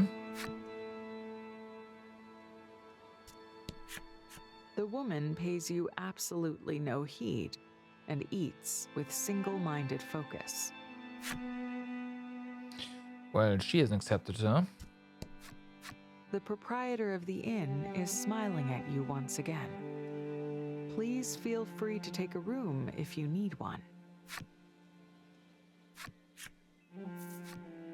Nope, we're good. We just leveled, so The boy everyone is averts good. his eyes from your group. I have to get ready, he says, weaving flowers with considerable fervor.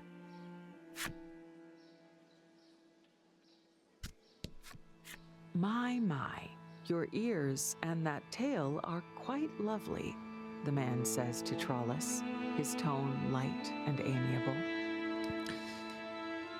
Weren't they foul or despicable earlier?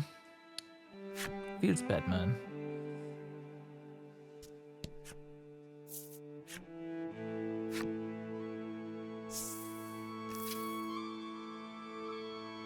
Or unseeming, I think is what he said.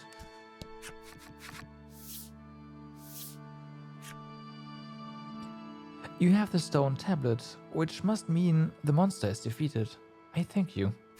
The guru accepts the tablet and runs a loving hand over it. This little piece of stone is an integral part of our town's rituals. One might go so far as to call it the soul of the village. You find it all a little bit unsettling.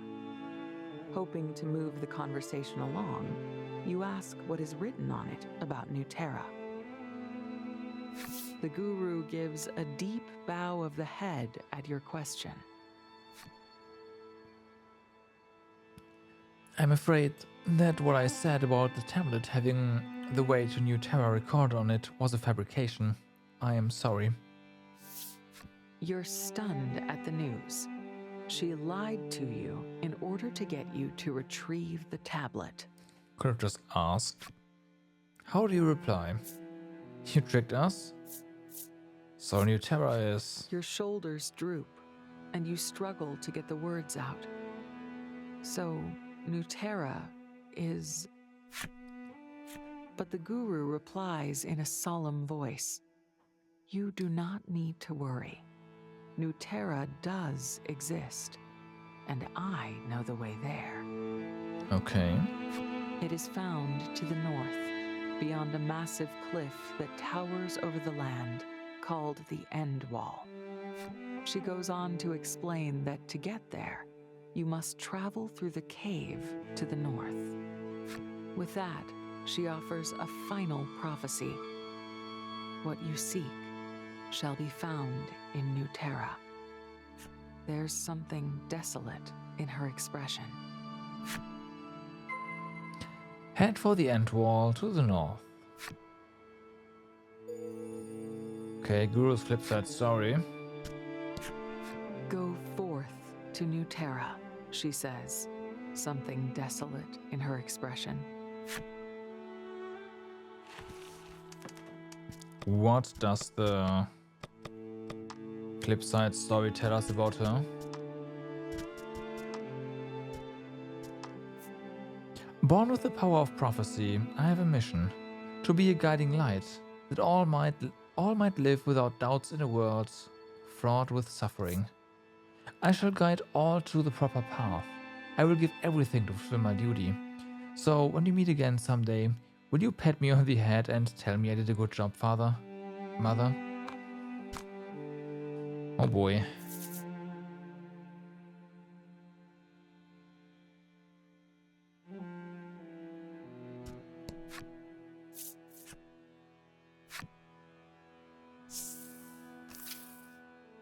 The moment you leave the shrine, you sense that something is amiss. The village is suffocatingly quiet. I see. Polka lets out a little scream and points at a villager collapsed on the ground. The old man has breathed his last. Stay alert, Legol whispers so that only the group can hear. Find out what happened to the Village of Light. The shrine's door is locked Nah. tight. You need to investigate the village.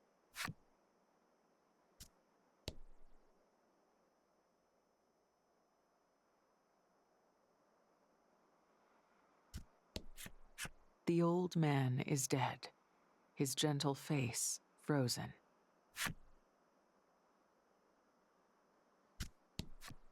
The boy is dead, surrounded by artificial flowers. I need to get this medicine, quote unquote, to everyone in the village. The woman is dead, but the hand on her full stomach suggests her end was met in satiety. A bottle of medicine has tumbled over next to the corpse of the apothecary. Having examined several of the bodies, Pulka reports that the cause of their death appears to have been suicide by poison. You remember the desolate expression on the guru's face, and you realize you need to rush back to the Shrine of Light. Yep. Find out if the guru is alright. Though it looks like she is just sleeping, the proprietor is dead.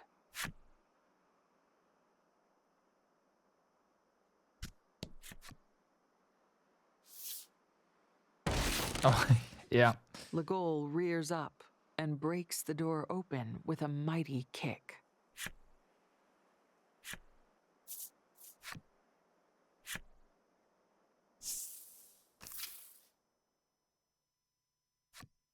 The guru is collapsed, bleeding on the ground.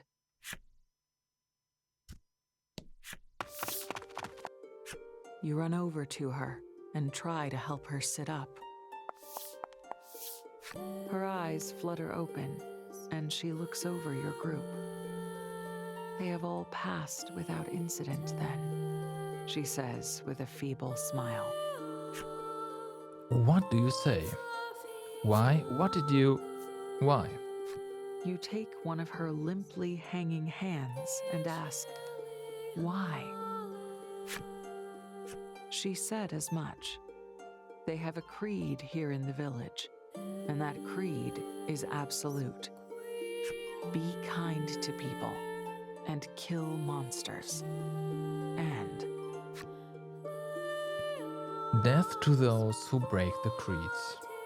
this village's hatred for monsters runs deep, having taken root long, long ago. Those feelings cannot be changed, nor can the creed. The guru produces the stone tablet from the ruins. So long as we have this, our souls shall be guided to their rest, she murmurs. Trollis bursts into tears and says that this was all her fault. No, says the guru softly. It was mine. She was prepared for this and invited you in with full understanding of what would happen. Despite all of that, she still wished to get the stone tablet back from the monster. And I'm tired. Now I can finally see Mother and Father again. They were all tired. The many years of being caught up between their hatred and their creed had made the villagers and the guru alike exhausted with life. I feel like the flip side story should only be revealed after this, but hey. With one last word of thanks, the guru gently breathes her last breath.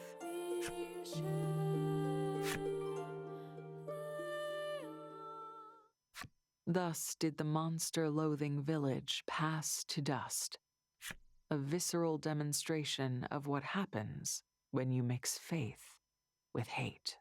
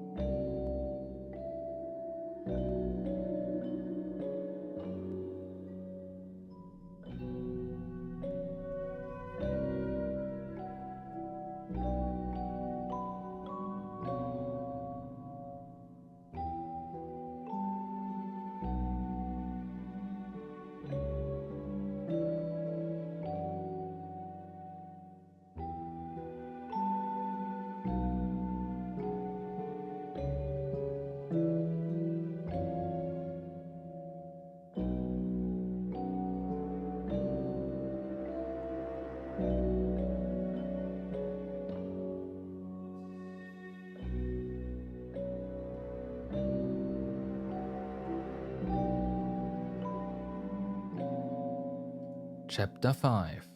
The End Wall.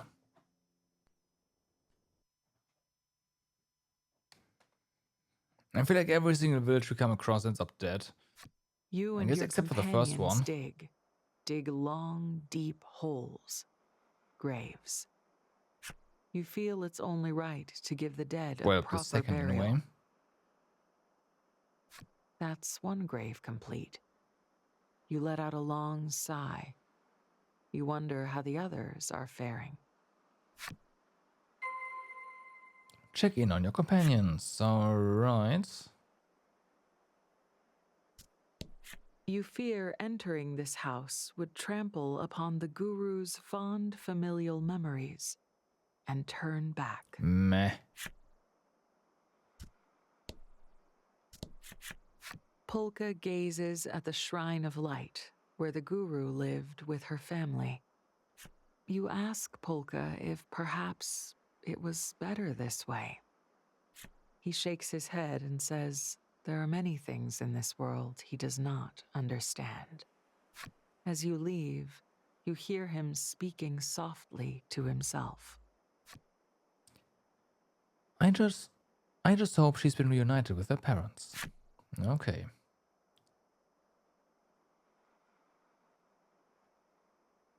New statues? A giant Yep. statue towers above you, stern eyes seeming to glare a warning to trespassers. No longer this tranquility thingy.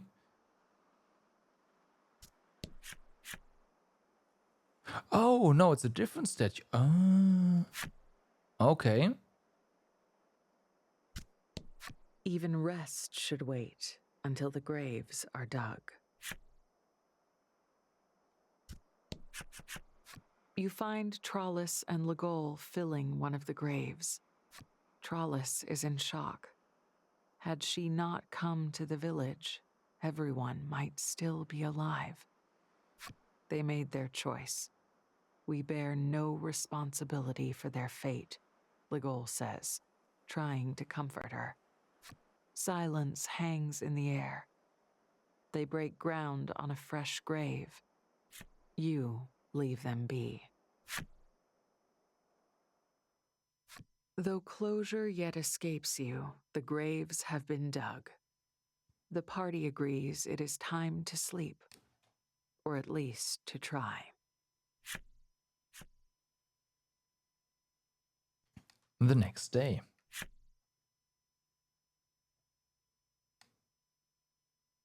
The village is all too quiet as your party rouses from slumber.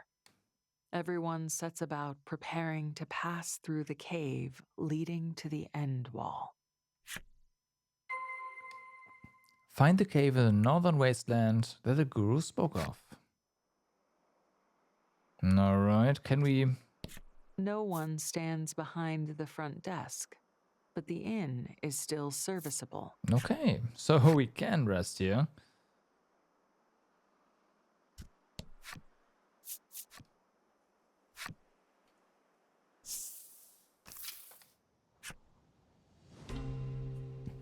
Hail, you there!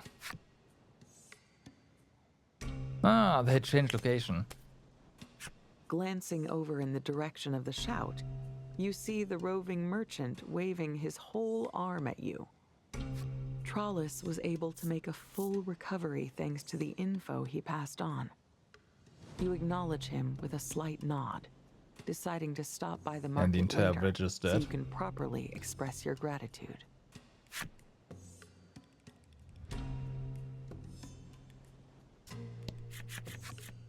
The merchant sees that Trollis has recovered and lets out a sigh of relief. What a rare... I'm so glad she's recovered. It's a miracle.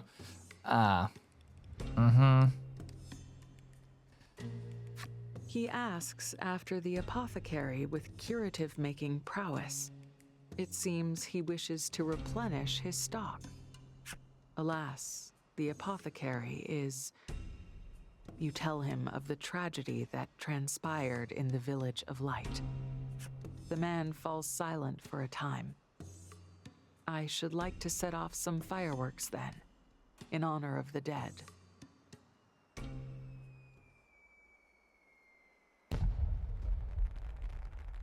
Too soon. The fireworks are only briefly visible in the bright light of day. You can't help but think they would be prettier if this place ever experienced nighttime. Your thoughts then turn to the departed villagers. Alright, at the market. They might have changed up their stock. That'd be great. Let's see. Yep. Updated stock. Alright, 3,000. I mean, we have money, so weapons are definitely something we should be getting, especially 3 attack, 1 speed, 1 defense. Heck yeah. Mercenaries blades, gimme. Gimme.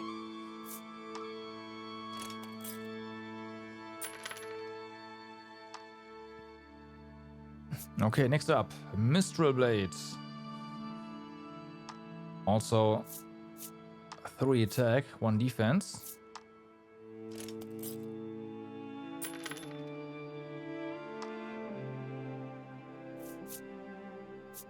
Thunder Staff.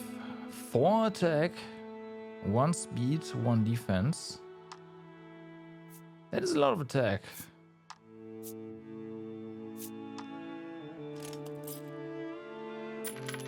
So much for our money. 1 speed, 3 attack. Yeah.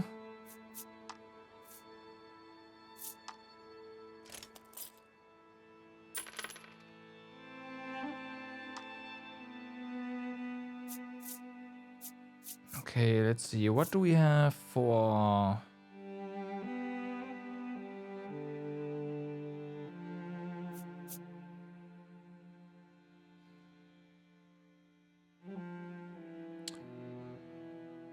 Yeah, okay.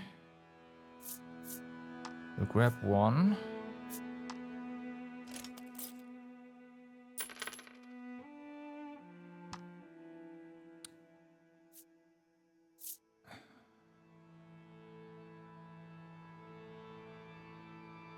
This one... It's 1 less defense for the Gaul, but 3 speed. That is a lot. Alternatively, 2 defense. I think we should give this to the Gaul, right? Yeah. Yeah, need more speed. 14 is a bit meh by now.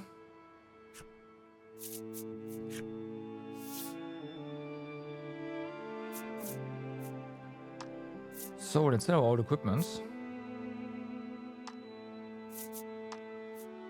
I want to hold off with selling the gold nuggets for obvious reasons. If you can sell them with, well, a special markup, then that'll be amazing.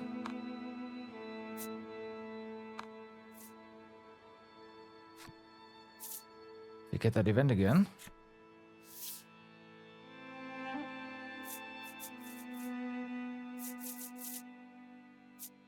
Alright then. Knight's Chainmail.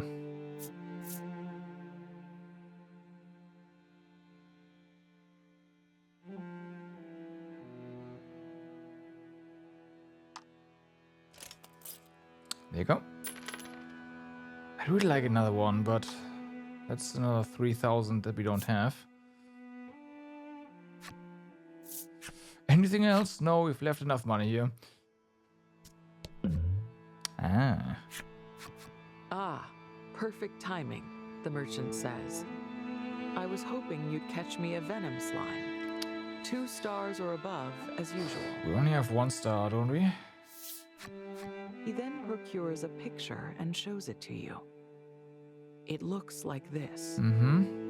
Apparently, its beautiful purple body has earned it the name Jewel of the Wasteland.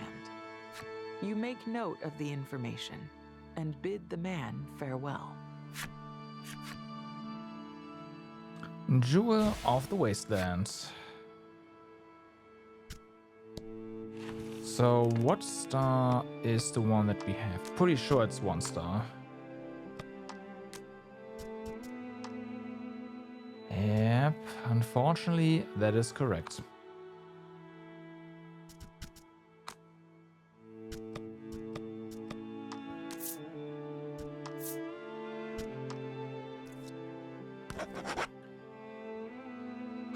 So then, let's see if we can't find more slimes. This is the wasteland right here, so in theory.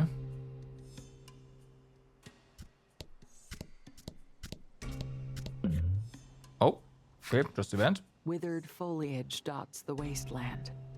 Your eyes, keen with hunger, spy something that looks like the leaves and vines of a potato. Oh. Nope, that sounds like work. Heck yeah, I'm hungry. You're so starved you don't care if they're rotten.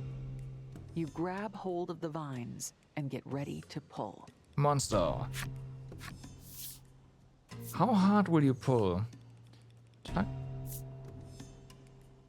It's not giving an inch. Whatever it is, it must be huge. On close inspection, these are awfully thin for potatoes. You pull even harder, liberating. It's not giving an inch. Whatever it is, it must be huge. You pull even harder, liberating it from the earth so suddenly that you find yourself on your back. No. You whip your head up to get a look at the massive pile of inedible roots you've just pulled up. All that for nothing, you think. Polka, however, is pleasantly surprised. Hey, we can make a curative from these, he chirps. Turns out he'd identified the roots and done just that while you were wallowing in disappointment. Okay, nice. We take that. Now to grind out some slimes, I guess. Battle time. Oh, there's one.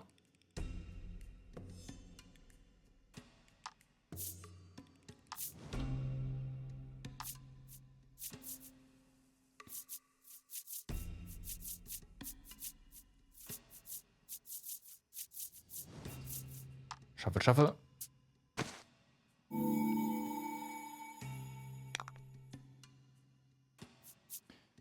So then, AoE will just, yeah, kill everything here.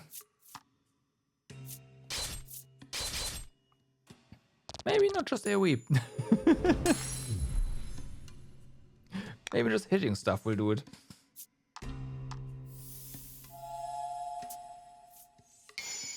Oh yeah.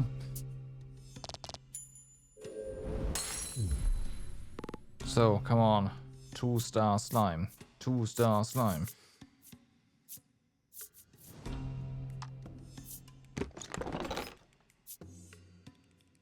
Nope.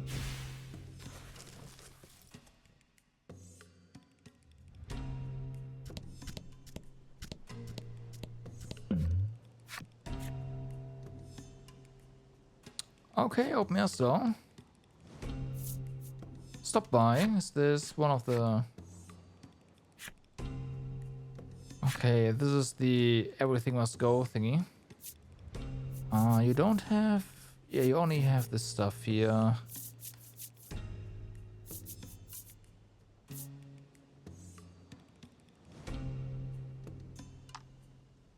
Get more of these fortune slips. We need them.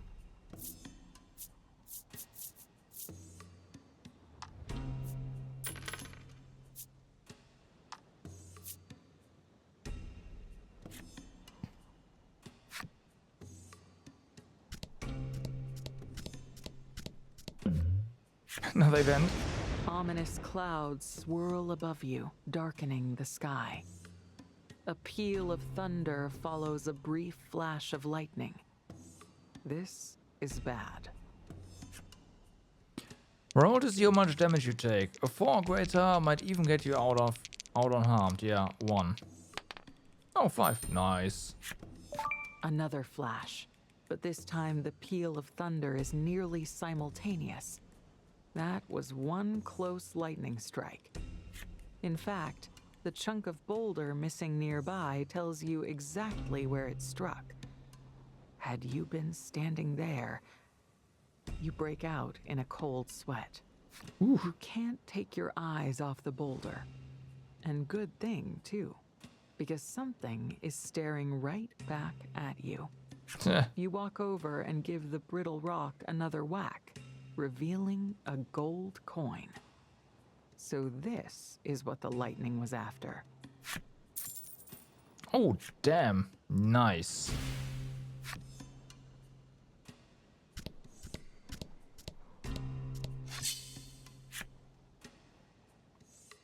Come on, slime. Venom slime. Okay, yeah. Guarantees, yeah, 70%. That's fine. We can buy these.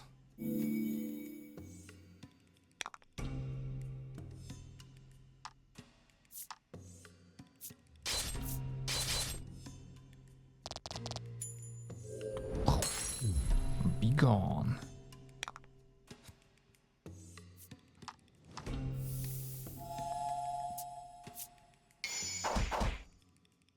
That was a bit overkill. Just slightly.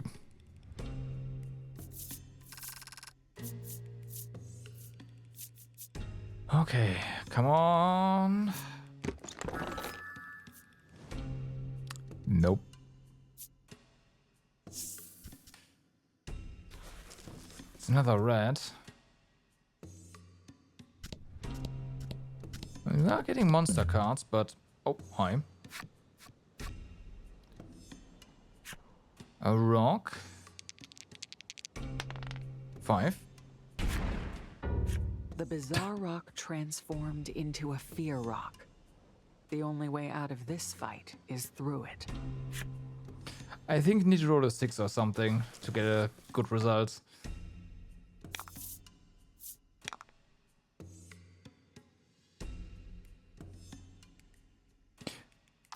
I'm gonna roll to put another Wheel of Good Fortune in here.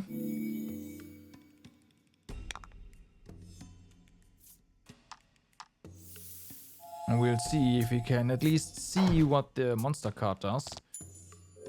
Never mind getting it, but yeah.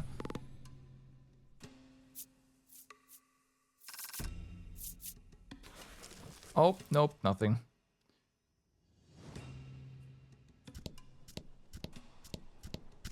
Denied. Good spot here. Ah, that's the thing. Now we just have to roll a good number. Like a 6, oh yeah. Heck yeah. At least we're getting lucky with this right here. Yeah, the normal staffs we definitely sell. Those are not that great.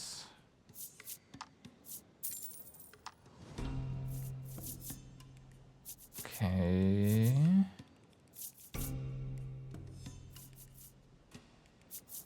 Then we definitely sell our chunky gold nuggets.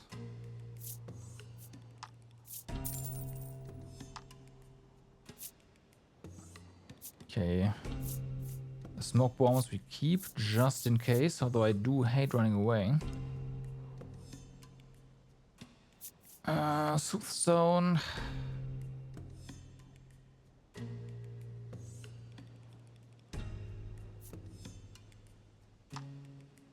Okay, so oil pots be gone. Same for the water.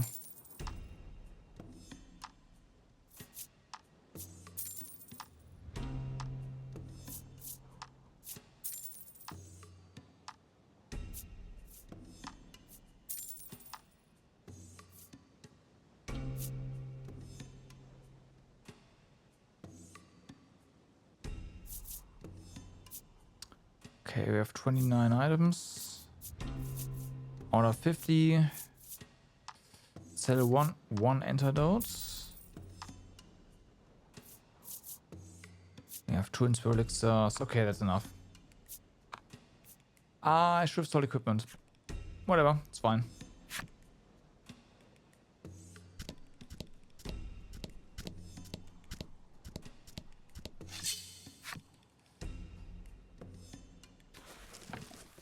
Come on, then a slime.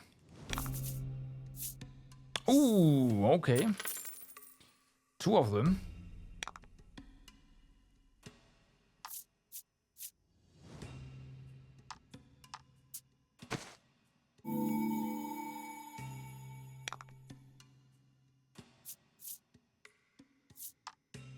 Bye. Obliterate.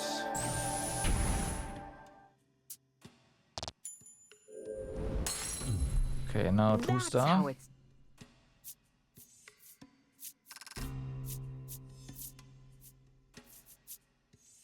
Come on, 2-star slime.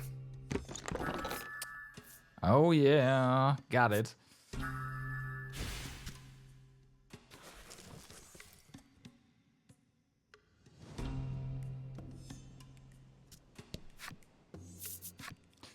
Lucky. Lucky. Mm. Have you found a venom slime? The merchant asks. Remember, I need one that's 2 stars or above.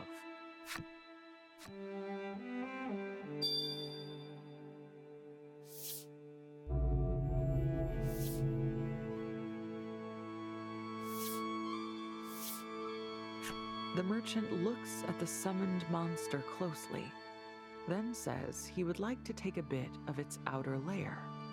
Sure. And then...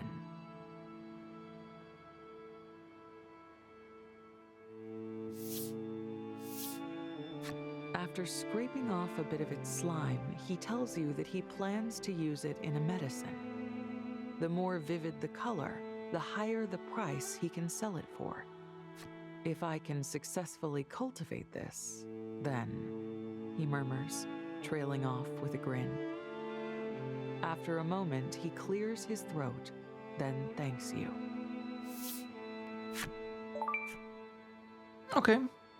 Sure. Also, yeah, there you go. Established Monster Tamer certificate. I may ask for your help again in the near future, he says with a smile. Until then.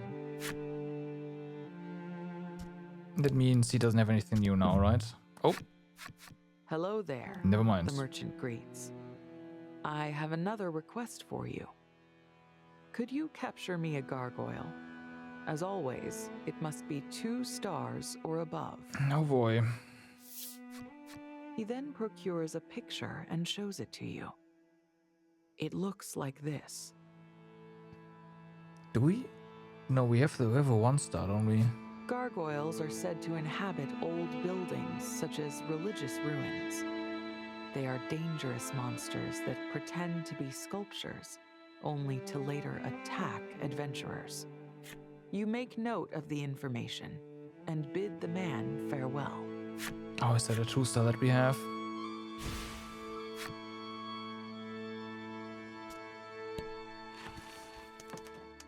Well, only one way to find out. Let's check it out. Yeah, it's one star. Okay. Time to get a 2-star. Make it safe.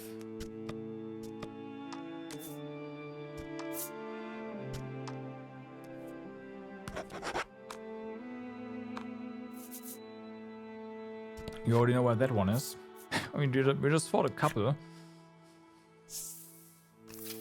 So I do wonder how fast we'll get a 2-star. Although, using the fortune slips, it should be easier to at least get a chance of getting them.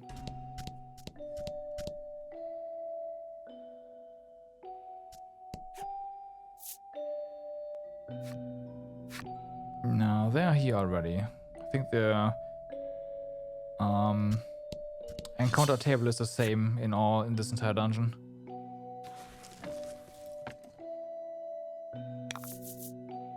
To battle. Nope, that's not it.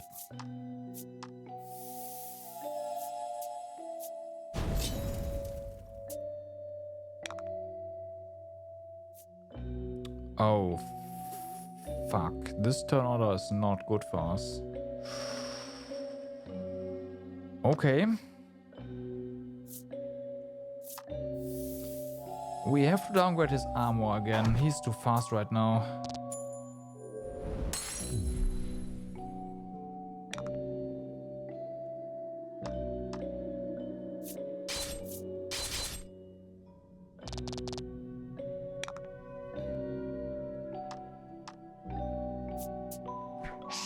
No.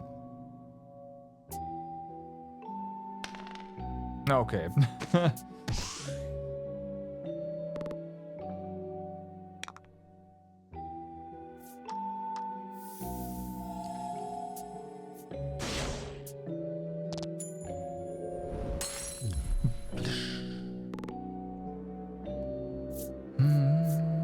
Alternatively, can try to generate a gem. Let's try generating a gem and see if we do enough damage without buffing. We might.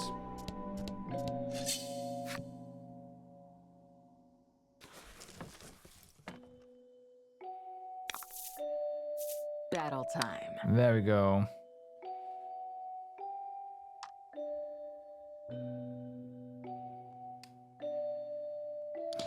It's 3, so if we just use a slip here, or Bill of Fortune, we have enough now.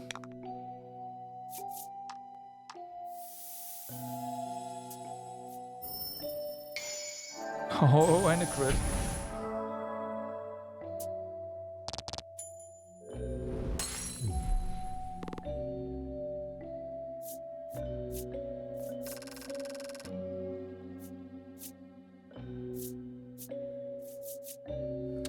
Come on.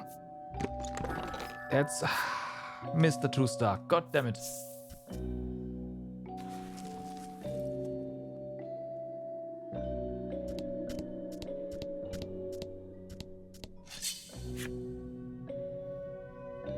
At least we're getting more money from these encounters than we spend on slips on fortune bills, so whatever. Oh, nice.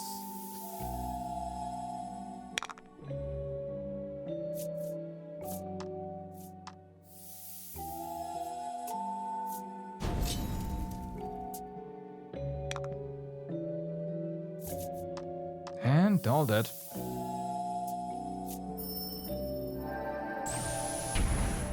Oh, 44.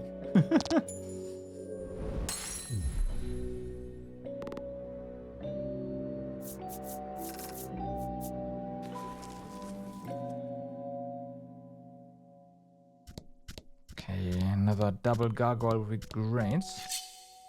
That's the perfect encounter right now.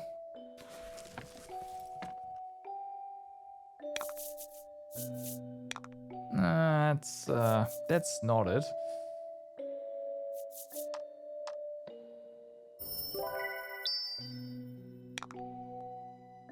Okay, the rat is probably not dying to this.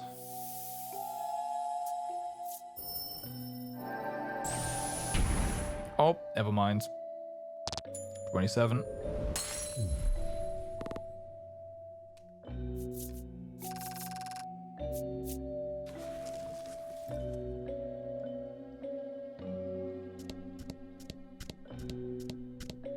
Come on, gargoyle.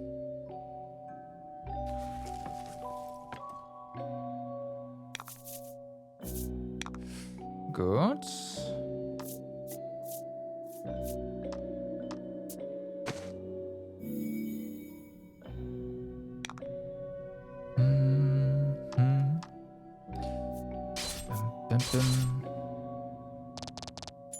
That's a dead gargoyle. Alright, and then we'll just, I guess, use a wasp here.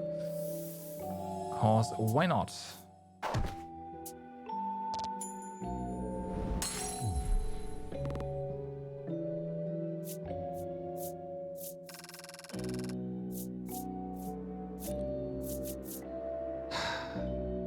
Come on. 2-star. Yes. All right.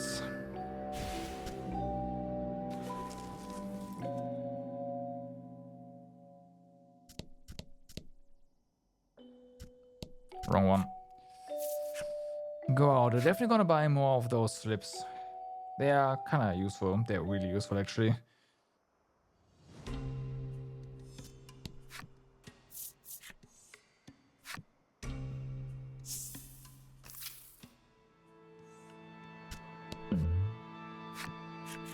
The merchant's eyes light up as you approach. So, he asks eagerly, have you found a 2-star gargoyle? Yeah.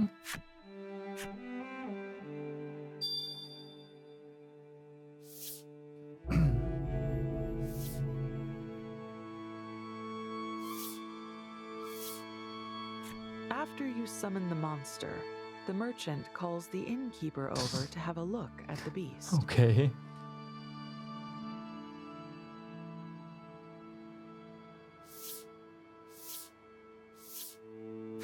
She then places a large sack on the ground and asks if you can have the gargoyle stand on top of it. Once it's on top, you hear countless cracking noises coming from inside the bag. Really? What a helpful creature, she remarks with a smile. It cracked open all these nuts in one go. Okay then. I am pretty sure Thank there's you for easier your ways help. to do this. I can't imagine it's easy preparing snacks for all our guests, the merchant says. Yeah. Then hands you your reward. Thank you.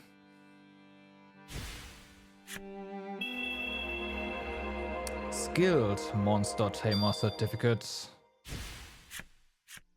I may ask for your help again in the near future, he says with a smile.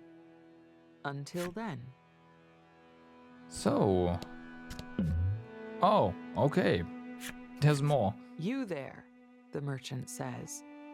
Fetch me an ice tortoise, 3 stars or above, and make it snappy. Oh.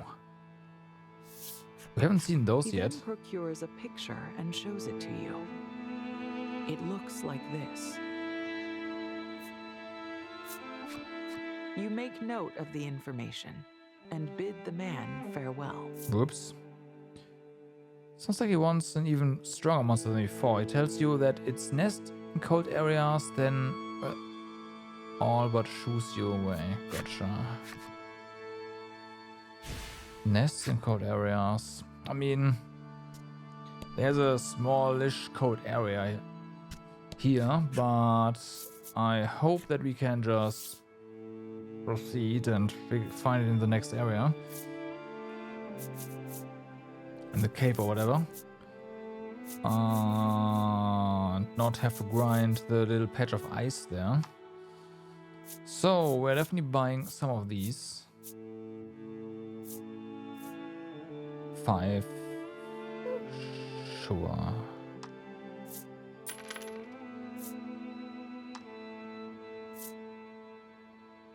We can buy... Nah, it's fine.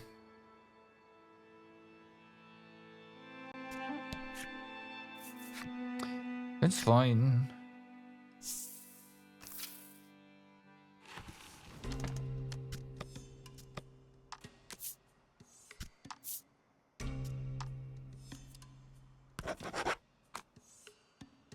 Okay.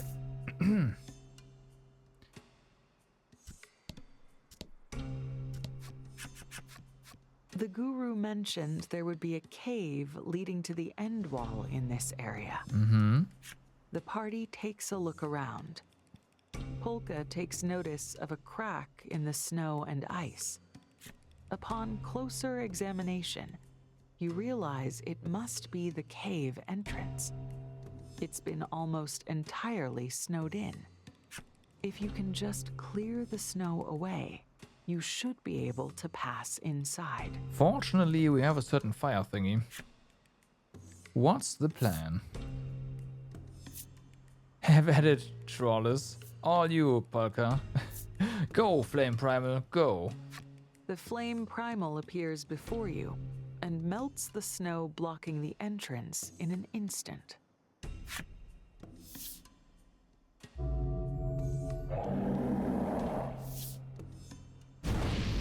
And the entire mountain range too.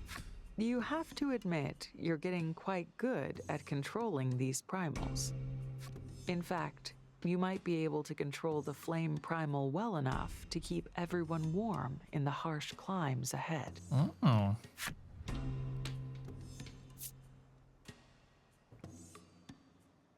Okay. So, Snowfield, that sounds like a place we find a certain Taurus in. In the distance, you see a massive cliff looming over the vast expanse of thick snow before you. Alright. That's not sus at all. That must be the end wall, Legol says gravely. Warmed by the flame primal, the party sets off in the direction of the massive sheet of ice. Make your way to the end wall. The sand skiff slows to a crawl. Oh no.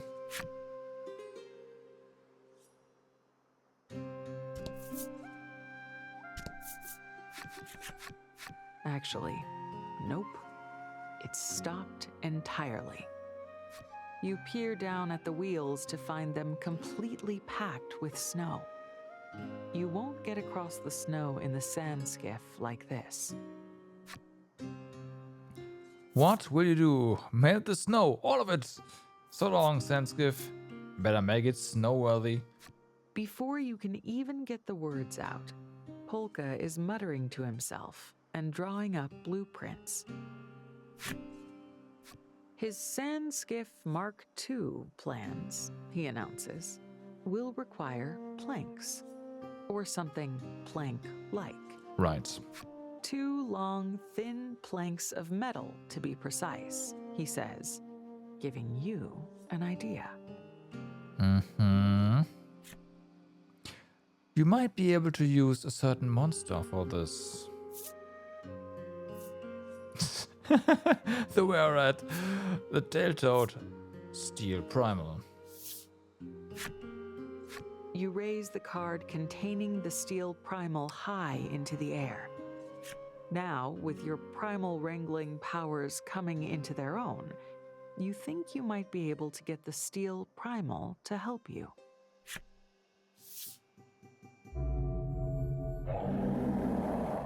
You summon it and manage to make it craft 2 long, skinny metal plates.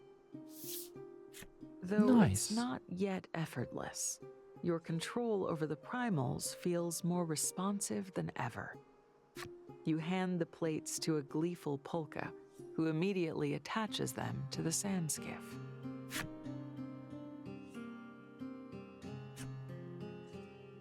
Several hours later.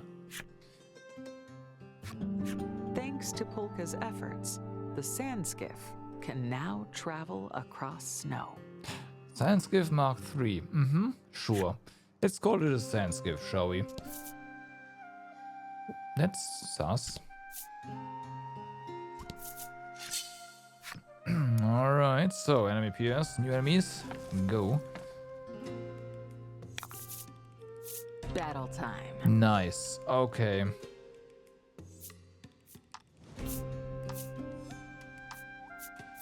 Immediately, Bill of Good Fortune.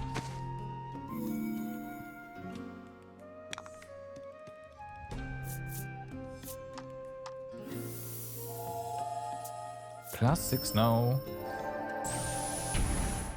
Oh yeah, they have 20 defense. Right.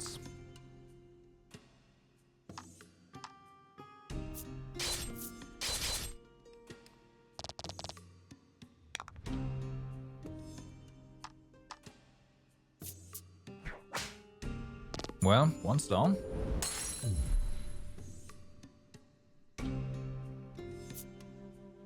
Can you not? 11 damage. Ooh. Ooh.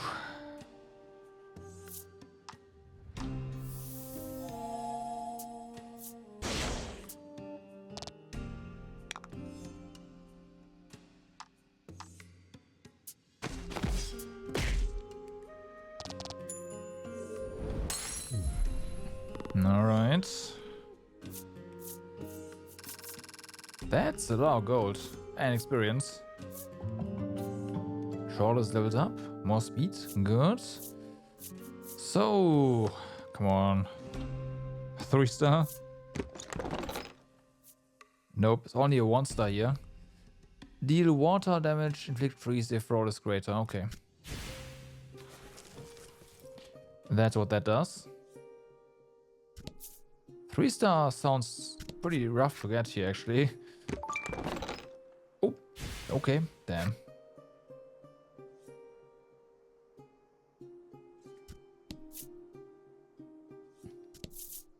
I haven't seen a 3-star card in a while.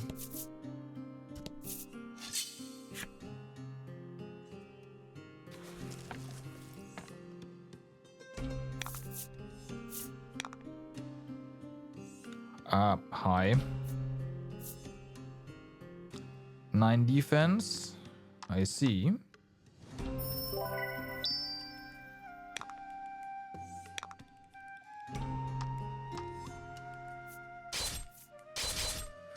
Oh yeah. They're so dead.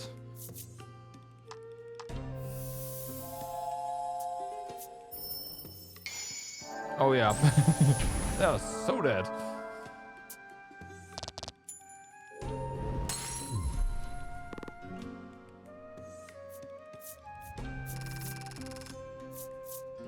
Oh, even treasure. Alright, let's see. Ooh, 2. Nah. Restore 16 HP to a target. For 2 though, I don't like. Yeah, maybe later. It's good to have for sure. I'd of course like to have the 2-star as well, but I'm not gonna be greedy. Hi, enemy. I'll take the 1-star.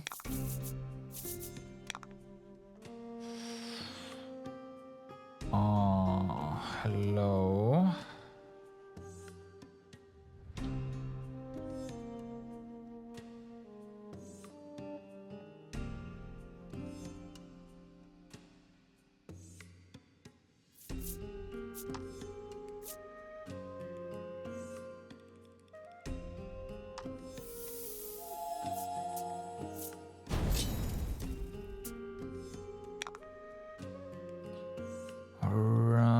What are we going to attack?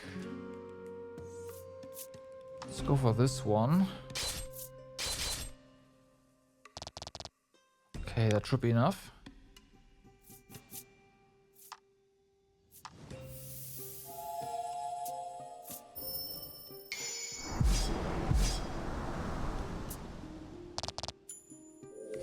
Good enough. Oh yeah. Good enough.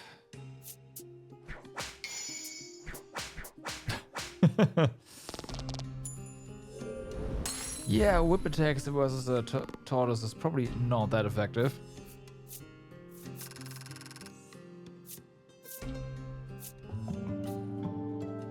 Nice, more speed. So, what about you? You come across a warrior clad head to toe in black armor, singularly focused on his swordcraft. He seems quite skilled. You spot a sign near him which reads, "Challengers welcome. Must be strong." The warrior turns to face you. "You, young lady, are not yet ready," he says with a chuckle. Okay then. You're not sure why he's laughing. You pay him no mind and continue on your way. We'll come back later.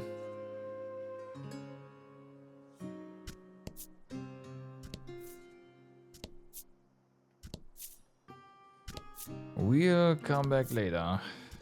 And then Shomu's boss. Well, 2. Boom.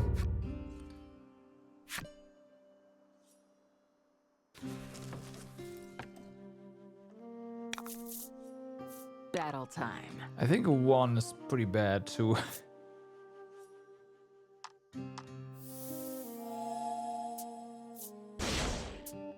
I think a 1 just does a ton of damage to you.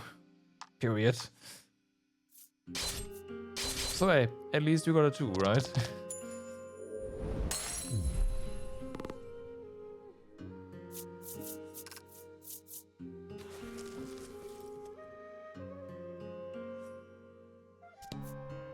Okay. Treasury guaranteed. Whew. Sorry. I thought you would continue talking.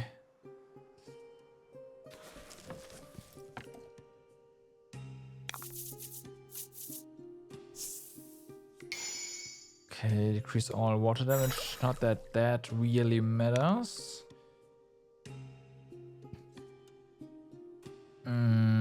If we buff, we do wind, and that's gonna be enough.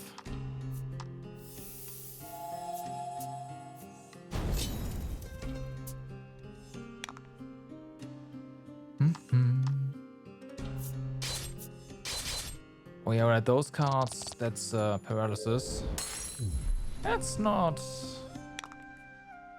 I mean, I'll take it. If you get a better version one, but... I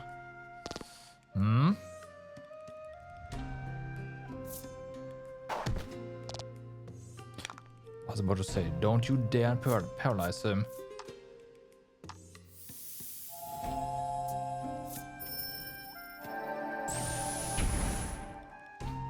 Boom.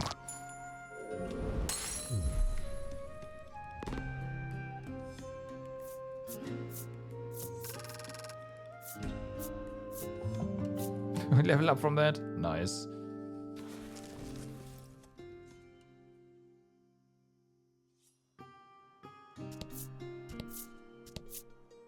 And more treasure. Nice.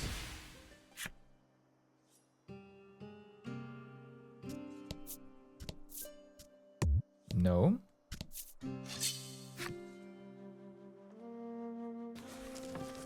This must be the way forward. Should go back and check out the Battle time. more open area. Okay, the mushroom is definitely going to attack. Next. The Gaul's turn is after, so let's just generate a gem.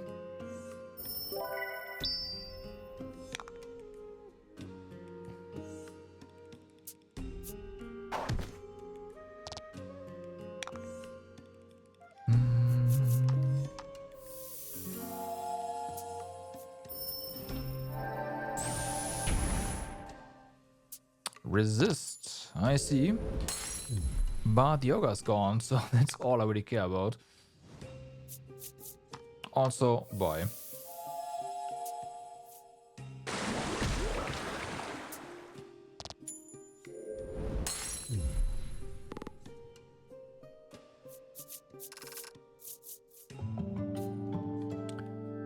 defense. Yeah, he's shaping up to be really, really tanky. I like.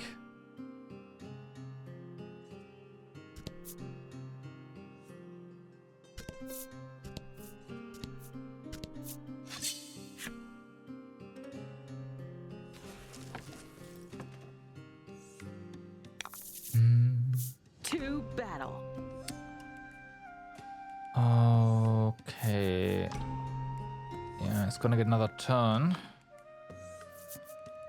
So just generate gem here. That's good enough. Now get him. Ogre's not gonna go down. Oh, never mind. We get a crit.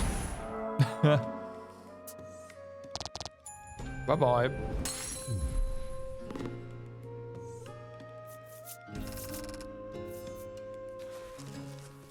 Sure.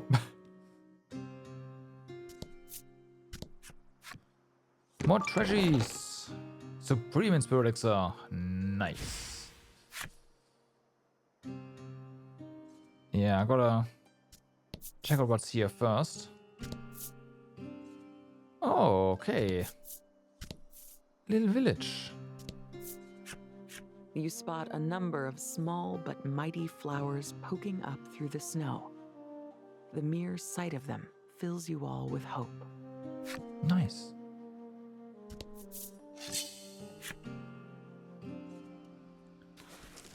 Come on. Tortoise. Get him! Well, there's one here, so that's something. Let's go ahead and roll the dice.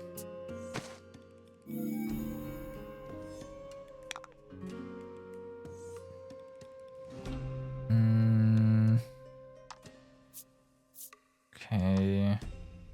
Did we get a turn before this thing? I hope so. Yeah, I think so. Lightstorm.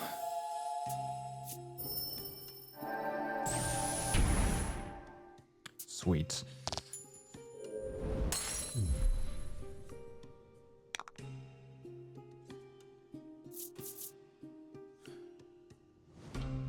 Yeah, either we kill this thing now or not. Oh, 10. Nice. Bye-bye.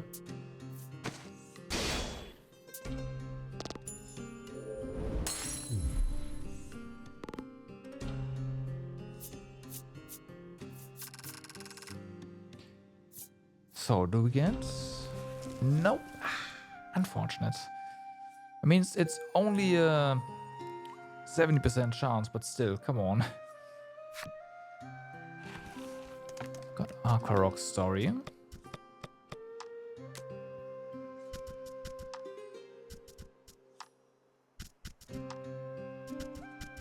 Oh, in the back? Yep. This fiend inhabits roadside pebbles, diving into the orifices of passerby. Okay. Those caught unawares inevitably breathe their last. In fact, a skittish creature, it secludes itself in rocks out of sheer anxiety. The surprise of someone passing by drives it from one hiding spot to another. Yeah, I see. So it's trying to hide in travelers, right? Is that what the game is trying to tell us here?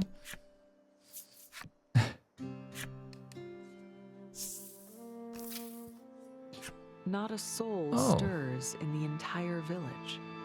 Perhaps it is long since abandoned. Yeah, there's a cabin there though. This portion of the village appears to be a graveyard. No one appears to be staffing the inn. You promise to the absent innkeeper you'll pay later and scurry inside out of the cold. No need to rest right now. Though it does not appear the owner is home, there are signs of life all throughout the cabin. You'd better not enter uninvited. Okay, figures. we will come back here later.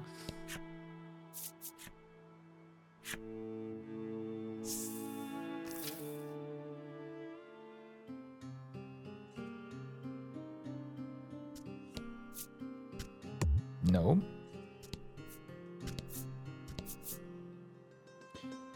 End wall. Okay, let's drop a safe. And hope the turtles still spawn in that area. If not, we'll have to grind them out a bit. At last, you've reached the end wall. It is a cliff taller than any you've seen, and its breadth extends as far as the eye can see. It practically defies you to conquer it. You try to climb it, but its face is sheer ice, and your hands find no purchase. But you will not be defeated. You redouble your efforts and scramble partway up, only to see a giant snowball hurtling your way. That's no coincidence.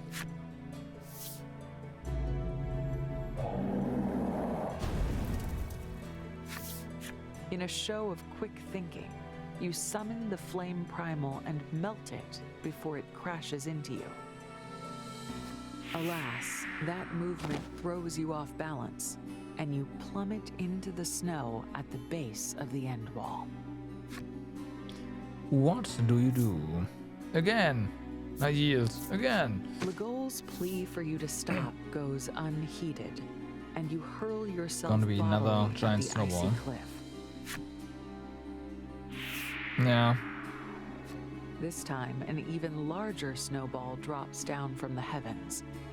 Sensing your life is in danger, you abandon your climb.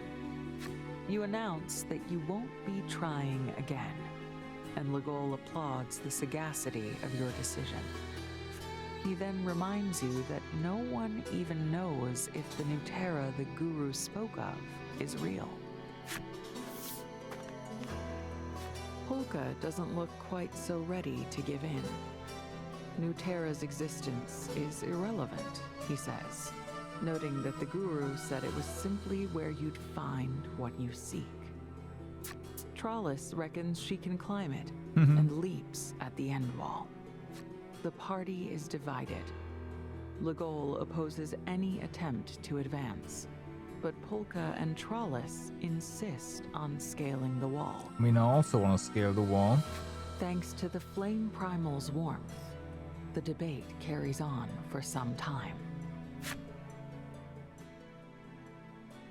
Suddenly, your vision blurs.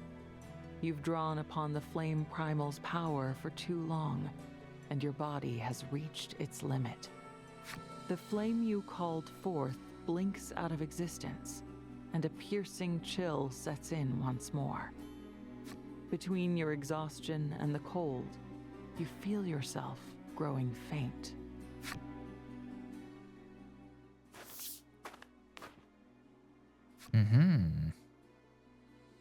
What is this? We haven't had any visitors here for quite some time. These words, and the shape of an old woman emerging from the snow, are the last things you register before you lose consciousness.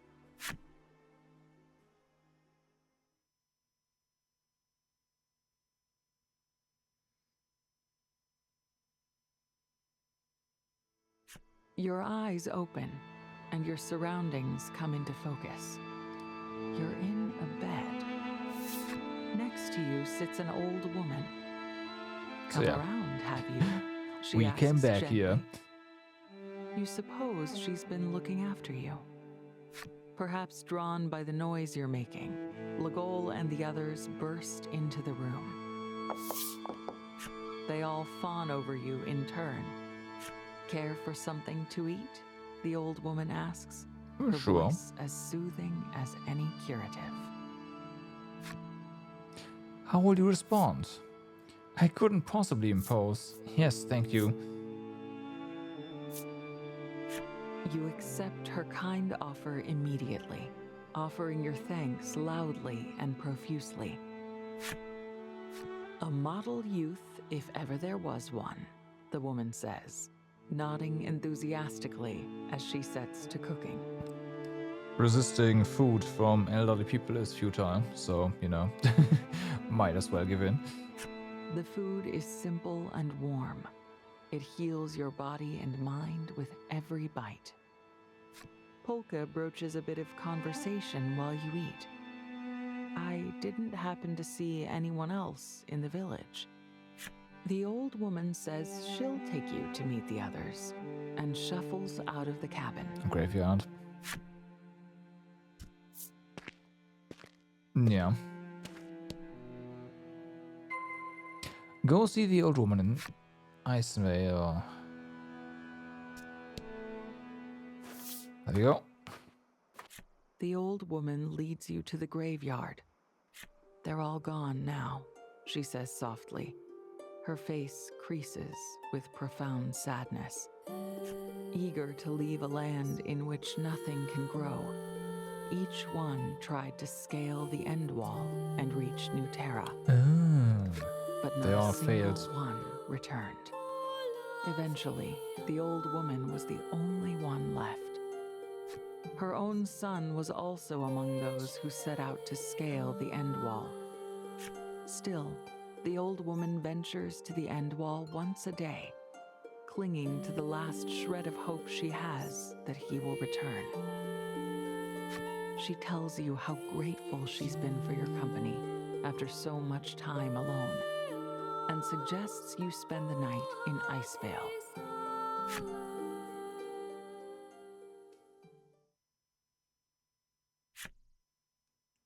The next day. Yeah! A piercing shriek launches you out of a deep sleep and onto your feet. That was the kindly old woman's voice. You're sure of it. You all agree to check in on her. Check on the old woman in Icevale. Okay. The party hurriedly piles into her humble abode, to find the old woman doubled over, clutching her back and unable to move. Okay. She's thrown her back out, Polka says matter-of-factly. How will you assist her? Oh no. Leave it to Legor. No, leave it to Charles. Leave it to... Yeah. Oh. There's a first time for everything, I suppose, he says. Left to perform surgery. Oh no. Everyone pull, real strong. Charles barks, approaching the woman. It only hurts if you let it. Be strong. Oh boy.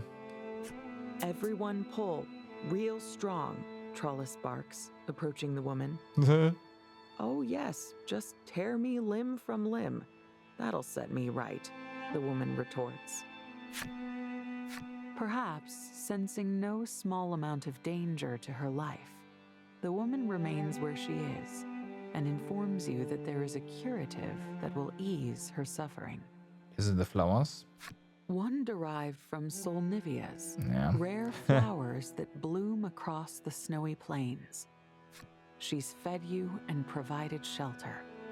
You must find that flower for her. We already found it. So that's gonna be a fast one. Search the snowfield for Solnivia.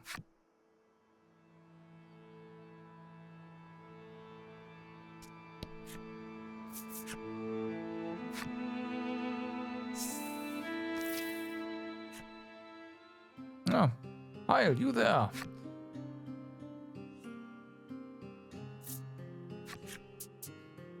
You turn your head toward the Hopefully source of the the sound quest hasn't and expired. see the merchant looking half frozen, waving at you from afar. You wave back, agog at the sight. What's a merchant like him doing in a place like this?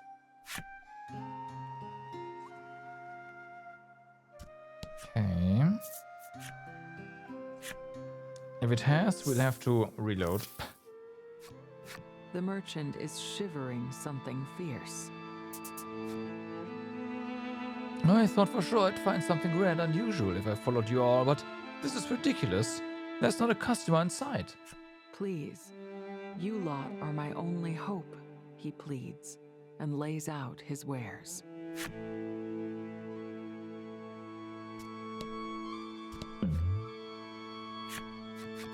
Have you found the tortoise? He inquires. You shake your head. I'll have one for you soon. Okay, reassure him. so Then good to take know. your leave. Have you updated your wares? I doubt it, but if he has, then it's fine. Yeah, that's a no. Again, that's fine.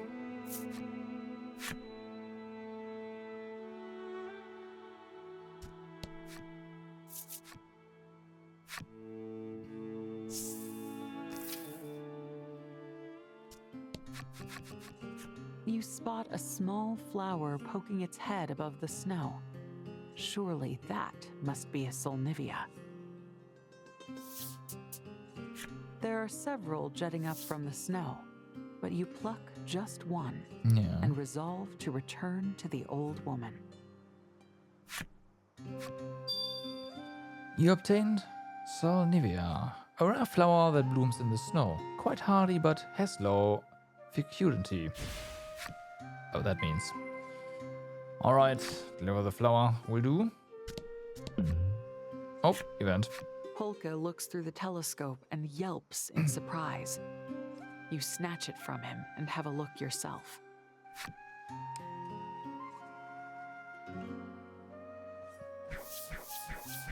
Oh boy. It's a monster. And one behaving rather strangely now that you get a good look at it. Polka continues carrying on and making a scene beside you. What will you do? Attack! Sneak up on it. You hand the telescope back to Polka and step by careful step creep toward the monster.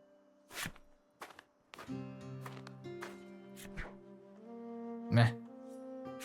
Alas, the monster has already noticed you and takes off at a speed you cannot hope to match. It's Batman.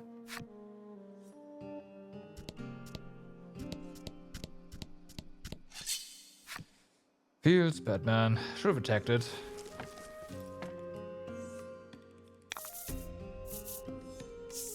That's not quite what we need.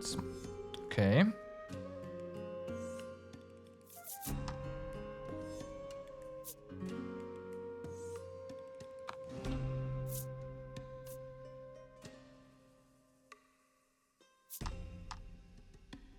We'll just use the wind attack since light is not really gonna do it.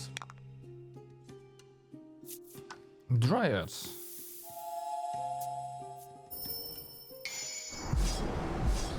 Okay, and then we crit. Oh! Oh yeah. Bye bye.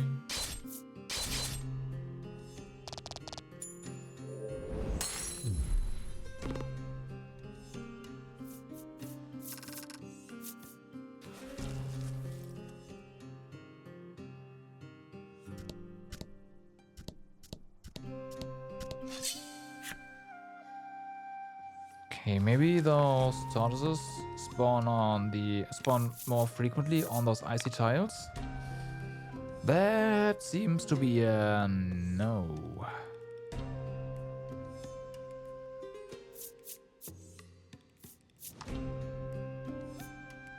Okay.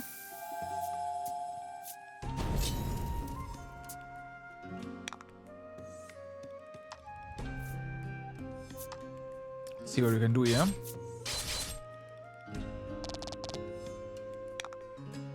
So we do have an attack buff.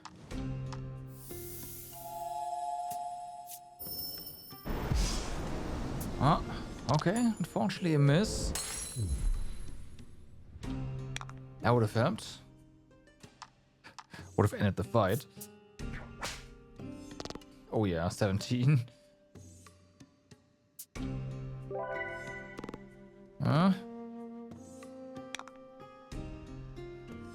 Whatever.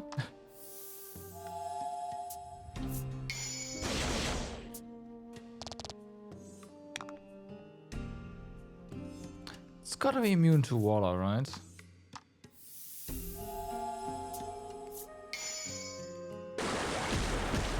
Nope.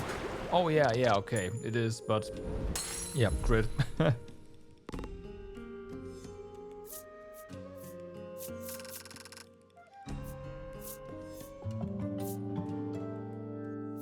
Hey, okay, and treasure. Let's see.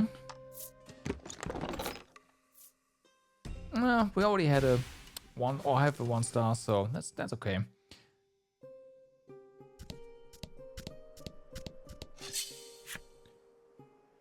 I want to give like 1 tortoise encounter a shot, right? I want to get 1.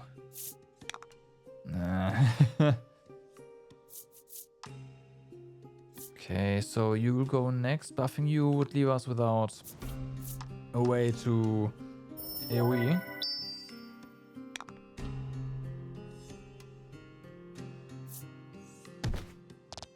Ow.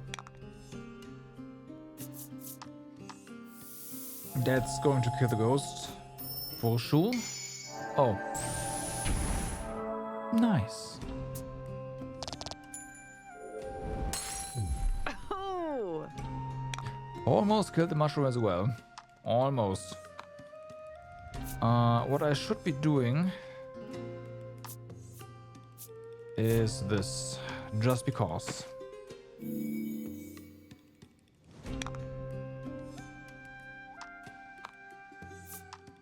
Bye.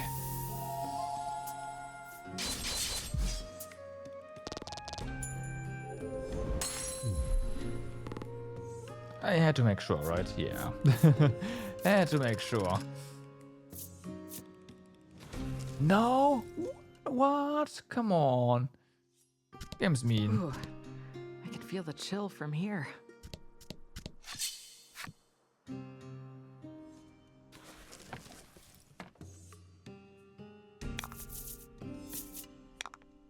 Well, there's one there.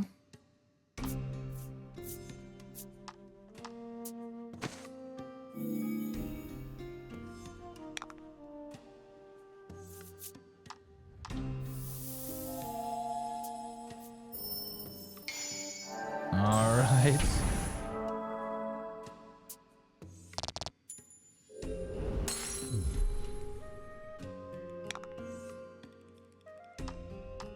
That went well. Thanks to a certain crit.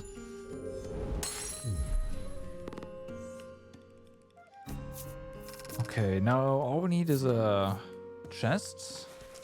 And we don't get? What? Oh, come on. Well, you got Ice Tortoise and Snowy Trent's enemy story, but that's not what I want.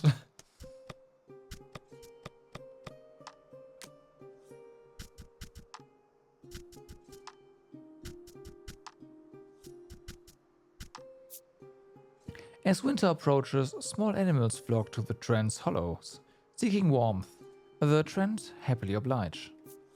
The poor creatures are frozen solid and added to a collection deep in the woods, which might even contain an adventurer or two. Great. Did I skip over the... Oh yeah, I did. Oh, we don't have those, huh? In ancient times, these beasts' shells were used for divination. Priests heated them until they cracked and read the resulting pattern. The times have changed, as did their exalted status. The once mystical beasts are now treated as nothing more than seaside pests.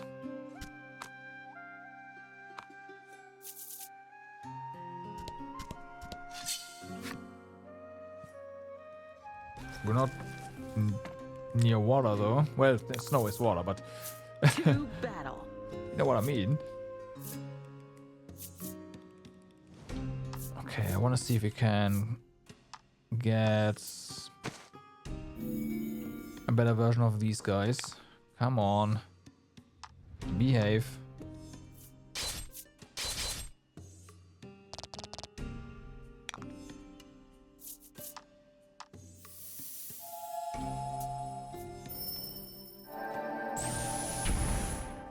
Okay. One down.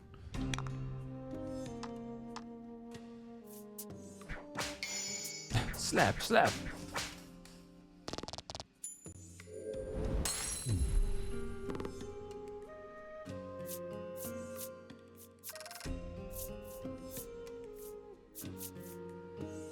Come on. That's a 1-star.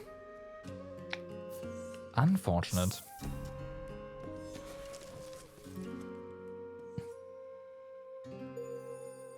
Mouthy Furballs enemy story.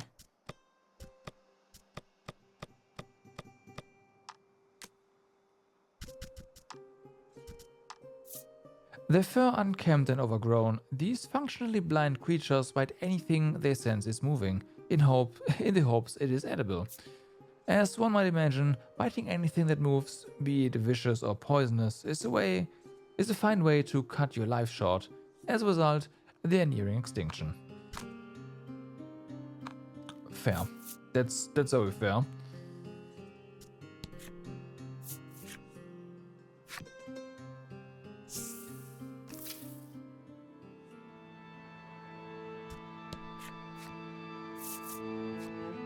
Alright, we'll buy more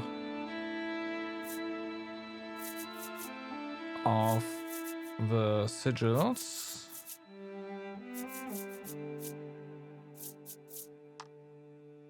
Sorry, bills.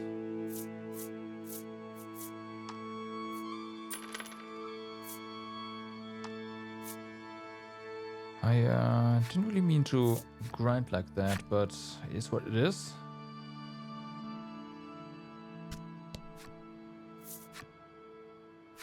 It's all for the stupid quest.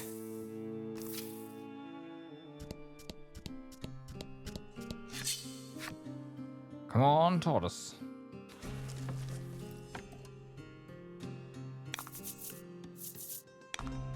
Nope, that's not it. Looks like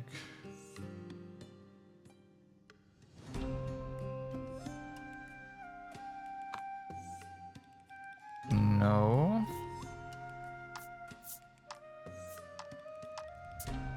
I'll just keep throwing these. We don't have any of these cards, so might as well.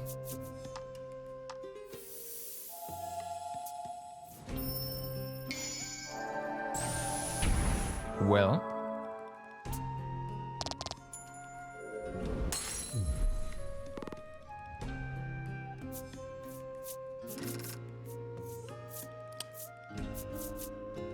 Come on, skill.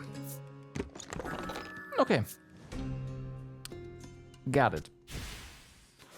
Chance to add a random ailment.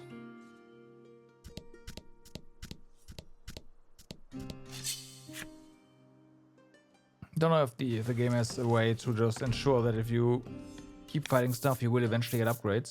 Oh, okay. Hi. Hello, hello, hello. We are just immediately throwing our bill of godly fortune. That is exactly what I'm looking for here. Hit him.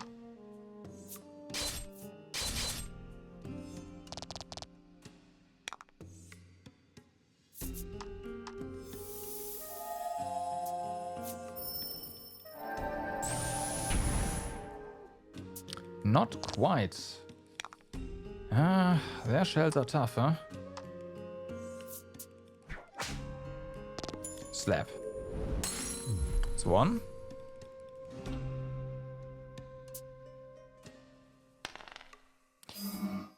Well, someone's frozen.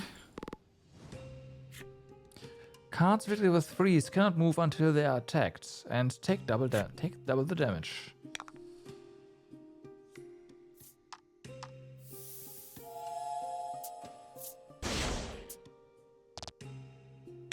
It's okay though.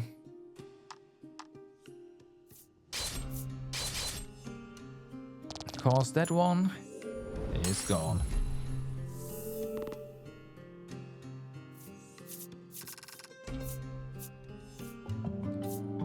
Okay, treasure. Now, where are you? Here.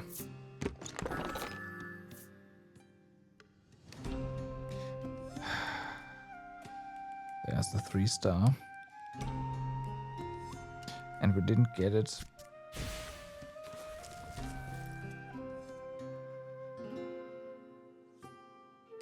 Feels bad, man.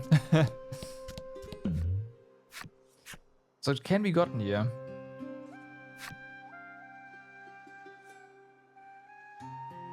Okay, this one again. We just attack it. Let's see if that helps. Attack! You toss the telescope over your shoulder and race toward the monster at full speed. Not to be outdone, Polka races after you.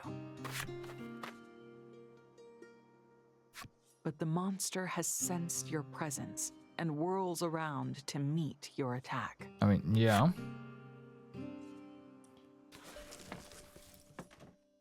It's not like we were sneaky here. So, what do we do? Oh, we can't... Okay, so we have... there's a set outcome, it looks like. Since it's single target, we might as well buff. No need for AoE here.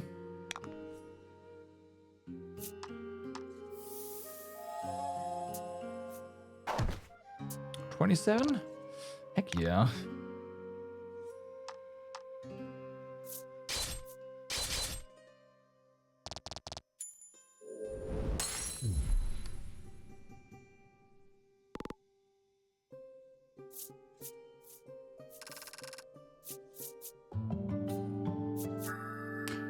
Attacks deal 5 extra damage when HP is below 25%.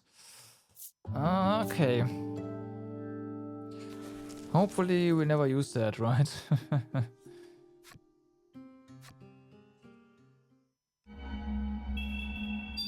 Really? Okay.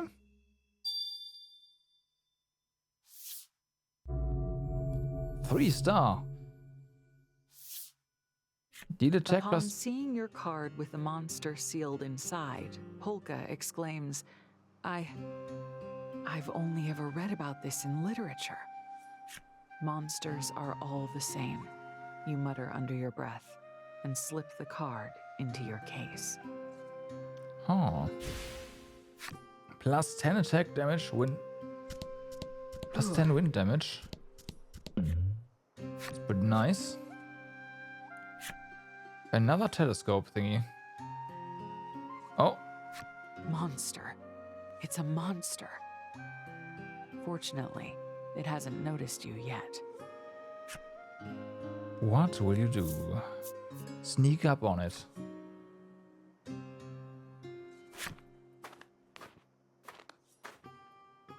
So far, so good. You quietly ready your weapon and spring at the monster for an attack from behind. Alas, the monster senses your presence and whips around, ready to fight. That's fine. If this is how we get 3-star mobs, then I'm all for it. Then we'll just look for this event.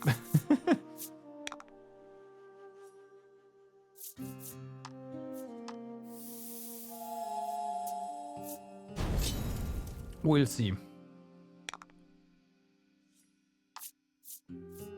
Oh no, this is different. Okay, never mind.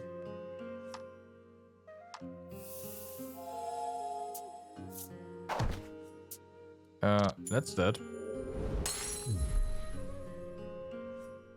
A masterful victory! Yeah, 1 buff, 1 attack, and it's down.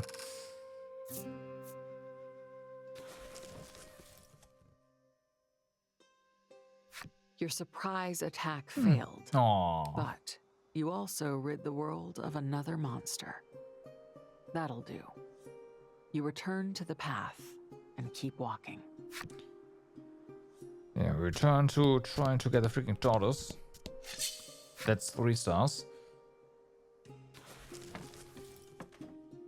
And then get it. Get him! Okay, that's what I just said.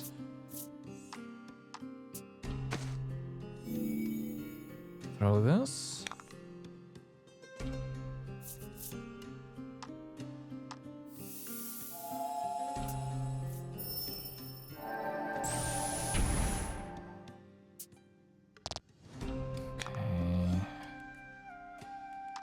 Are we gonna get enough damage for Kelly? Yes, we will. Okay. That will do. Oh!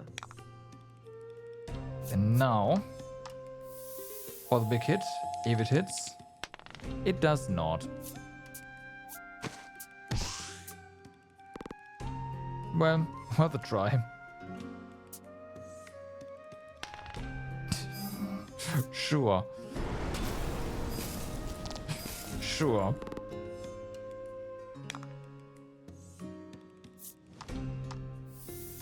Well, yeah, we have fixed damage, so it's okay.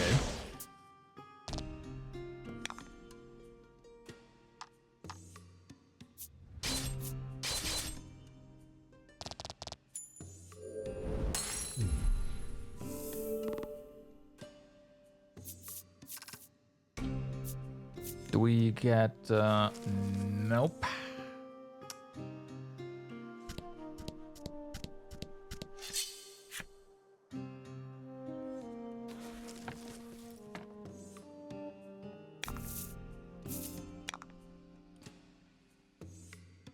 Right. He's gonna get a turn first, so nothing we can do there.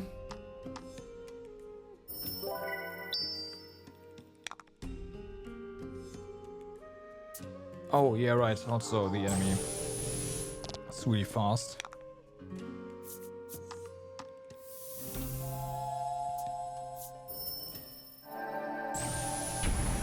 Well, that ghost is gone. Now, we definitely heal. Easy.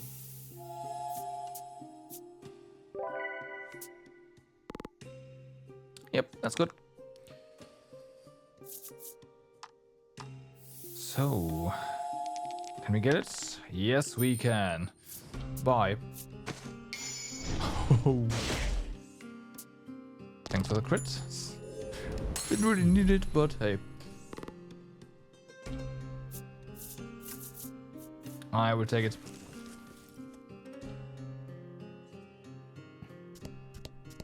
Yeah, promise. One last tortoise and then we'll just move on.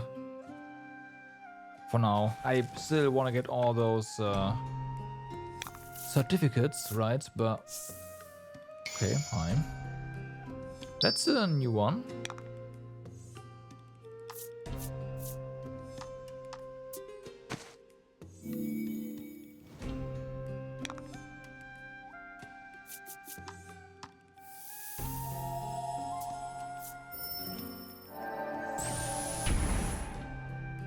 Slide overkill. A masterful victory.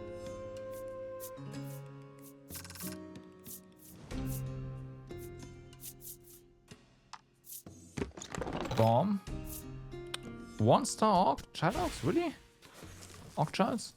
Okay. Huh. That's unexpected.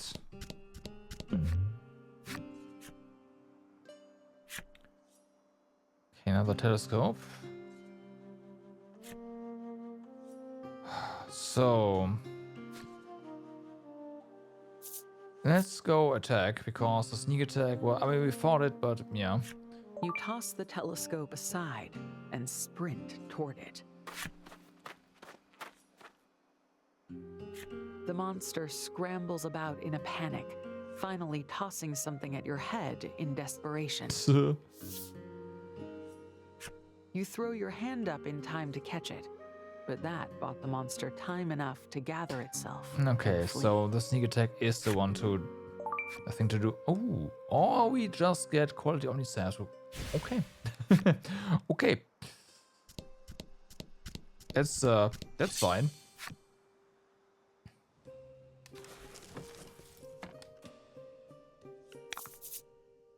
Get him. Oh yeah, already on it.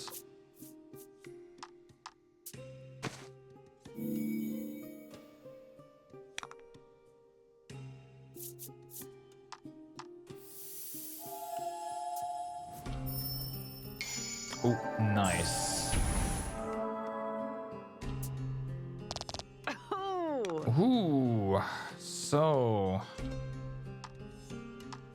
that's one kill.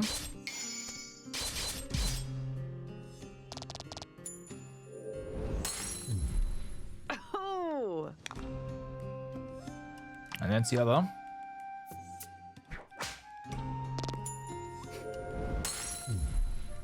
Not a lot, but hey. It's all we needed. Now, come on. Give us some treasure. God damn it. Okay. It is what it is. Yeah.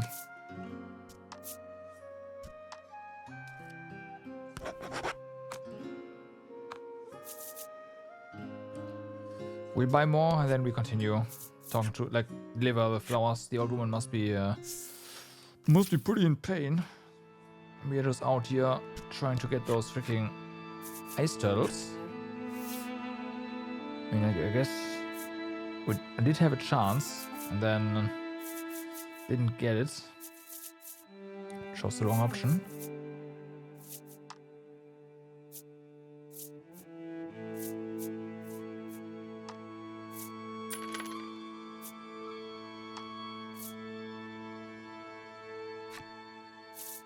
Nope, that's it.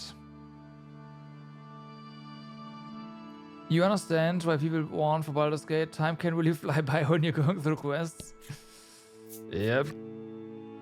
So, how long did you think you played and how long did you play? You're used to that from factory games? That's true, yeah.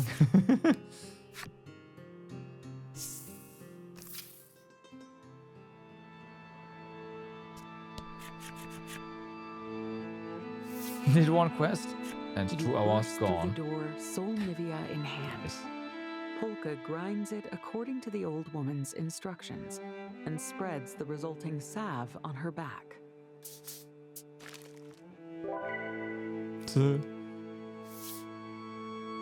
Ah, that feels better already, she coos.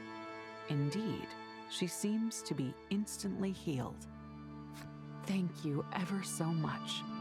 You must be chilled to the bone, she chirps as she begins preparing you a meal. The party decides there's nothing that cannot wait until tomorrow and agrees to spend yet another night in Icevale.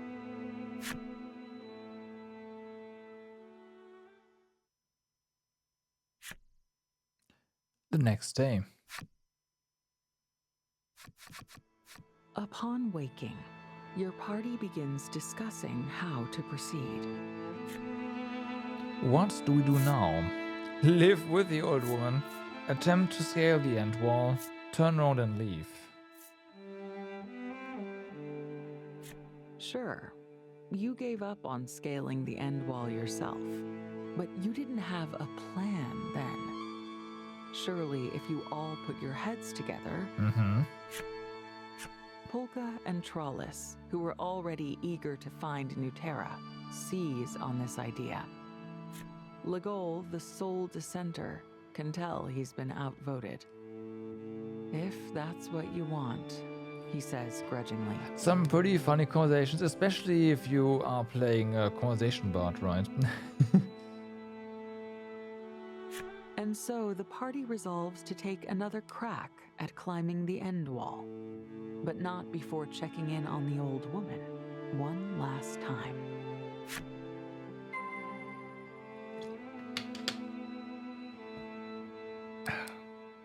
Check on the old one in Icevale. Well then. You knock at the door to the old woman's cabin, but there's no answer. Yeah, of course. Might she still be asleep? Hell Goblin wanted you to kiss his boots, but he ended up kissing us instead. Nice. You walk in to check on her and find her lying abed, cold to the touch. How did this happen? The Solnivia could have been poisonous, Legol posits. But Polka refutes that hypothesis upon People have been examining dying her. left and right, so. He pronounces her dead of natural causes. From the sub-Terran village to Steelborough to the City of Flame and onward, you've left a trail of death and disease in your wake. That's what I've been saying. I must be pestilence incarnate, you say quietly. If there is a god of pestilence among us, it's me, Ligol says, coming to your defense.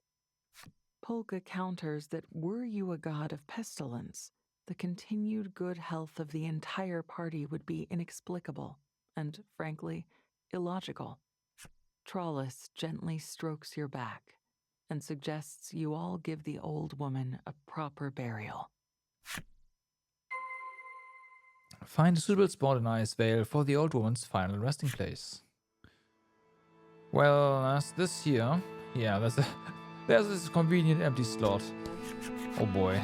You decide to bury the woman beside the other graves in Icevale, if only so she won't be lonely in death.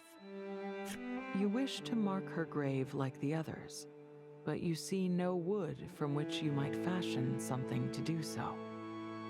Didn't we see a few tree ants on the way here? Oh yeah. Polka proffers. Tree ant timber would do the job quite well, he explains. So it's decided. You'll fell a tree ant and use its wood to mark the woman's grave. Defeat a tree ant in the snowfield and gather its wood.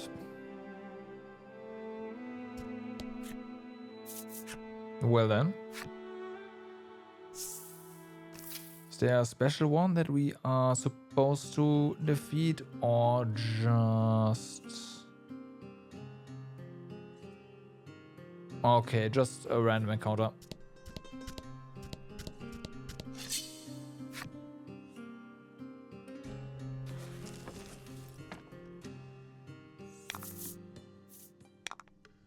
Or not so random.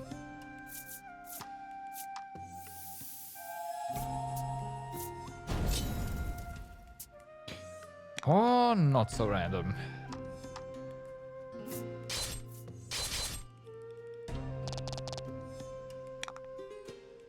You are dead. Bye.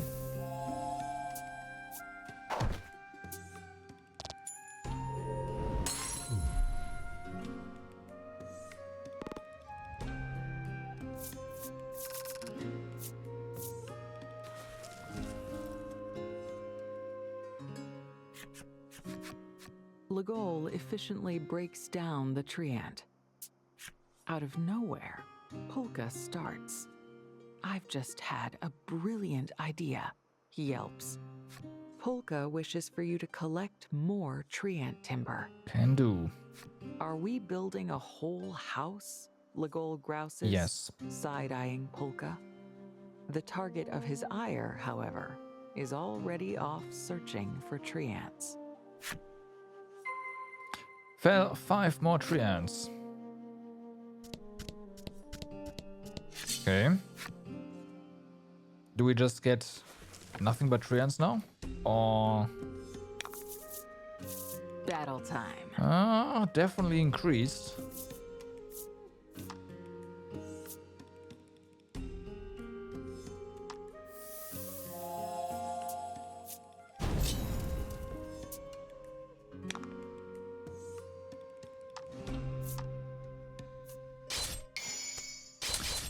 Nice crits. Beautiful. I know, right? So, what can we do here?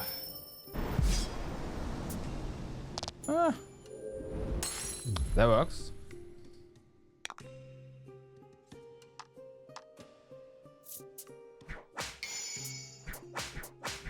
She's like, I'm doing damage. More whips. Ha ha ha ha ha.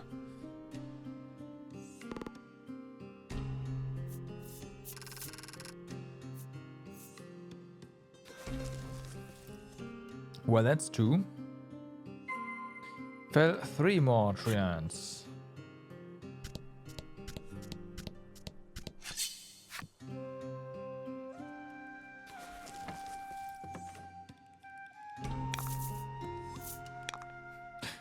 That's one. Okay. So we can't do that, unfortunately. We can't use this to potentially capture one.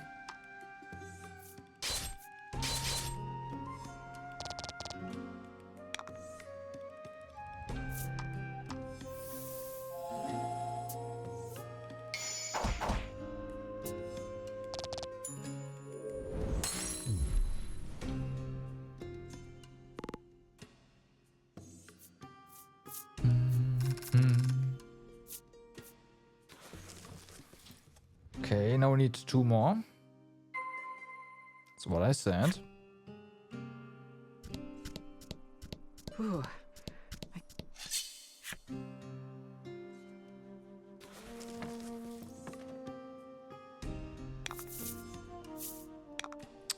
And there's 2 more.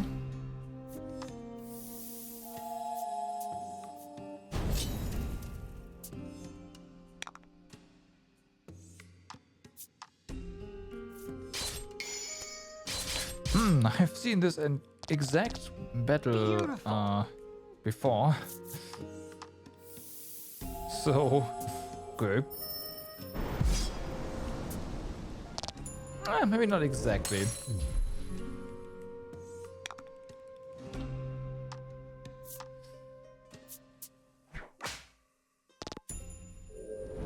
Okay, and this fireball is gonna heal, right? Of course.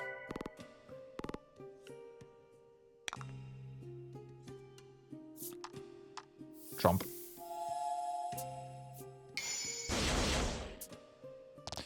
Not quite enough, but it was a good bite.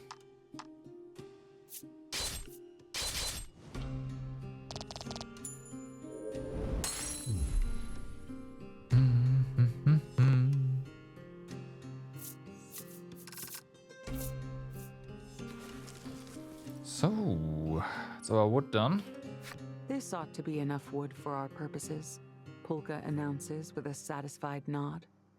Trollis suggests you stop by the old woman's grave and place a flower on it. I was about to ask here. Pick Solnivia and head back to Icevale. This one cutest, she beams, and picks a single flower from the ground. Flower in hand, you make your way back to Icevale.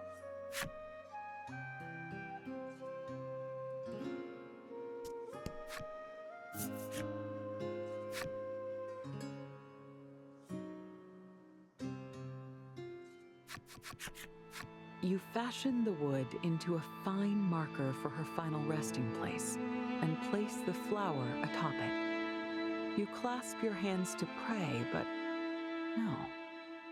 no, something's missing. Polka. Where did Polka go? When did he leave? You're certain he was with you right up until you returned to the village.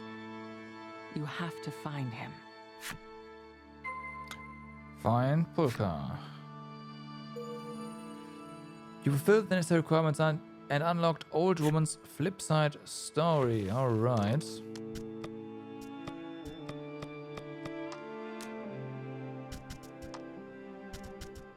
Let's see. I've been alone for ages, dears, and it makes me oh so happy to cook for someone. Go on now, eat up and make a dear old woman happy.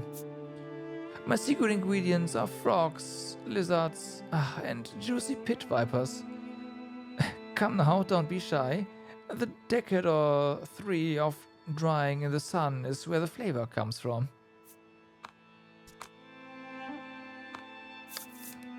If you say so.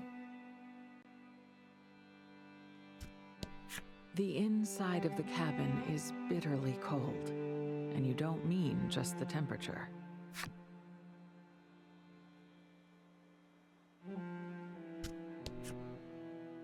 Okay.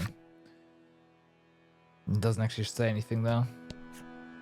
Go out? Yes.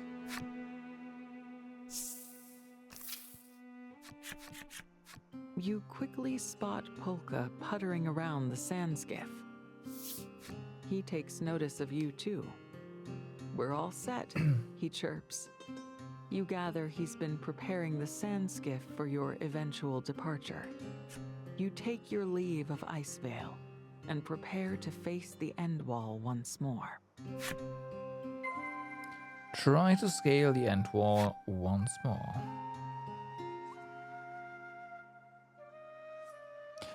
Okay. Let's try getting another tortoise encounter. 1.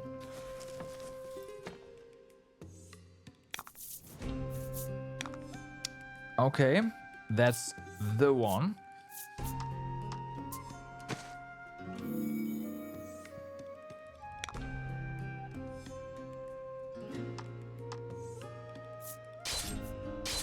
Now to get lucky.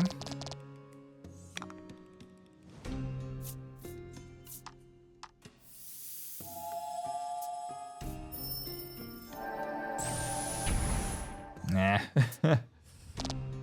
Really?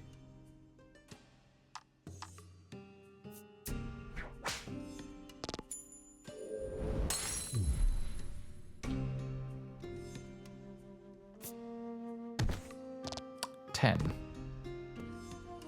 Okay. Jump.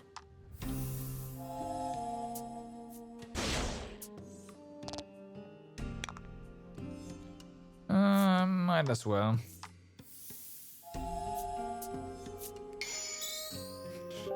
Okay. Sure. Let's just crit there, shall we?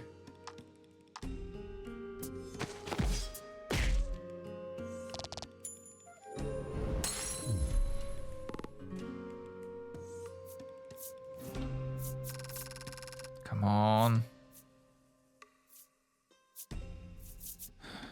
Come on. Yes.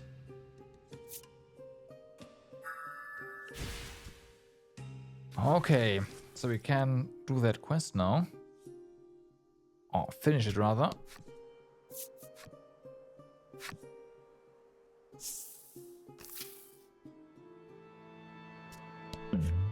Dum.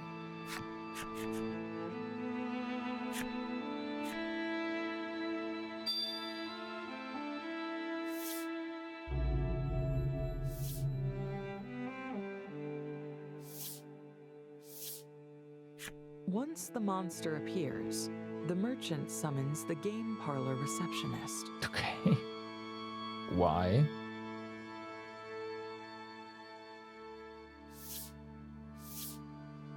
The receptionist then proceeds to line up what look to be cards upon the tortoise's back. After a moment, his shoulders slump. I knew it. That item shop girl and I were never meant to be. Oh, the flip side story. Apparently, he'd Somewhat. heard that ice tortoise shells are good for divination. Yeah. And wanted the creature to foretell his love life. I don't believe in fortune telling. The future is yours to make, the merchant exclaims with a grin, then hands you a reward. Omni. Oh, damn. Okay. Seasoned Monster Tamer Certificate. I may ask for your help again in the near future, he says with a smile. Until then. Of course. Let me guess. Treant? I've been waiting for you. This time, I need you to catch me a tail toad. It must be at least 3 stars, he tells you. He then procures a picture and shows it to you. It looks like this. Okay. He explains that tail toads love high places and live upon cliffs that ordinary humans can't scale. So, next area would be the best. We've seen these before, but I don't think we'd be able to get 3-star.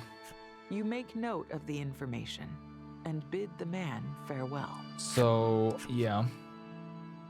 High places, that's where we're headed.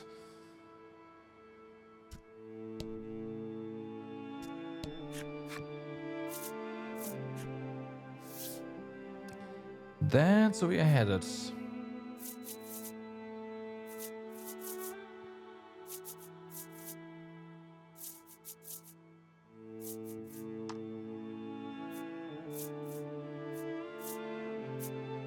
I'm just gonna buy a whole bunch. You know we'll need them.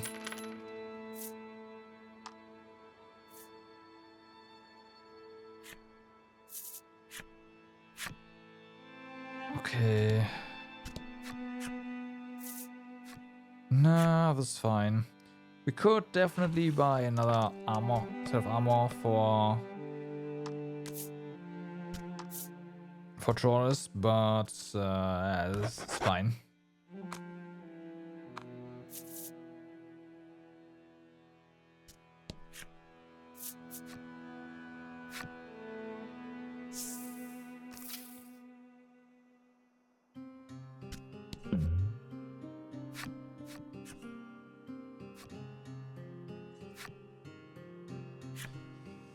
We are not ready yet.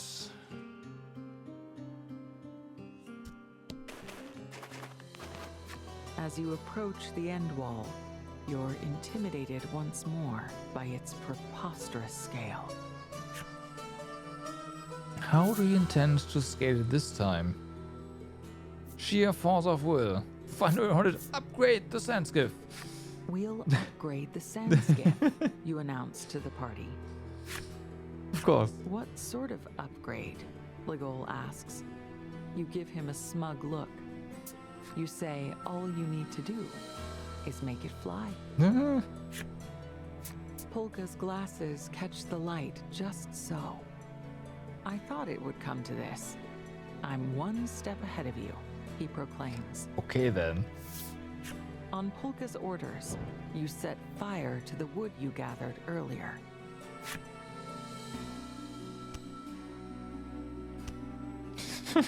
The balloons now attached to the Sandskiff inflate as the hot air fills them, and Right. the skiff softly lifts off the ground. Well, we've got an airship. The Sandskiff can fly. I swear I've seen something like this before. Yeah.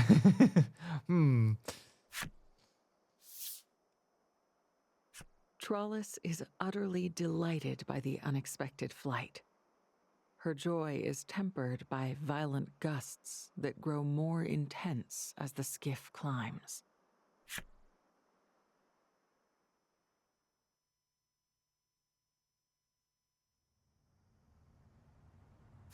It's a bit too dangerous to continue on, so you seek out a suitable landing spot.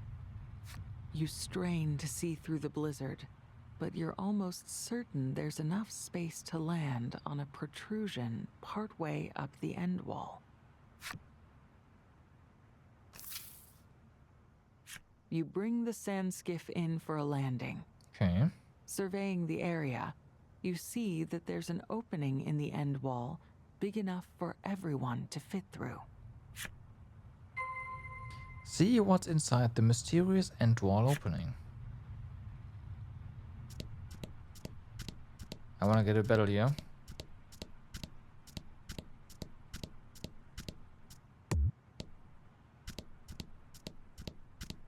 There are no battles here. Hand wall, 44th floor. Okay.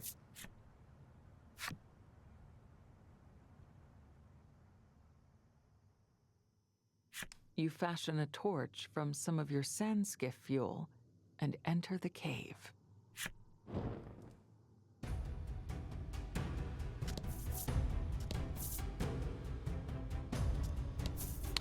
Fixed camera. Gotcha.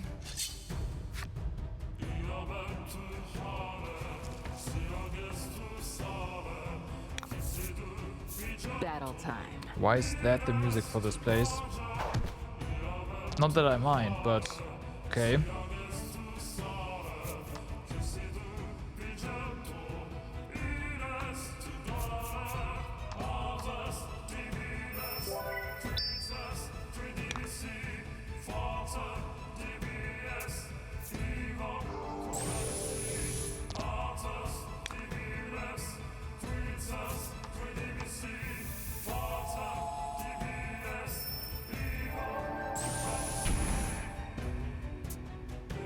thought so.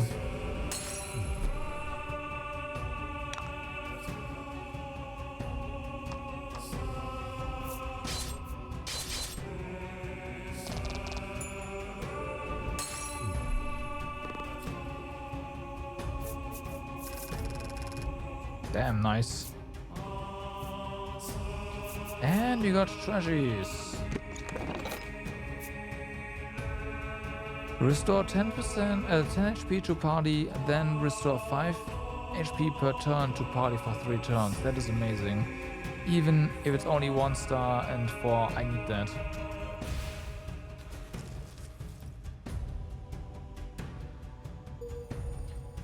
Gold fungo.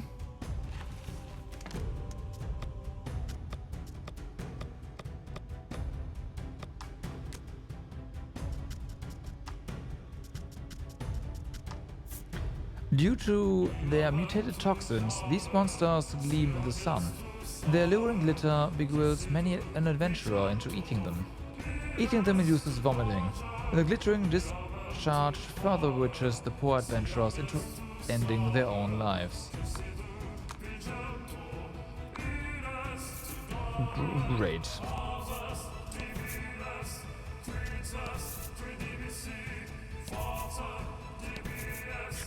Okay, some treasures.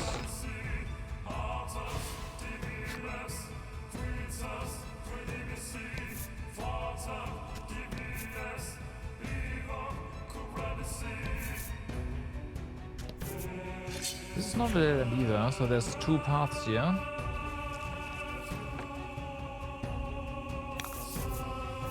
To battle. Oh, yes. Give me a chance to get something here.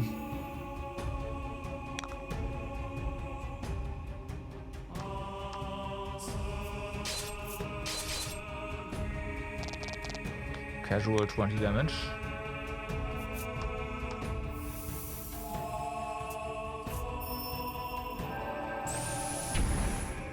Boom.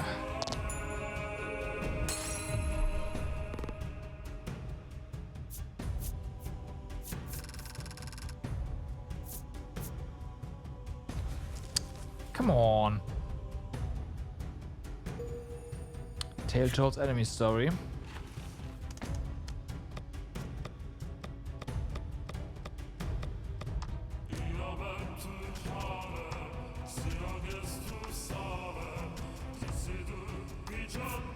Long ago, people told stories of monsters that would turn into a prince if kissed by a princess. It was quite popular and survived for several generations. In retrospect, it was likely the fact that touching this creature, let alone kissing it, could poison you to death that caused that story to fall out of favor. Yeah.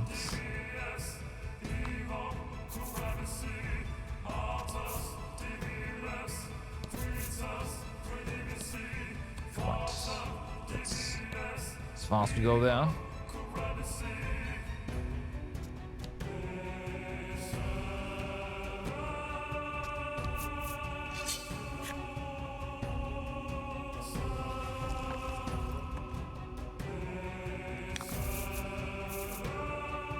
Another Tailtoad.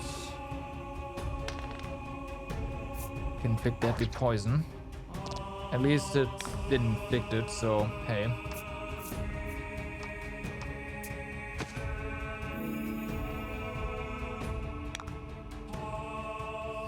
So hey. Alright, 10 defense. That's gotta get low. Oh yeah. 10 defense is actually not that much now that I think about it. And rip.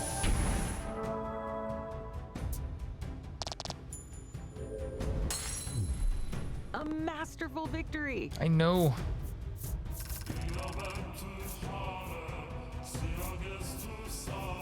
So, why we got that? With the low tier version again.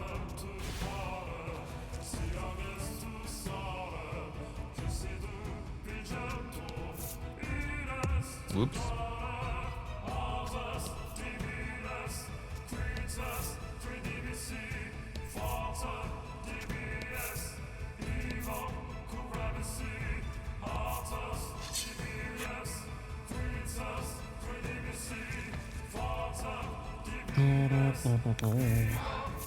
Battle time. Battle time. Okay, this time deadly poison does stick.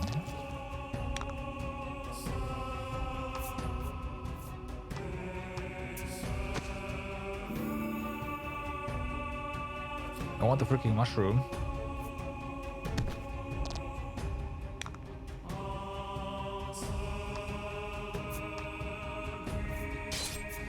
Should protect the mushroom actually. Nah, it's fine, right? Yeah.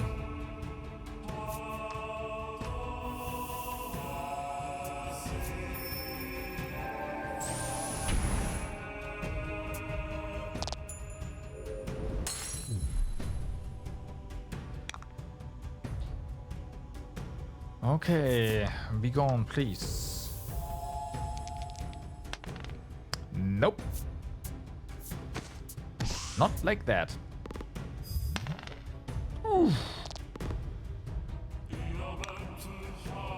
Deadly poison chicken with 10.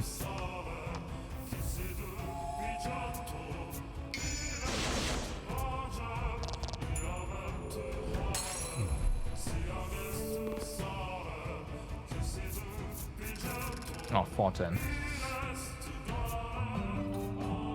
Nice. Nice.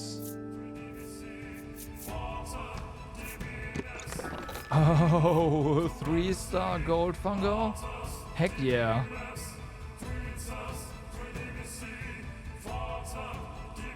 I see, so the hot increases. All right.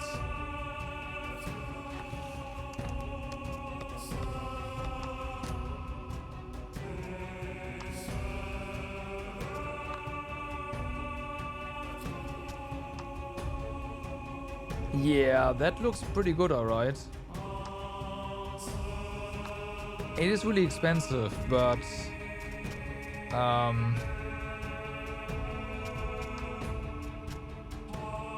just the 10 party heal and for 3 turns 8 HP per turn. Yeah. Sign me up for that.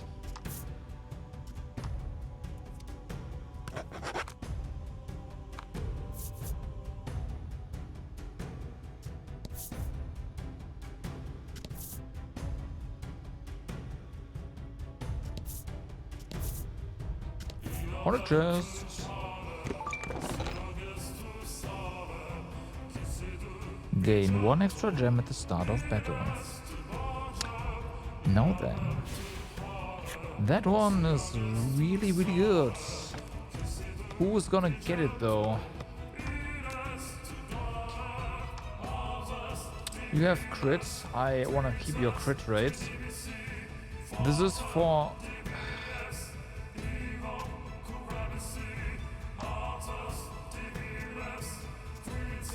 I guess you will get it.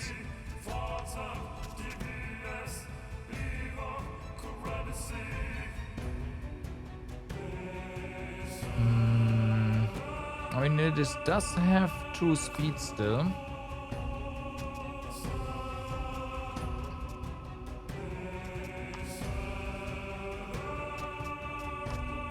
Probably gonna do this, especially because she's already immune to paralysis.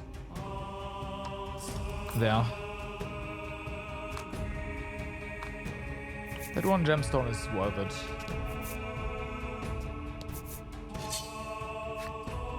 For sure.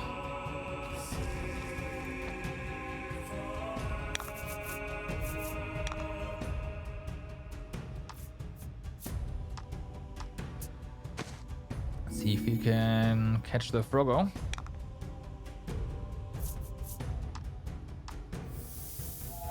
That'd be nice.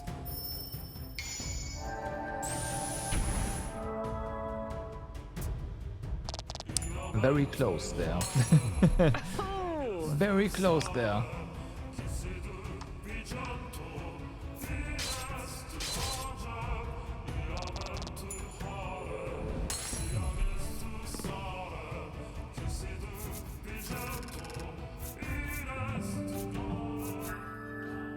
Okay, add 5 true damage if target inflicted by a status element.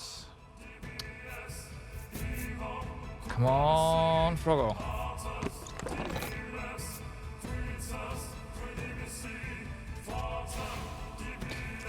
You know what? We have a Froggo, but it's not 3 stars. It's 1 or 2. It's 2, yeah. Nah.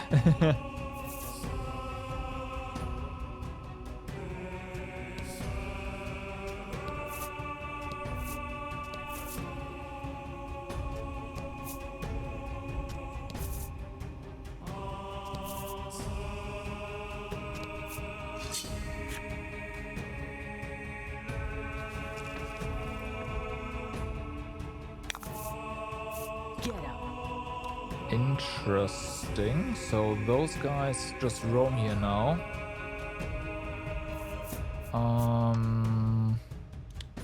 She's going first. Gotcha. That's perfect.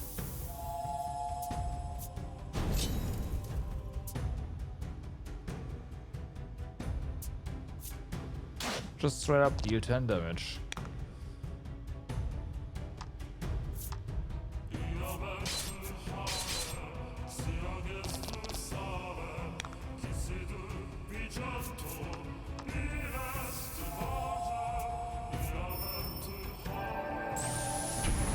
Nice.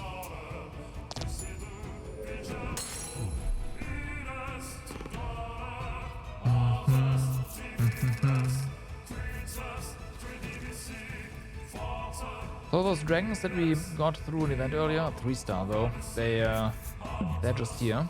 Oh. You spot 2 monsters chattering amongst themselves. You hide, watching them carefully as you strain to hear what they're saying. Ice, rock, hard walking there. Hide treasure, yes.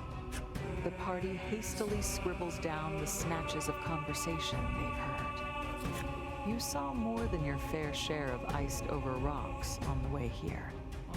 Might the beasts have stashed the treasure somewhere amongst them? Hard walking there, ice, rock, hard walking there. While you were lost in thought, the monsters went about their business and vacated the premises. You gather up everyone's notes and stuff them into your pack. You'll be on the lookout for places matching the description you've heard. Ice, a massive boulder. Who hides treasures in such an inaccessible place?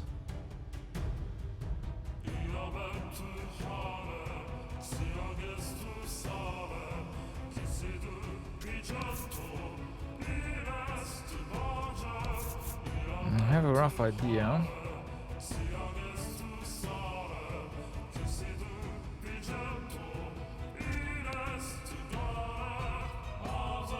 No.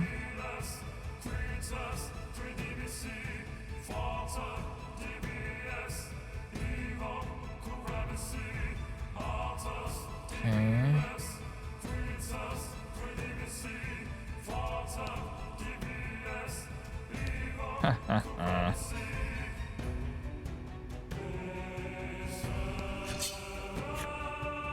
All right, we make another round there.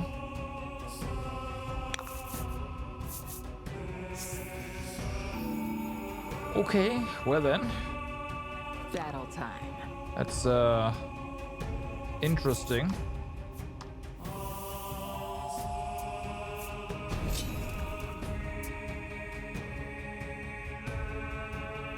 Yeah. Ow. Should be okay. Can you please not attack all the... Oh well.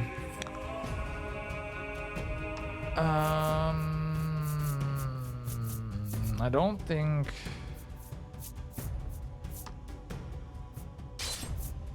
we can kill more than one here with that AoE.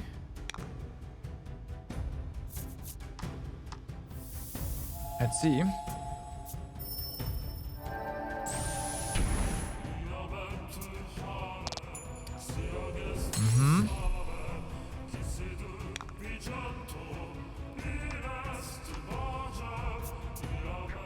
Nice.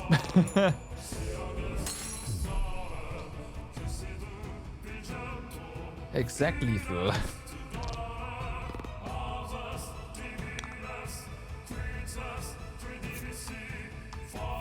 And jump.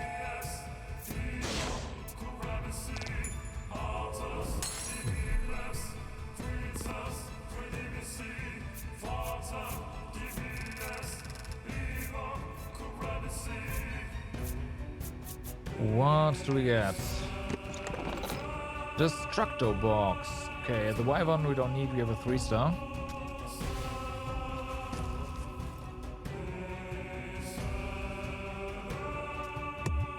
Boom.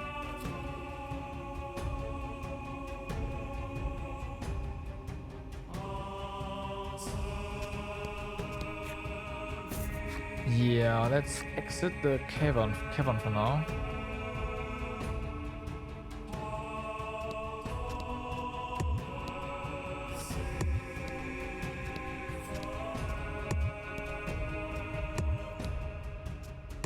The game suggested that it's a hard-to-reach place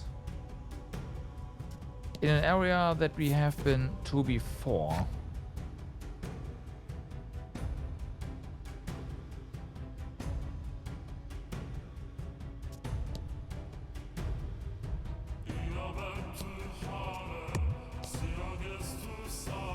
I am suspecting one of the walls to be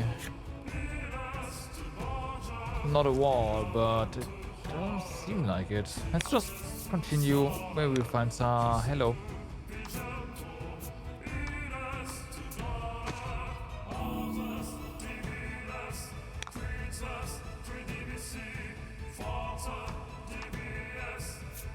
I should have used. Yeah, would have made more sense. Oh well.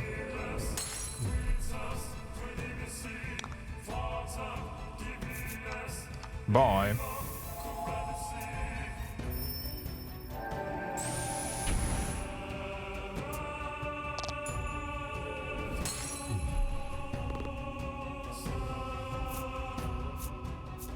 So, do we get something here?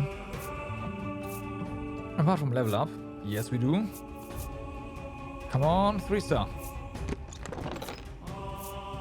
Well, it's there. We just didn't get it.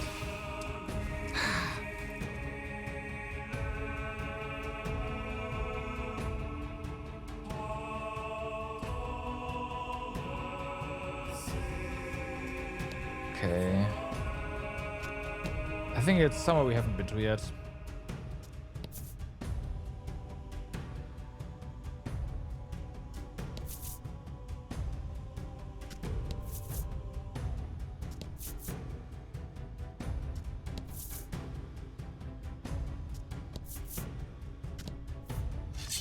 Huh. Okay. Nothing down here?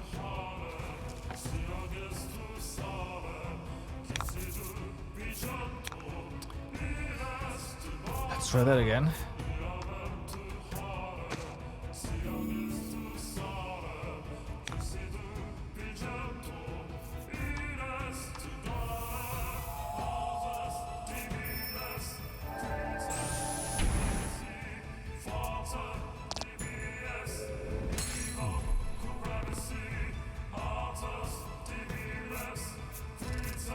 Come on. Treasure.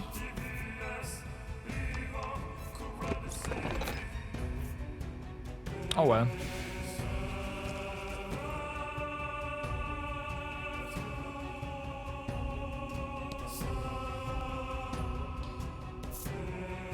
Oh well, 3-star wasn't there, so no reason to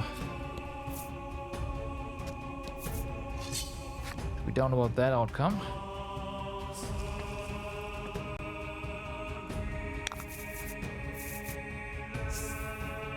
Oh, okay, guaranteed.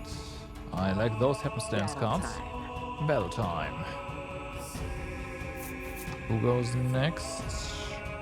Okay, just buff. Prepare for AoE.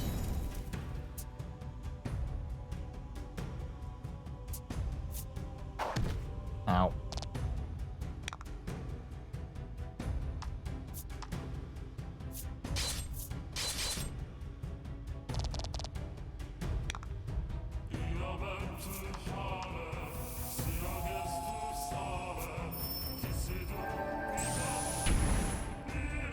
F. God is so strong. Freaking gargoyle.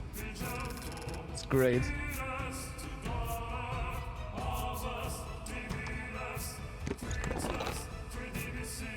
Really? Really? How do I always choose the worst thing? A 3 and a freaking 4-star there.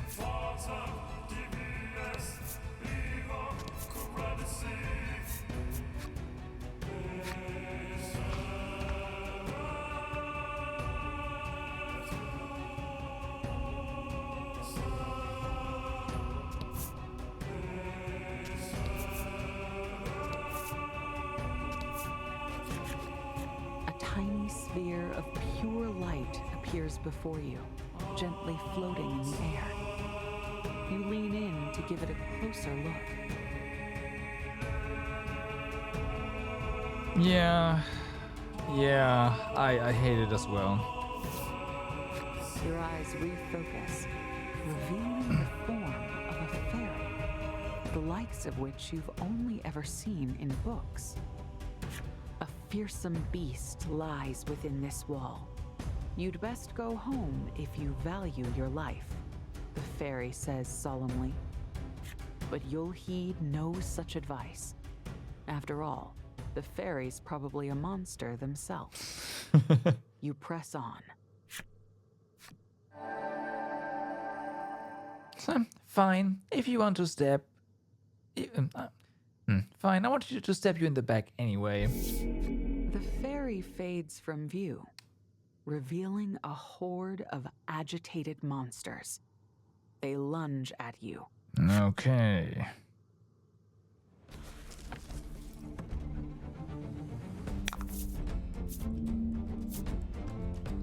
$40.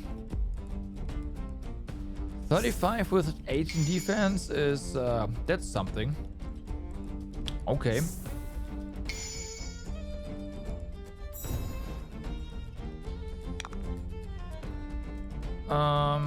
We are going to do single target here.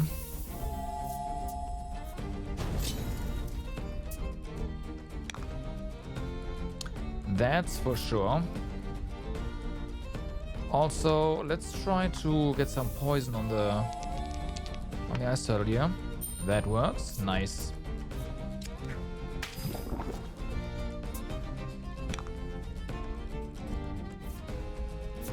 We can try AoE, but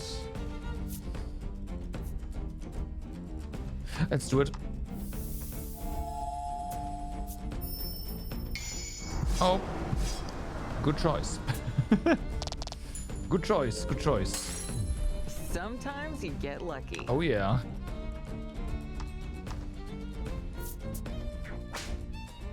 Oh, damn.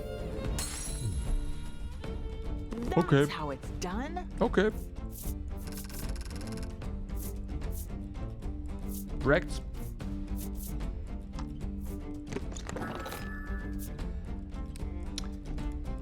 Yeah, we already have that.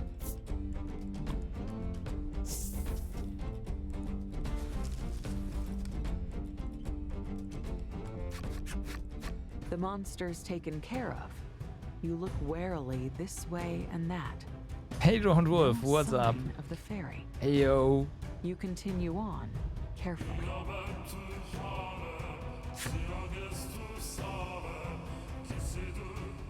Game is being mean.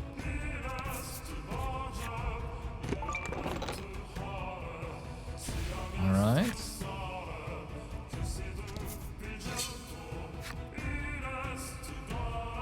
It's going pretty well, thanks. Yeah, the game is being mean. Let's put it this way. That's okay. Hold on. You go first. We need 3. We won't have enough by buff, so I won't do that. There is a ton of stuff I kind of want though, so how about we just throw more builds? Other than that, I misread. It's pretty enjoyable. I mean, I knew exactly what I was going into, kinda. This is the third game after all. Third Wise of Cards. Also, we have this Light Storm, which is kinda, yeah.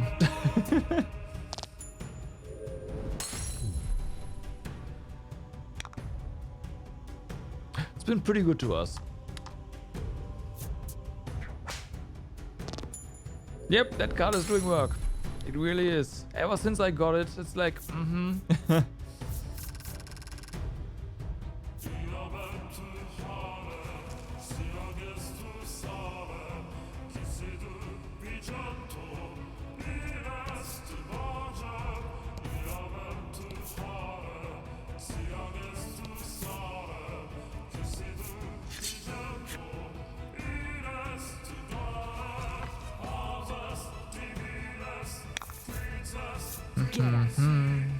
Gotcha. We definitely want to get another chance to catching a 3-star here.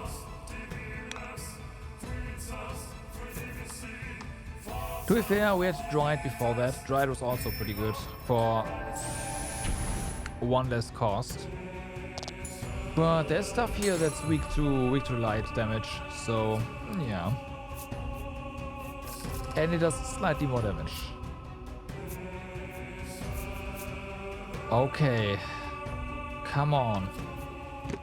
Yes. Got it.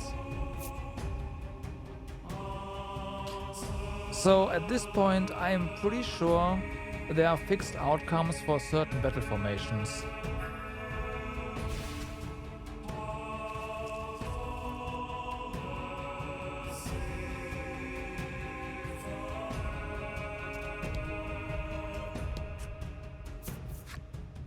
So let's head back and get the next part of this Capture All the Things quest. Well, all the things is not right, but...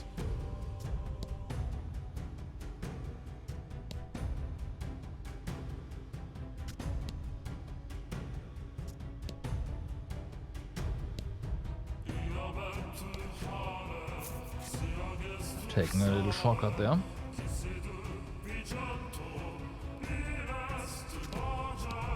You're not flying anywhere but straight to the bottom of the end wall in this blizzard.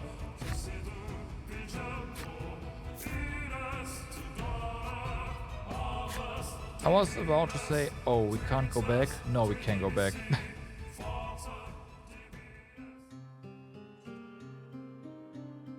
That's good.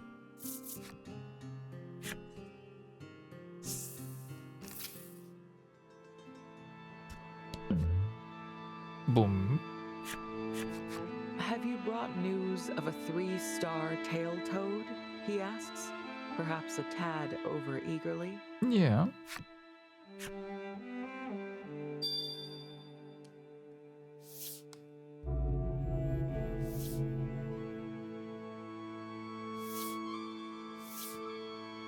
Upon seeing the creature, he quickly calls over the owner of the pet shop. Anyone who we have not called over yet? I don't think so.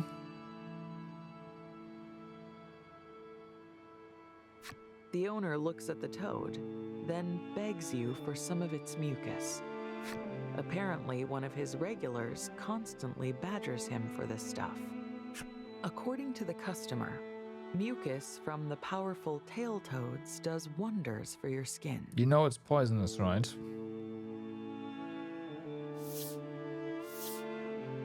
Though you can't quite comprehend why someone would want to slather any sort of mucus on their face and body, you give the owner what he asked for. Oh well.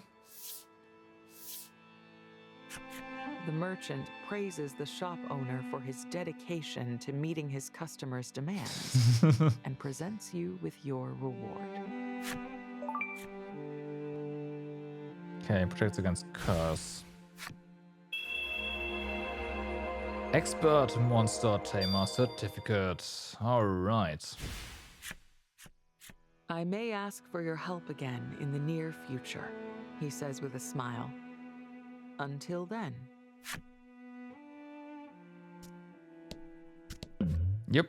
Thought so. I need a mage moth, 3 stars or higher. He all but demands as you approach. Okay. He then procures a picture. We and have shows not it found to this you. yet. It looks like this. The beast is said to inhabit New Terra, Ah, and some specimens are rumored to have a certain precious material on their bodies. You make note of the information and bid the man farewell. okay.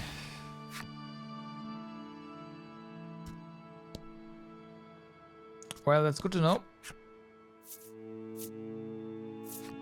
First things first, let's make room in our inventory because we need more of those fortune slips. Quality staffs, we just keep those just in case. So far we didn't really need them, but yeah. We have way too many unsealers. You gone. Okay.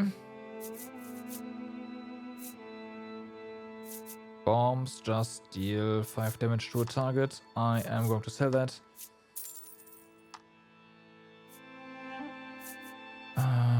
Yeah, this one as well. Bye-bye. I'll hold off on the 2000 one. The 100 I'm just gonna sell. Need room in our inventory after all. We have a couple of those left. Let's just buy until we have 10. And then we head back up.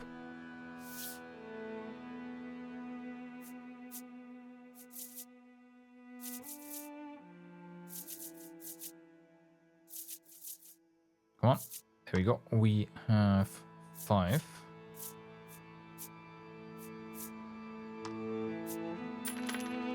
All right. We have so much money. Nah, I'm gonna hold off. There's gonna be next tier of equipment up there, and that's gonna be a lot of very costly. There we go. So yeah.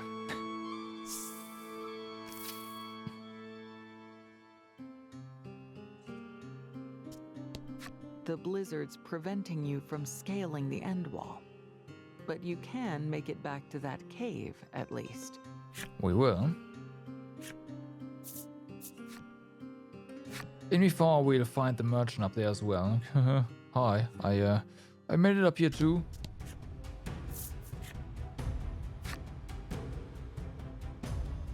Okay, yeah, right.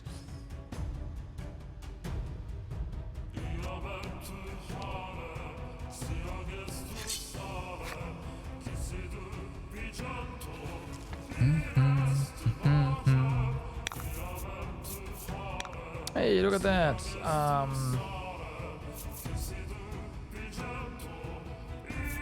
No. We'll just obliterate them. We can. If we can.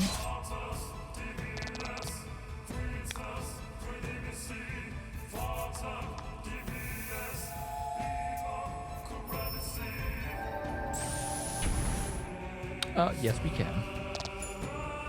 Yes, we can. I expected nothing less. Oh wait, treasure.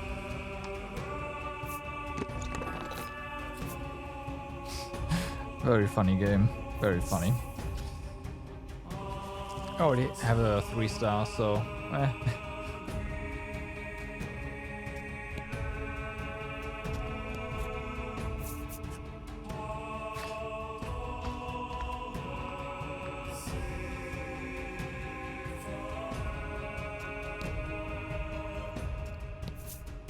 So, hi. Enter end wall midpoint. Though you've clearly ascended, the cave has brought you once again to the end wall's exterior. The only way up from here is straight up the end wall's sheer face. Head for the top of the end wall. What's this?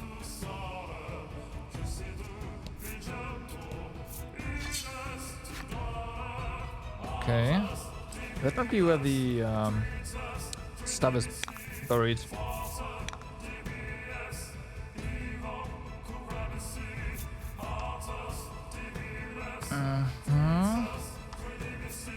I mean, they are flying creatures, right? So maybe we use wind damage. I doubt it, but you never know. Ow. Can you not? Oh my god.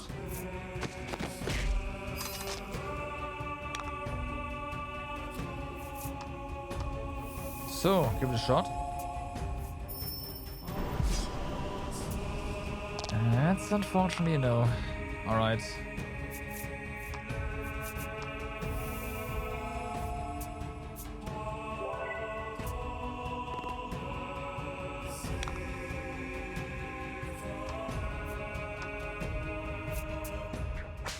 Three.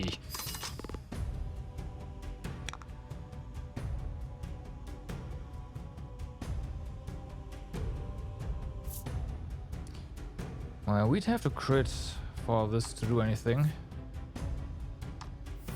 Maybe? Nope.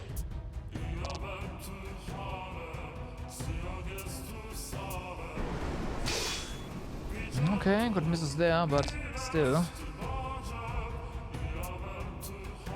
Ah. Wow.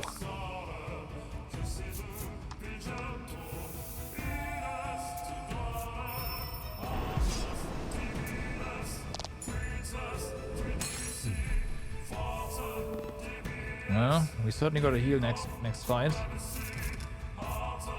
Or level up.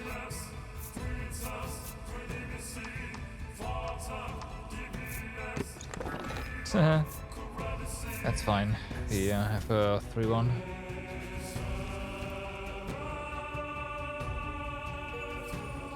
Wyvern's enemy sorry. Unfortunate, I thought we had it there.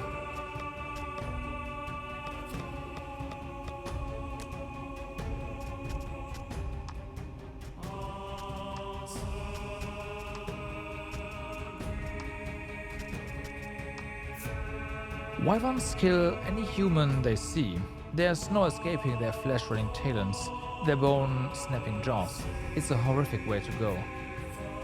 Wyverns were once friendly beasts. Only when humans began hunting them for equipment materials did they grow hateful. I can see that, yeah.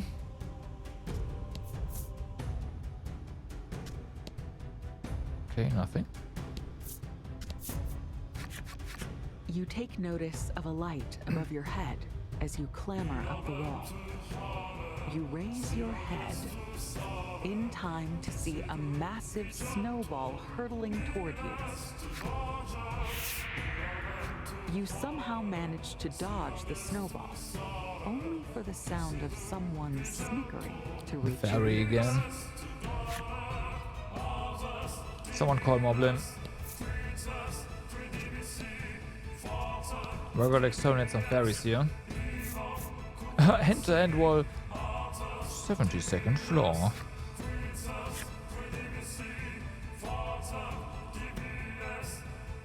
Considering we were just at the 45th, yeah.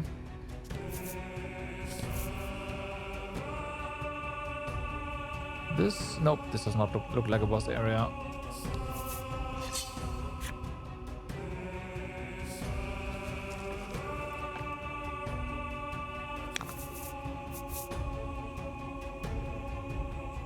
Oh damn, that was quick.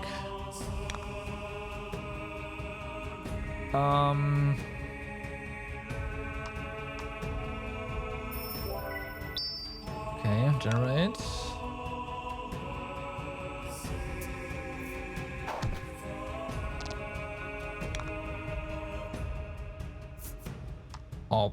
Nope. Obliterate.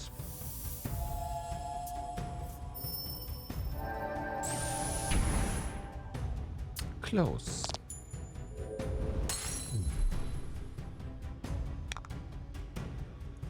So you definitely heal yourself.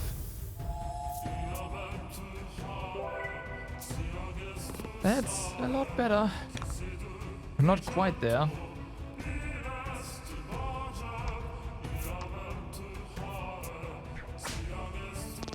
Slap. I feel like she needs AoE as well.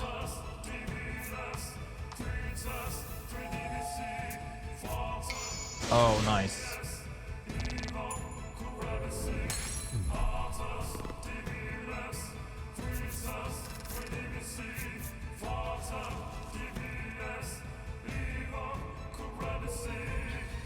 Hawk, Whiteling, Devil Wasp.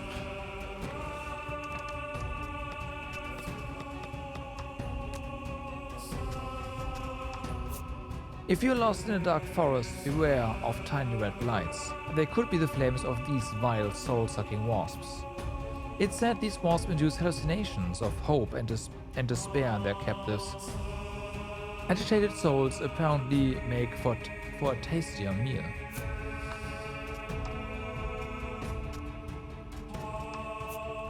Proficient with weapons and armor, these orcs strut around like they own the place in a show of strength to their fellows. Such arrogance often results in exile from their homelands, so they wander aimless and alone in search of a place to sleep.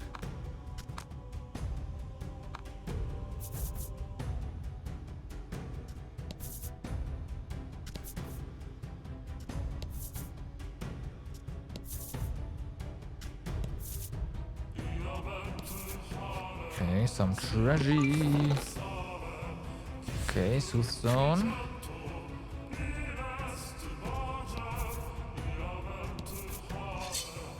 Looks like that circles around. Let's follow me. Can just explore from the other side. Get out.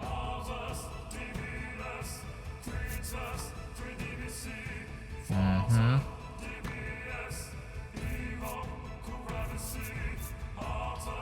We are still going to here, right? Yeah.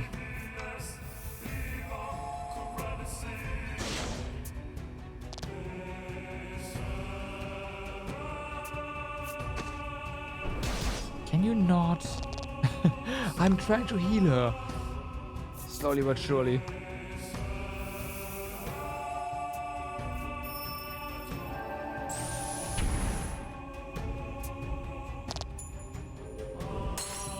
Alright. Produce a critical heal right about now. Nope. Oh well. It's fine.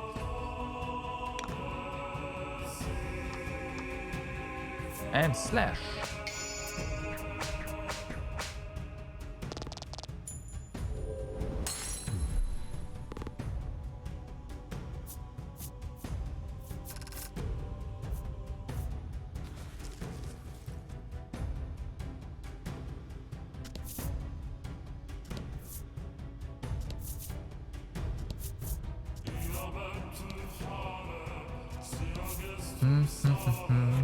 And another treasure. Okay, godly fortune.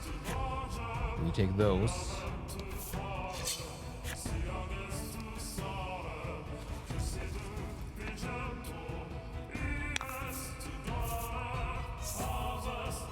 Ensure all allies and enemies attacks all land. Okay. One.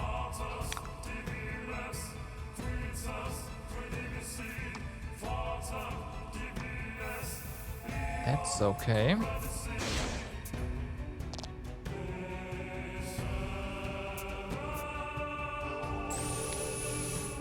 Could be worse.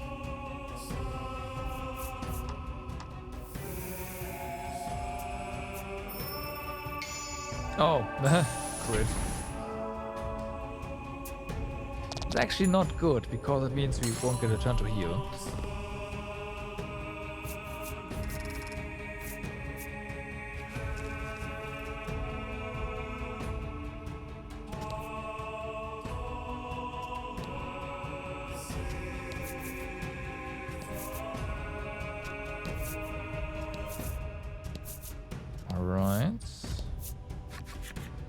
The path before you is littered with bones.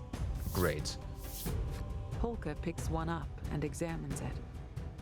They are indeed human, he says grimly.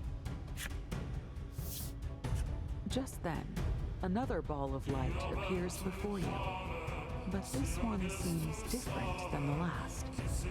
The Frost Primal lives here. I think it'd be wise to turn around and leave, the fairy says, clearly trying to be helpful. That sure sounds like a trap to you. The party readies their weapons. The Frost Primal is real, I'll have you know, the fairy says. The fairy fades from view, revealing a horde of slobbering monsters. They set upon you at once. Okay.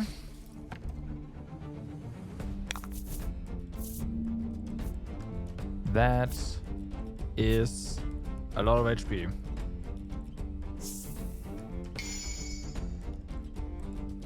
Battle time.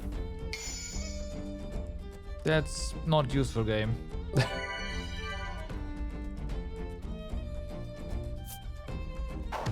Okay, it's fine.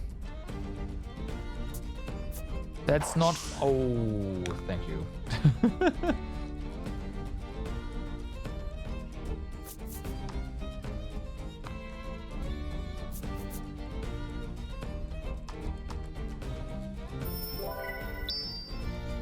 So then...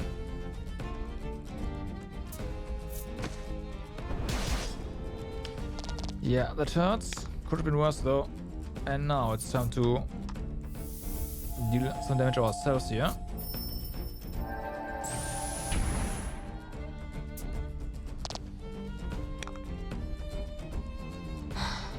Alright, now you have to heal yourself.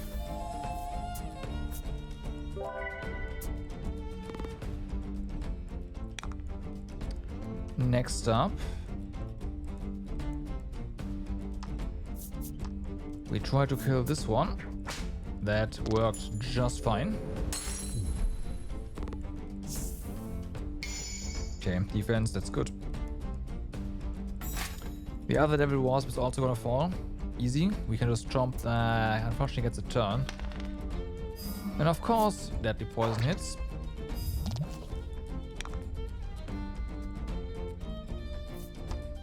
Well, jump, bye.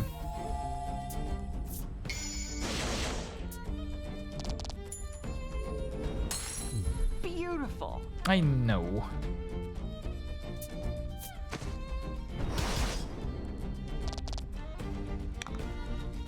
I don't like this. I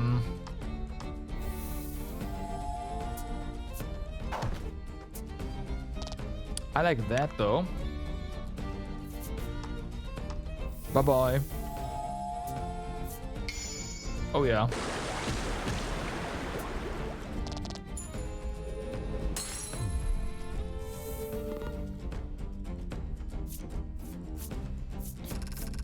Get wrecked. Nice experience. Well, that's a way to heal. Generate 1 gem at the start of battle. Okay then. Okay, boss treasure. Here. 2. Fuck.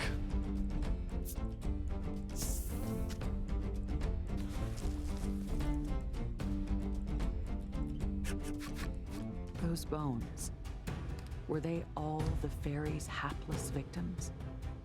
Among them may well be the remains of the old woman's son. One thing's certain. Next time they appear, you're not letting those fairies get away.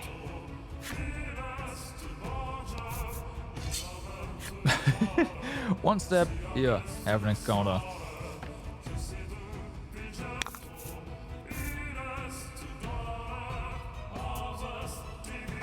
Okay, that's fine. We're just gonna generate another gem.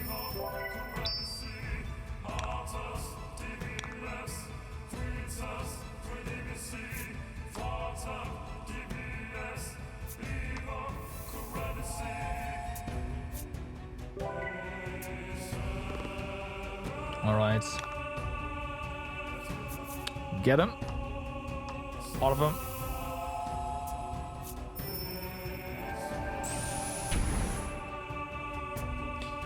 Well, that's not quite all of them. What we can do is this now. Heal the entire party. Oh, and a crit as well. Oh! Nice.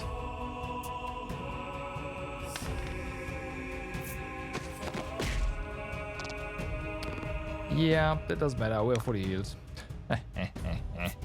Bye.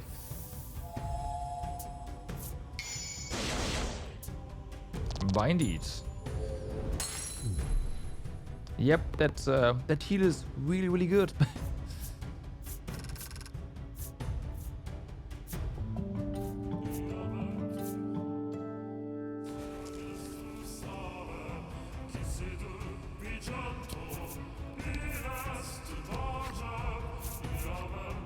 Upper reaches.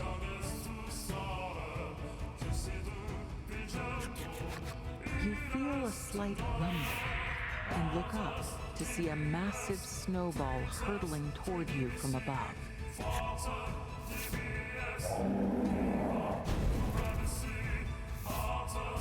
You summon the flame primal and melt it before it hits you. You lock your eyes on the top of the end wall.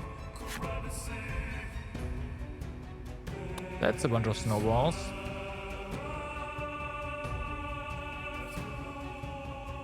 Okay. To find that snowball was but the first of many. You can't possibly hope to melt them all. Why not? You'd bet your card case this is those fairies doing. We'll just have to avoid them as we climb, Ligol says, perhaps concerned after you overextended yourself in Icevale. When you approach a snowball, it drops towards you one space for every space you move. Snowballs will damage you if they hit you. Move left and right out of their way and make your way to the top. Beyond this point, you will be unable to save or load game data. Auto-saving will be disabled. The jumping ability and the use of bellwethers will also be unavailable. Would you like to save your progress? Yes.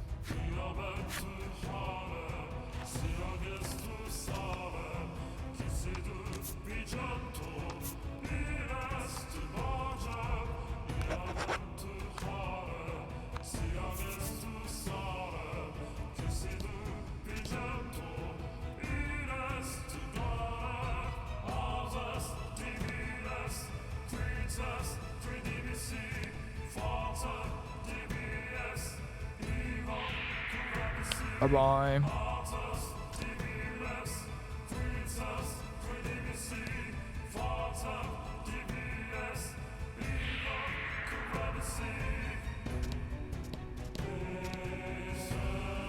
Oh, really?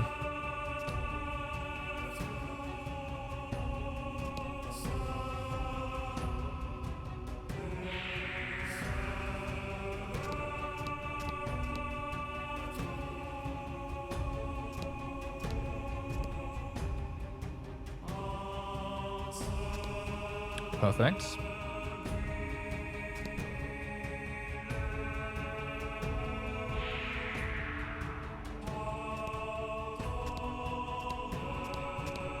Just going to Indiana Jones time. Is that where the treasure is? No. Sniff.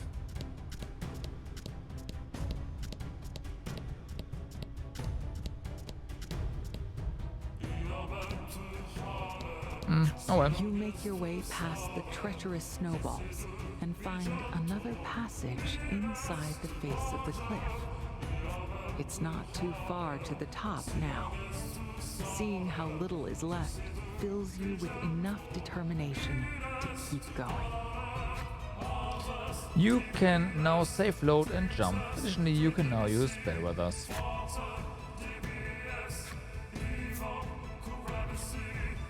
Let's actually just save. Not that that was particularly difficult.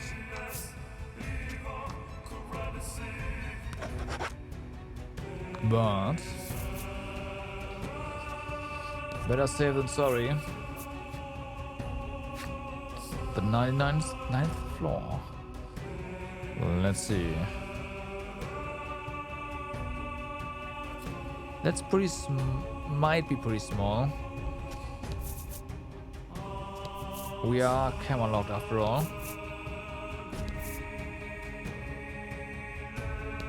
Of course. Yeah, okay, this is the boss room.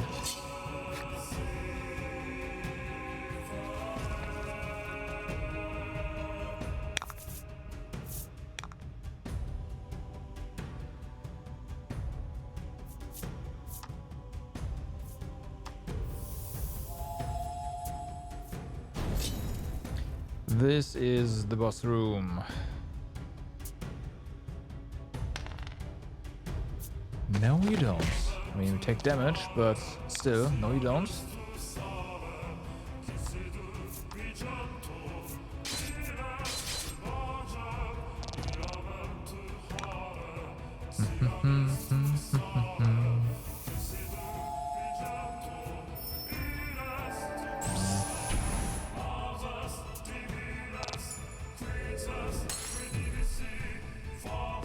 Now that we have a lot more gems available at the start of combat, yeah. I can do a lot more damage.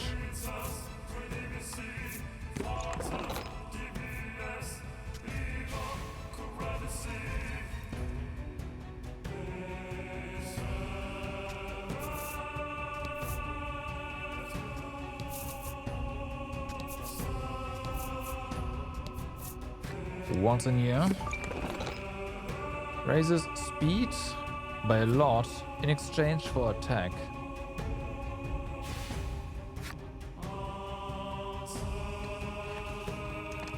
So no.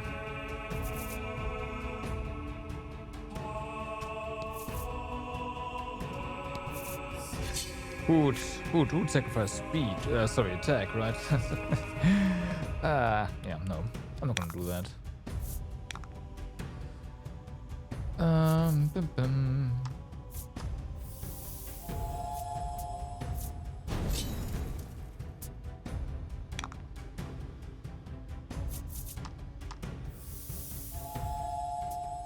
So, wow, we can almost one-shot the tortoise now. That's kind of nice. I do want to be fully healed. Thanks, game. Just making sure.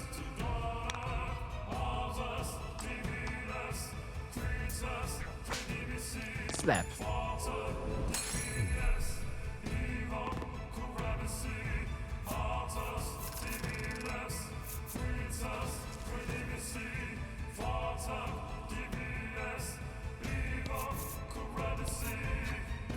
So, top.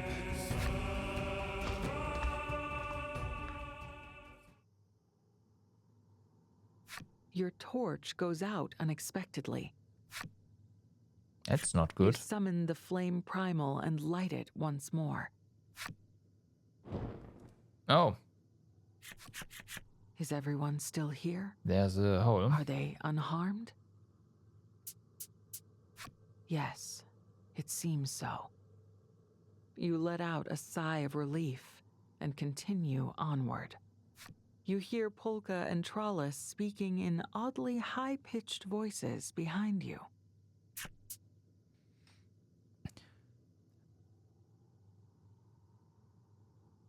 No way should we keep going. I'm getting super sketchy vibes. I so totally agree. This feels too dangerous. I say we go back. Trollis does not speak like this. They want to turn back? After you've come all this way?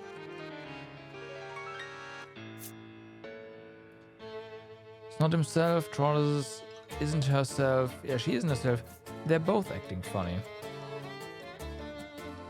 don't sound like themselves. They're both.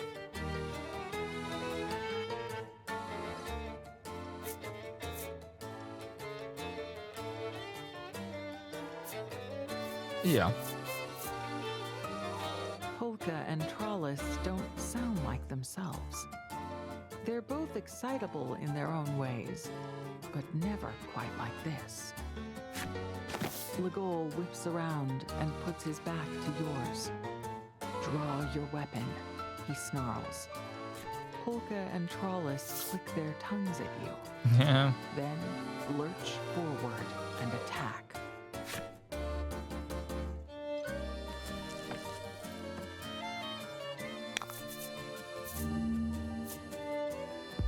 $30 and $50. Ours are way stronger.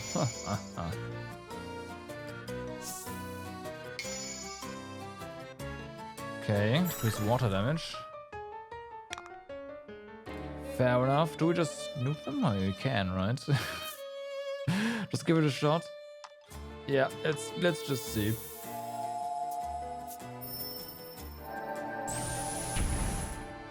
That's pretty good.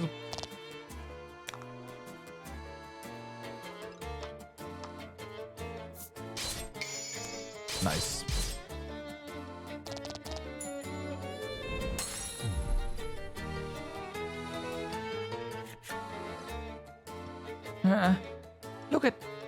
Look at what they're wearing. Imagine thinking that looks good. I'm like actually embarrassed for them.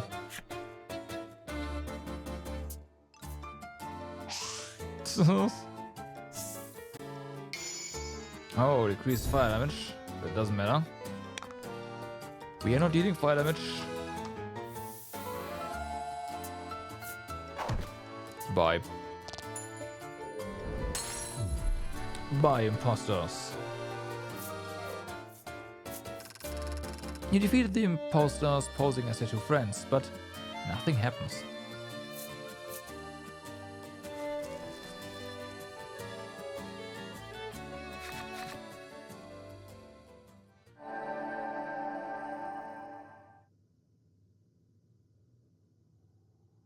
The imposters posing as Polka and Trollis disappear.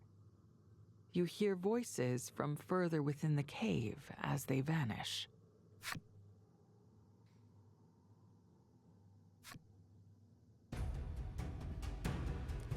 The Frost Primal watches over this cliff. No one may pass. Intruders turn back at once. Frost Primal? You repeat, your brow knitting in confusion. A confusion interrupted by the sight of Polka and Trollis walking briskly to your side. Okay, not hurt. This is a real Trollis. Are you hurt? Focus on me. Can you do that? Count backward from 10. According to Polka, he and Trollis were dropped to the floor below when the torch went out. See? There's a hole there. Yeah, that wasn't there before. This is more like that. The real Trollis and Polka have returned. Venture further into the end wall with your companions.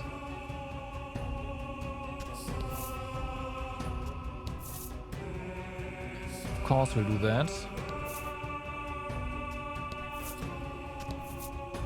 We'll also cover the map.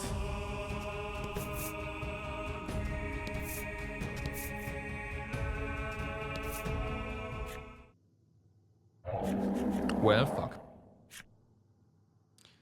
You dare defy me? You dare defy me, the Frost Primal. I shall not allow you to pass. Your hand flies to your weapon instinctively. There's no turning back now. The rest of the party follows your lead and prepares for a fight. I was waiting for a bigger chamber. You would do battle with me, the Frost Primal? Gladly. You signal to the rest of the party and charge into combat.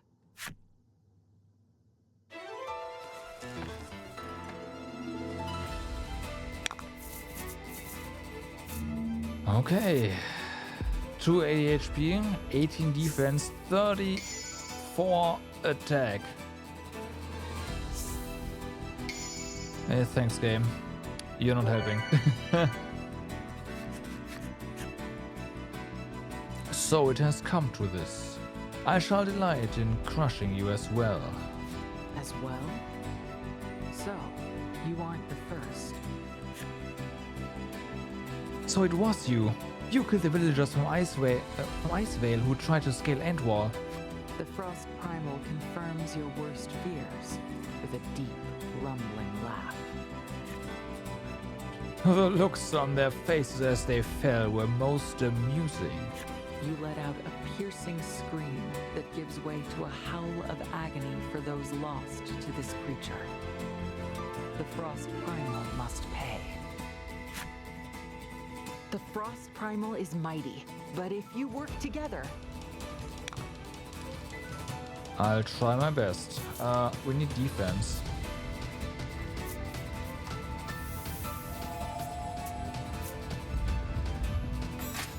Screw it. Screw offense, we need defense here.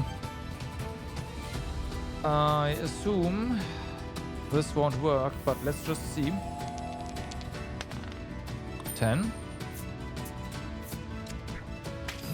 Ooh, not resistant to poison. Okay, nice.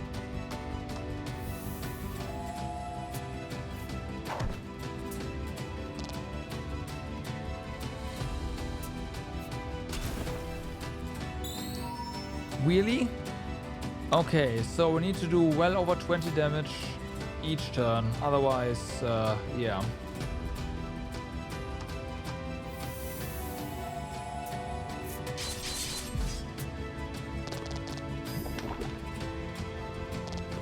No, that's cheating. Yeah. It's a DPS check, right?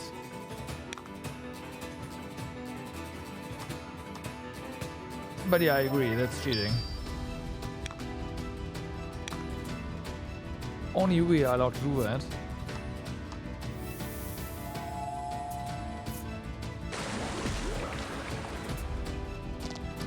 It's resistant to water. I guess that does make sense.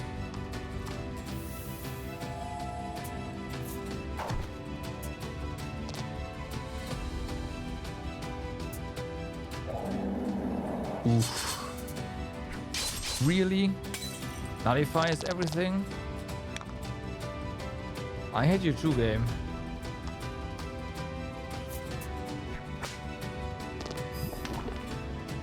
Poison ticks are not helping.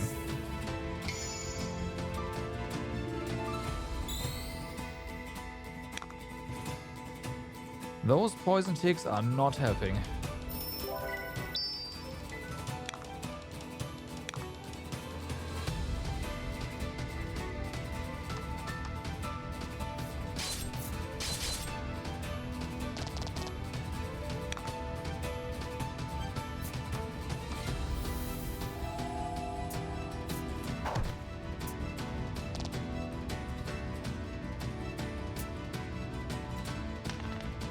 Of course.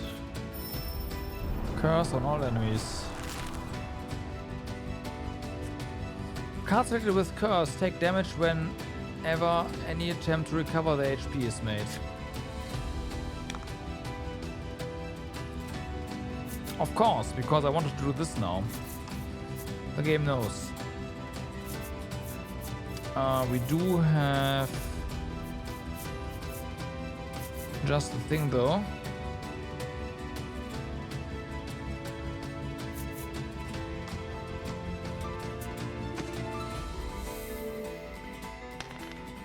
Now that's a poison tick, alright.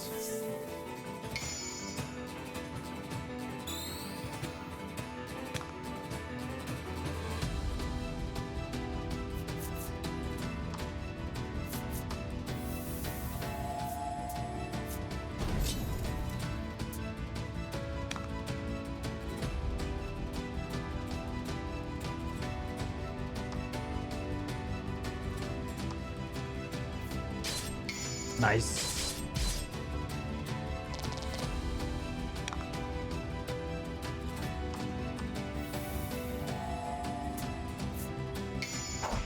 Also, nice. Sometimes you get lucky. Sometimes. Oh, come on.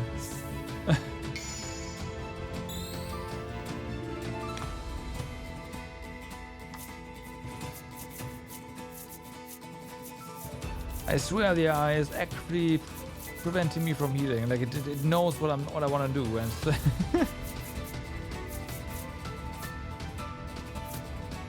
yeah, we don't really have. Okay.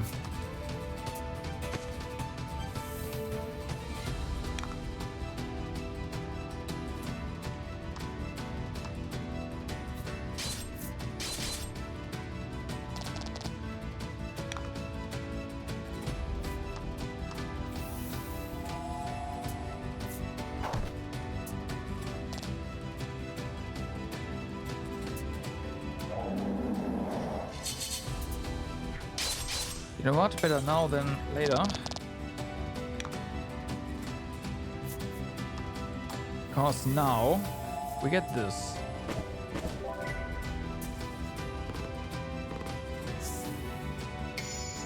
Casual 13 hot.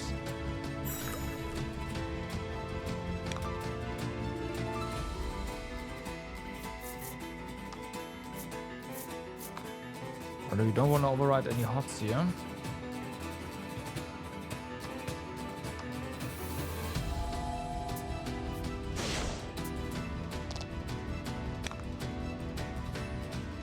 So we do additional water damage. Even though this is resisted, I do want to see how much this does now. Worth it. Definitely worth it.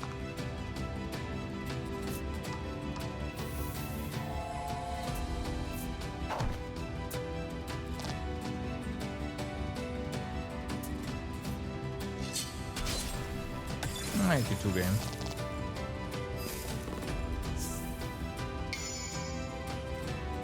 Okay, more water damage.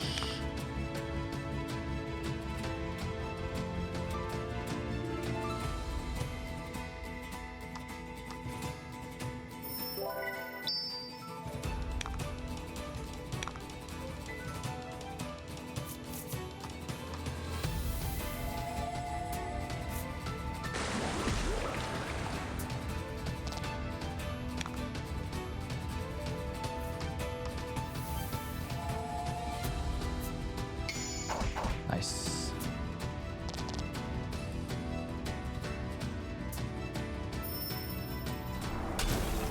Oh, 52. Ah. 52. All right. Yeah, that's a bit late game. Wow.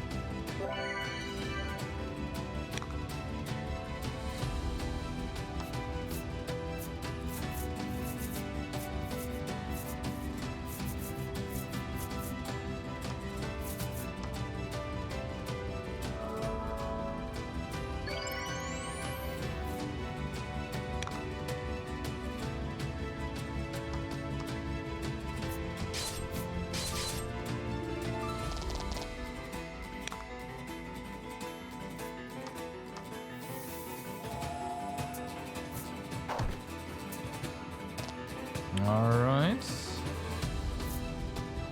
Can you? Okay, it's a normal attack. You know what? It's fine. Oh, sneeze. Whew.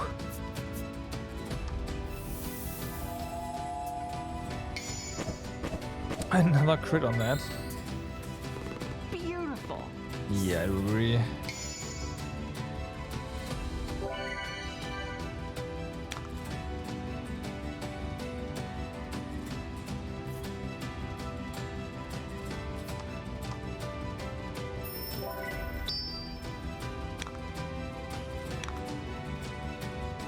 Bum, bum, bum.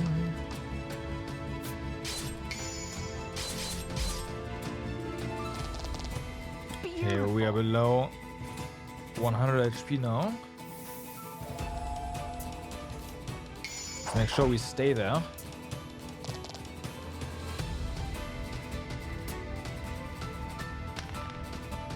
Really? Curse again?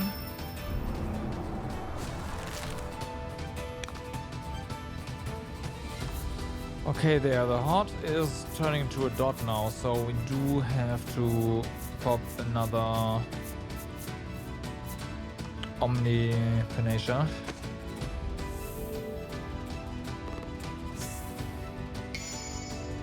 There's our additional water damage.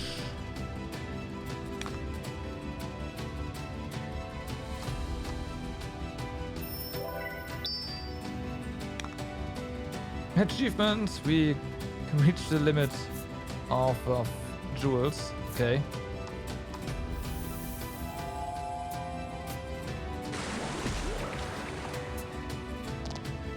Take that.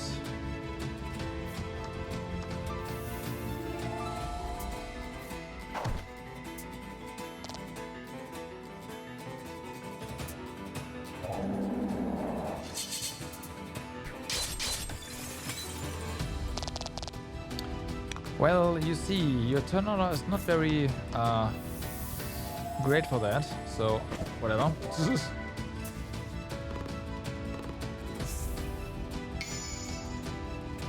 Decrease fire damage dealt.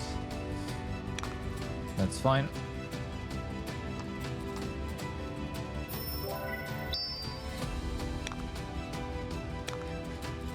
Freaking gold shroom card doing work. Love it.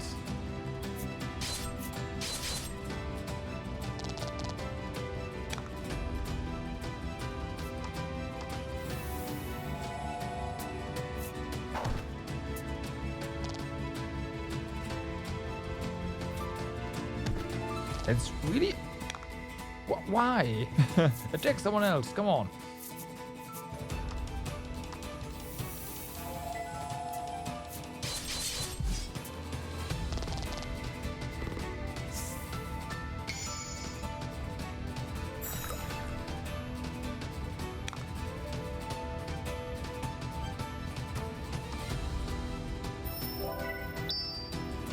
Oh, no, okay, we're not maxed out yet. Now we're maxed out, I think.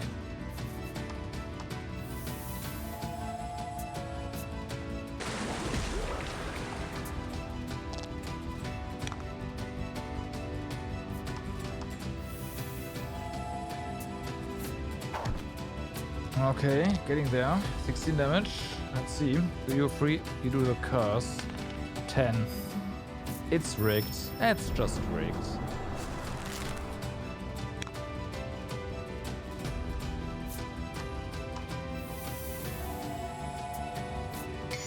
Nice. Bye-bye.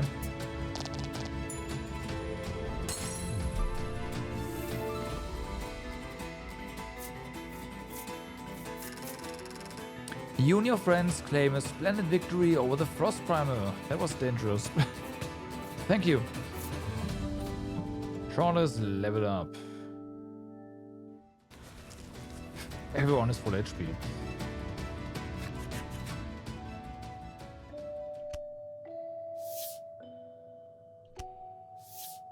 The Frost Primal seems to vanish before your eyes. But you soon realize there are 2 fairies in its place. Ugh, here we go again. They explain that they can shapeshift, and were behind all this trouble. We're real sorry they're not. We'll give you some fairy dust if you'll just forget about this. Yeah, it can turn you into anything you want. You obtained fairy dust. Sparkly dust harvested from a fairy's wings. It grants the user the power to shapeshift. You ask if they truly did kill all the people of Icevale. They exchange glances and break out in a fit of giggles. We might have dropped a couple of rocks and snowballs and crushed them into little red spots, sure. We didn't mean nothing by it. It was a joke, you know? They let out an innocent laugh. Oh, but the old lady who came by every day, we let her live. She was a hoot. She really is. Her son's been nothing but bones for ages, but she keeps looking for him. Hilarious. You turn toward the fairies and lift your sword high overhead. You bring it down. Hard. Hesitate. Mischief and pranks don't take lives. You slash hard in their direction. "You're terrible," one of them shouts, as they both flutter gracefully out of the way. The fairies mock you mercilessly. Can we just call the fire primal and burn them all? Oh, we'll tell Mother on you. She'll be so mad, she'll turn you bright red. You humans are the worst. You don't know a damn thing.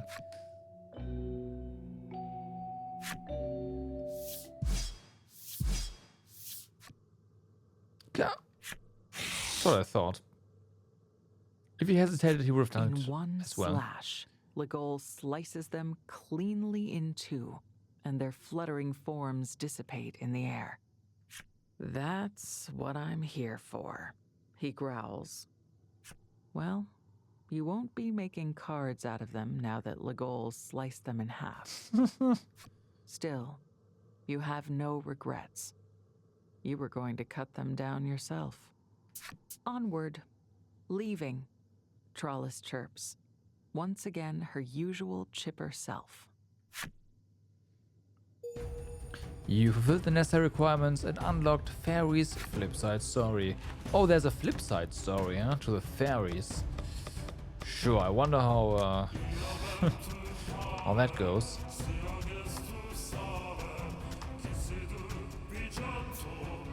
A pair of monsters who can change their parents at will. They love to talk and are always laughing together. They also argue from time to time, but quickly make up. An ice monster that lived on the cliffs couldn't take the loneliness and split itself into two. And as the two talked, they forgot which of themselves was the real one. I see. Story already fucked up enough.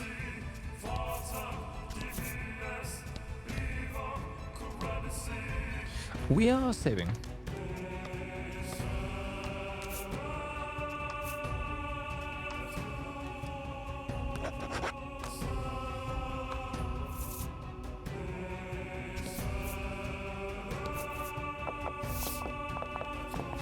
You work your way deeper and deeper into the end wall, until it seems you can go no further.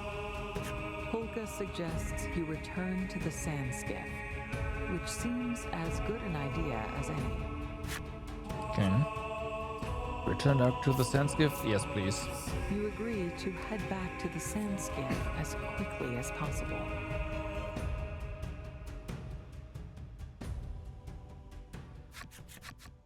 You exit the cave to find the blizzard has subsided. Ah. Polka ventures a guess that the fairies might have been behind the blizzard as well. Either way, there's nothing stopping you now. You should be able to ascend the rest of the way in the sand skiff. You gaze up at the impossibly blue sky as the balloons inflate, and you gently lift off once more.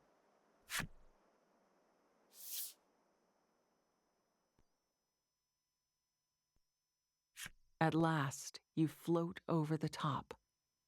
You knew this wall was not the end.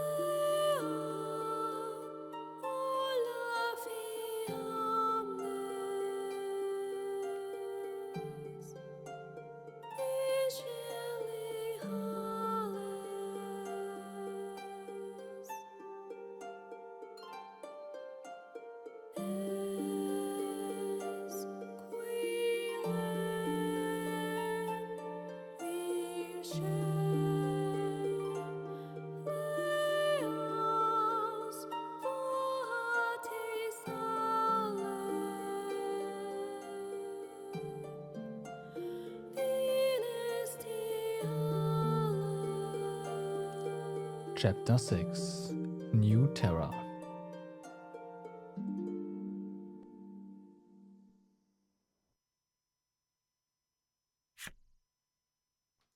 You can now fly on the Sandskiff and jump between areas. Nice, we've actually got an airship.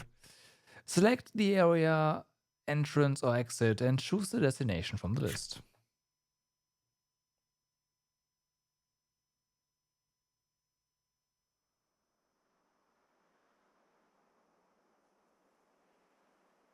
Having made your way over the end wall, you are faced with a vast forest. Using a telescope Polka had been carrying, you search for a place to alight. Nah. That's, From the look of it, there is only one safe place to land. on that mushroom. Disembark here? No. Disembark here? Sure. This is a trap, isn't it? You find the best place to alight and safely return to solid ground.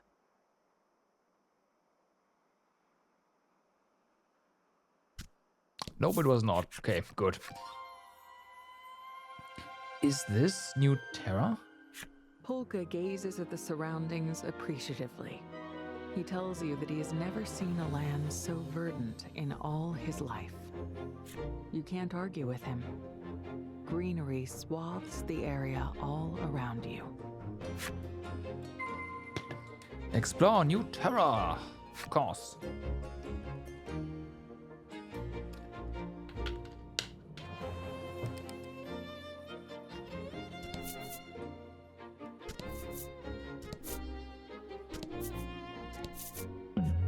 Events.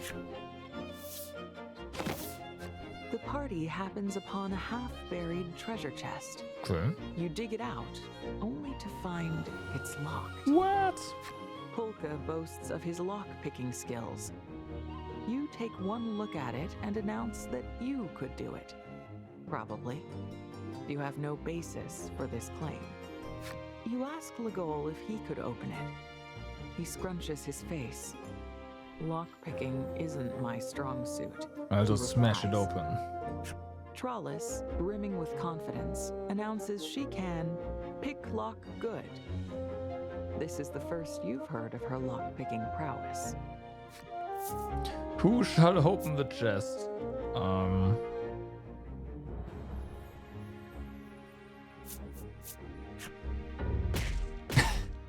Feeling uneasy about your own abilities, you let Trollis take the lead.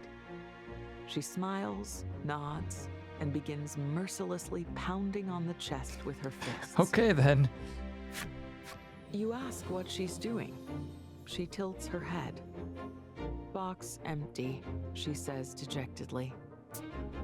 You pick up the chest and give it a shake. Sure enough, it doesn't make a sound. It must be empty after all. Trollis picks up on your sudden disappointment. This happens, she says by way of encouragement. That didn't work out.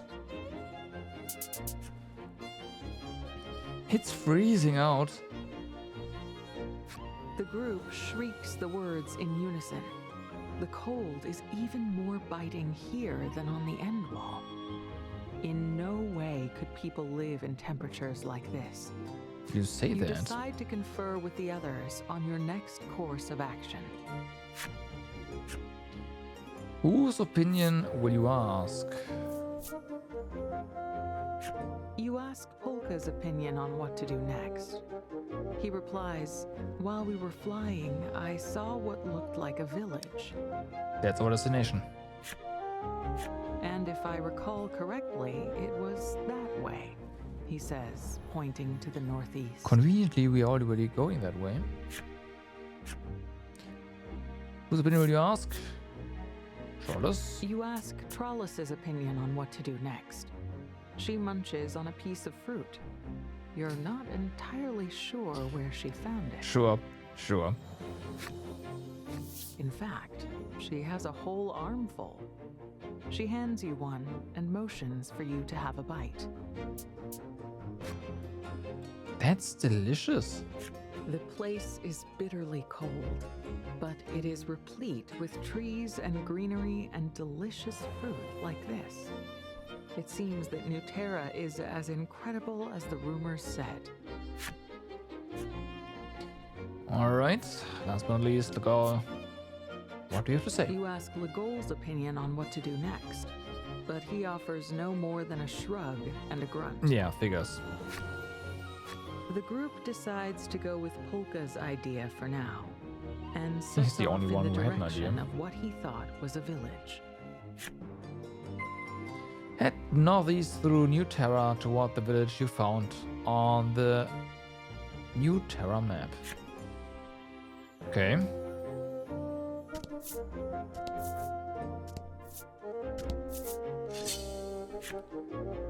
Oh yeah, we do have to capture this moth. If you come across one. To battle! Ooh. Undine seems hesitant to attack. Worried about their friends. Okay then.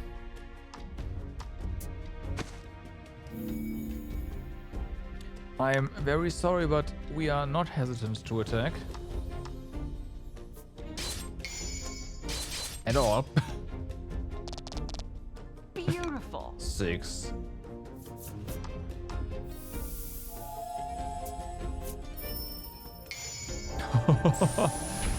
Yeah, just crit.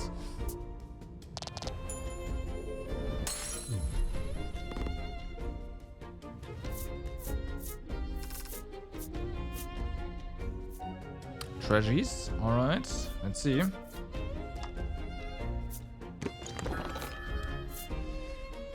Okay, that's really nice. I have a 3-star Dryad now. Which is +3 instead of +1. Yep, okay, that's pretty good. And the other one is attack, deal +3 water damage to all enemies. Oh wow, okay, 1 star +3 for only 2 gems. We need that. Yep. Okay, yep. Yep.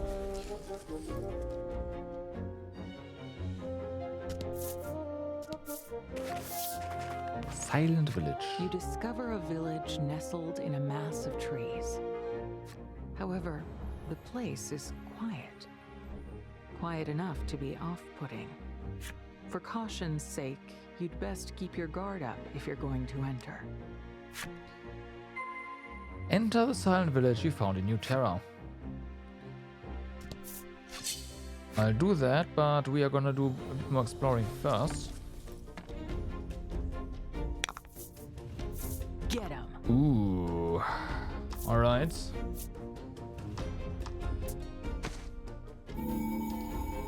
That's what we are looking for.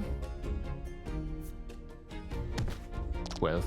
Oh, we have 28 attack. Oh my god.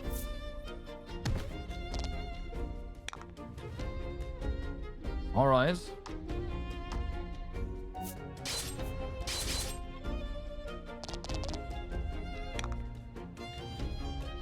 I don't think light damage is gonna cut it here, right? It might even be resistant to... we'll see.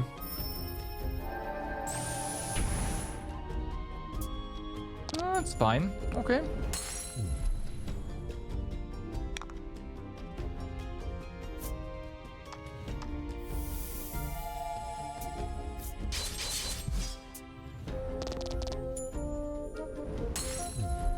Be gone.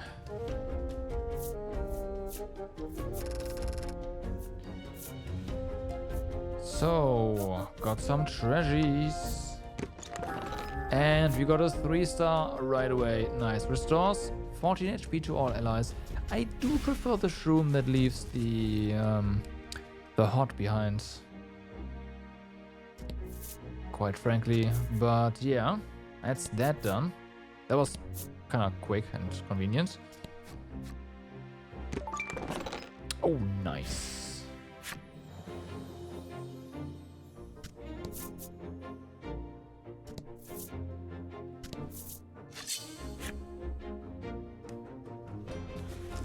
Now to catch Undyne. Well, well, there's one right there.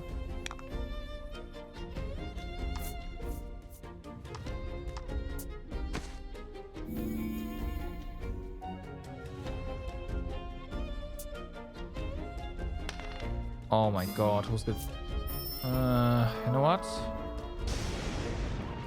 Could have hit someone worse.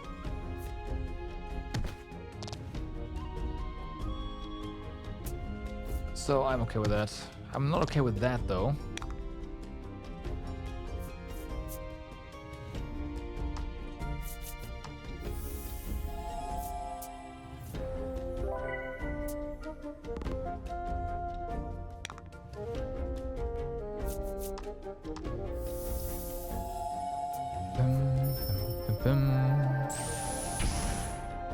And a miss. Alrighty.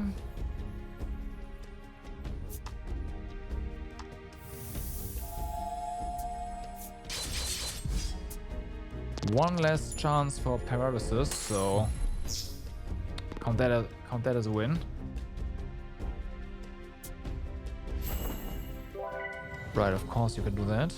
It's fine.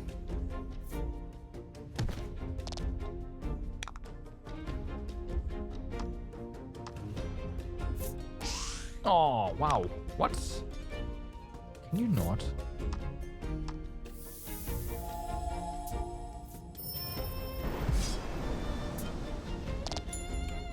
Works. That works.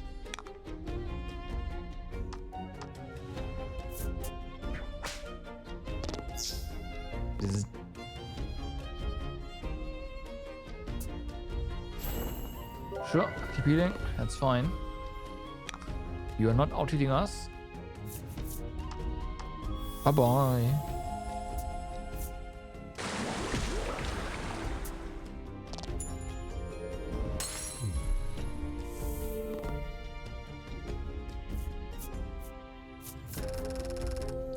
That's good experience. That was a fight for the ages. Yeah, we got treasures.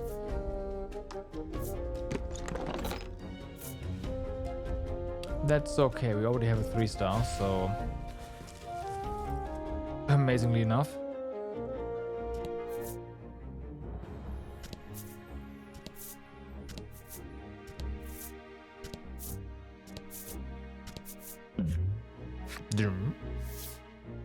Hey, another one, okay. So, okay. Polka the Boastful tries his hand at picking the lock. If you're honest, he looks like he'd be great at this sort of thing. He takes out 2 needle-like instruments can actually do it. and delicately inserts them into the keyhole. They make very satisfying clicking noises as he works. With a final metallic clink, the treasure chest opens. Polka turns to you. "Told you I could do it," written all over his smug face. You peer into the chest and find something quite useful indeed. Quite useful indeed. Because we used 2 earlier. I'm not sure if you can buy them. I don't think we were able to just... like last time anyways. Maybe now up here, but...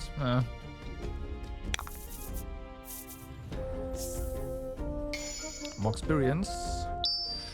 Alright.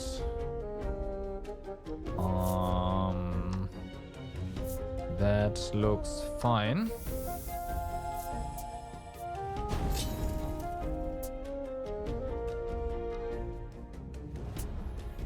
Don't you...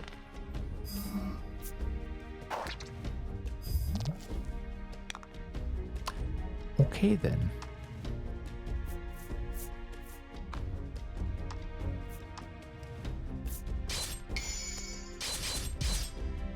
Aesthetic kill. Yep. Oh! Now we are finding pretty low tier enemies here again. Alright.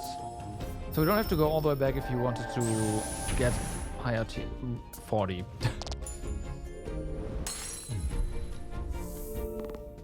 Higher tiers of that.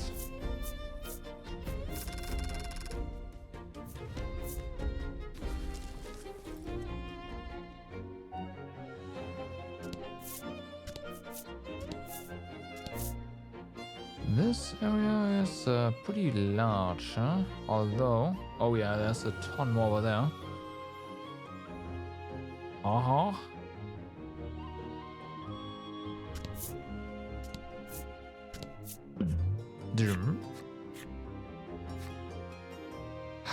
Let's roll. And a 3. Dum. To be fair, we still do not have a card for this guy. I don't even know what it does. So let's just drop that and see if we can at least see it. Figure out what it does. Probably resistance, right? Well, no.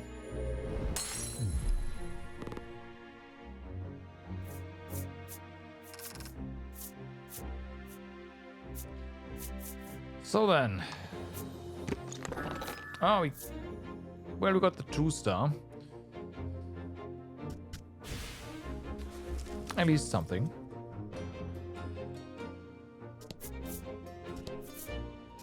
And not gold.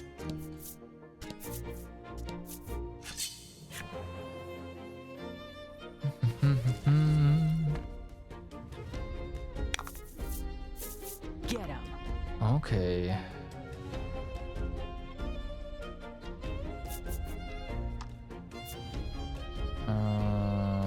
Who's gonna go after? Doesn't matter.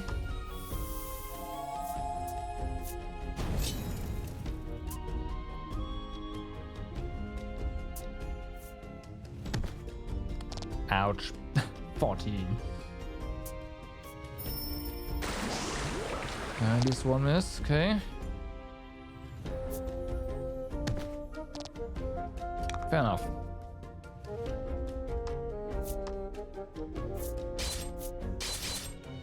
Okay, she's gonna go down.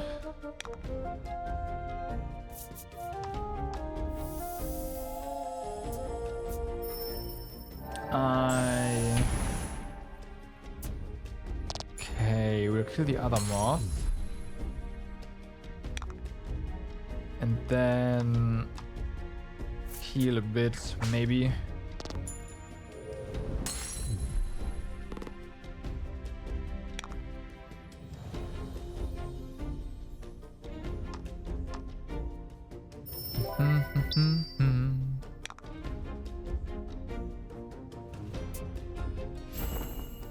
Yep, figures, okay.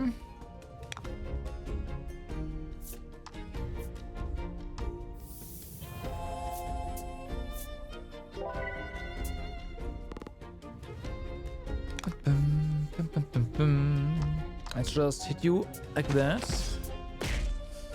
And you're dead. Never mind. I thought maybe just do damage so it heals again and we can also do a party heal. Nope. Nope.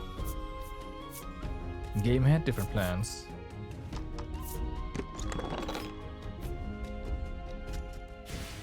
It's okay. Might have actually gotten a better part there. Mage Moth. Alright. And a chest. Ring of Perseverance. Raises defense and vitality in exchange for attack. Okay, that's not terrible.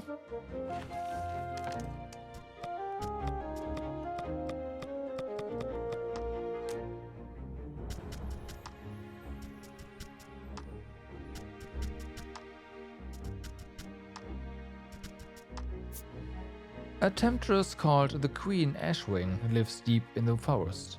With the powdery scales she spreads about enthralls humans whom she takes to her nest. Troubled is the queen. The scales her wings shed never cease to captivate humans. Today too must she gather food for more hungry mouths to feed. I'm pretty sure that's not the the mouths to feed are not the humans, but yeah.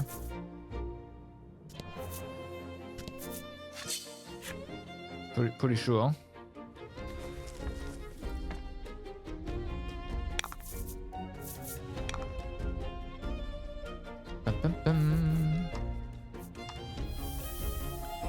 Good stuff.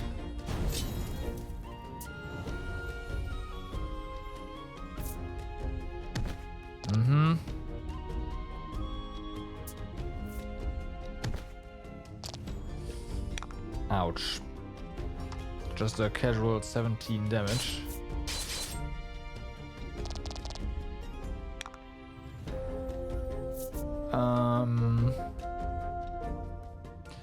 That's one less. We still don't get to heal after this. No chances here.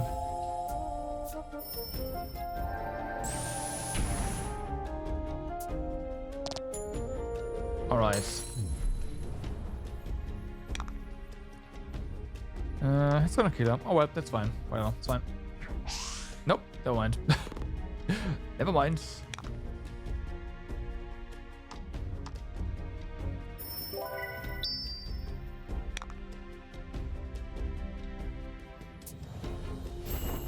Restore 10.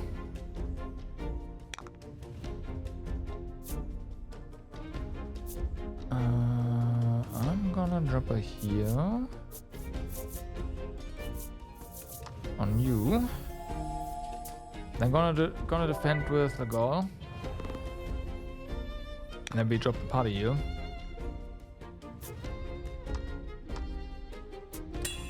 And next turn we attack with Polka.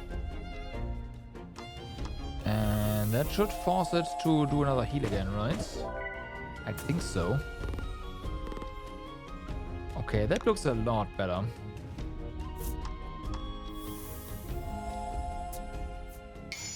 Oh, okay.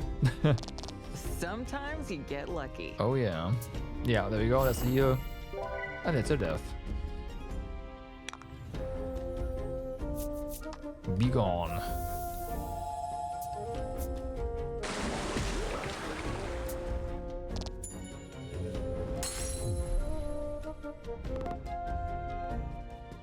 One HP off. Never mind. Yield.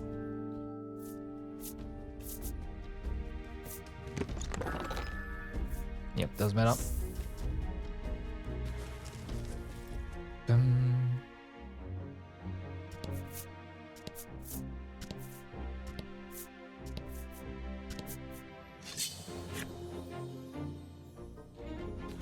Oh boy, economy is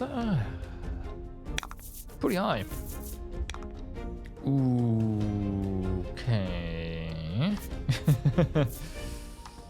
Okay.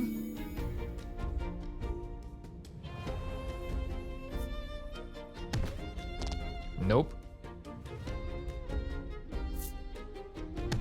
Uh-huh.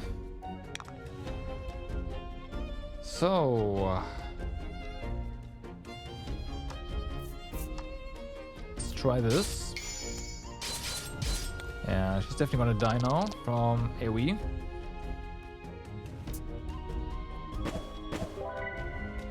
That could get annoying. I'm not gonna lie.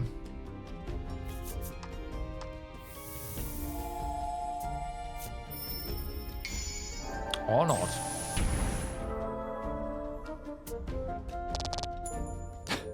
Or not.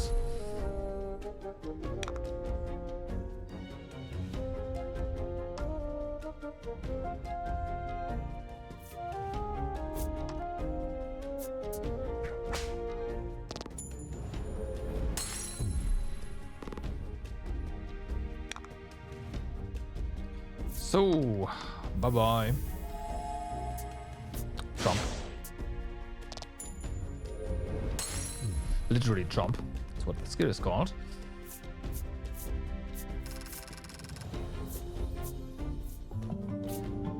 Another level up. Let's... Ooh, another one. Let's see. Do we get it? It wasn't even an option. Okay. I will take the Supreme Staff then. Oh, another chest. Another one.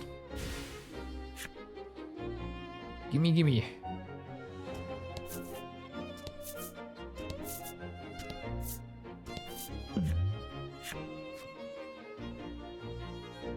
Okay, telescope. Let's see what kind of monster we see this time. Yeah, that's Undyne, isn't it? Sneak up on it. Let's try.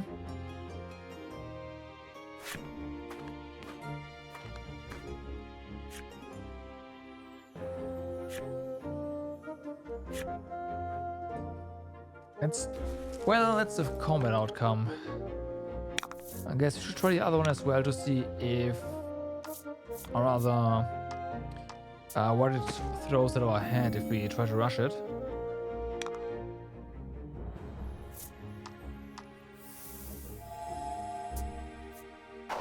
Oh, really?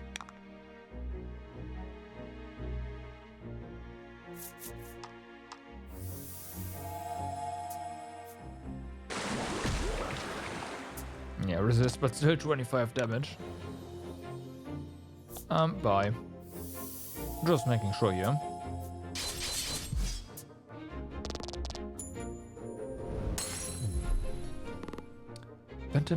I expected nothing less. That's good. No treasure. Beats Batman. Fields. Batman. Undyne's enemy story has been unlocked.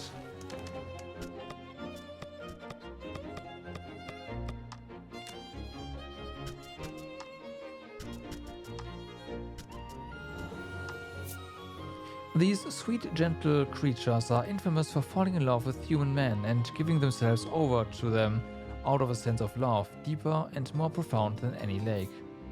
In return for their devotion, they expect absolute fidelity. Any man caught being unfaithful is swiftly pulled to the lake bed, where his corpse may be doted on for all time. I'm okay with that. Have we not seen this one? Okay, this one's actually locked.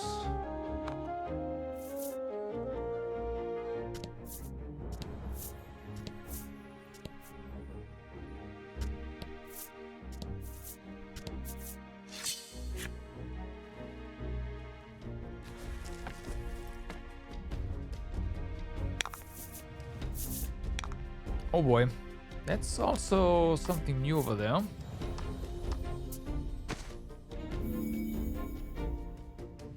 Is it a devil toad or something? Only one way to find out.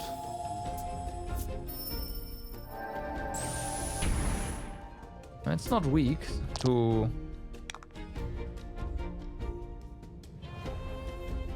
Why are you not dead?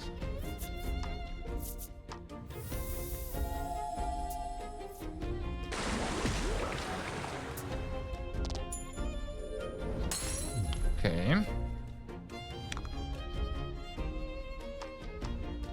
Now this one by slap.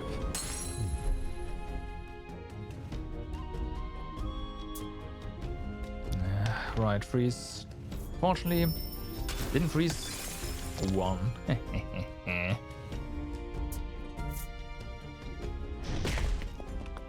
Resistant to attack. To fire and ice.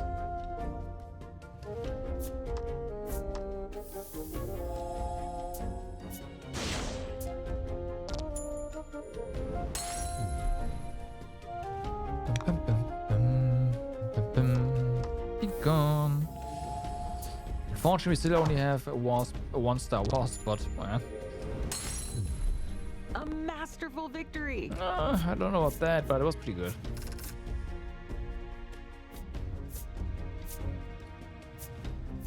So, what do we get?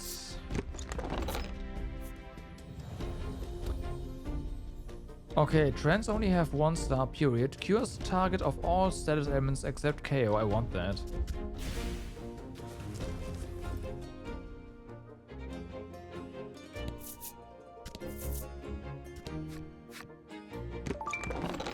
Nice.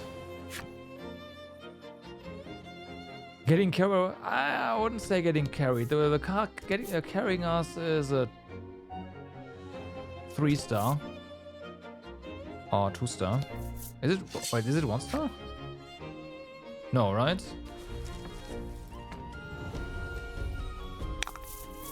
Or do you mean the trend card? Because that one I can see.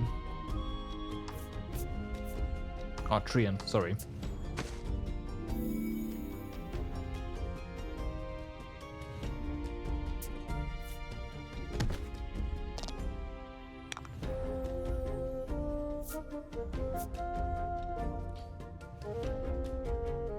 Yeah, just do that.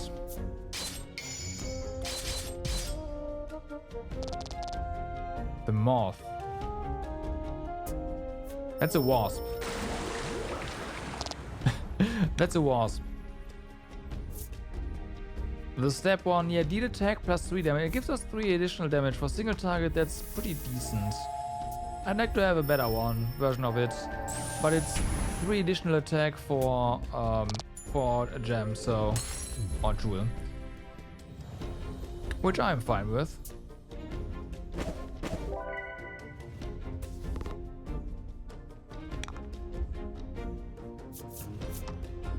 I can do the same, just better.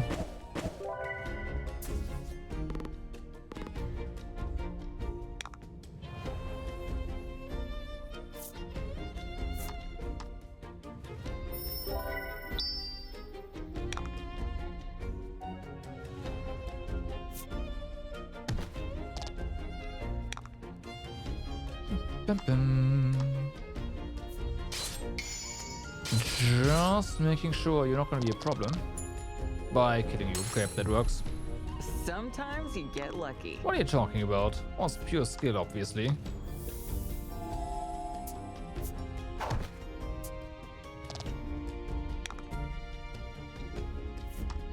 Bye-bye.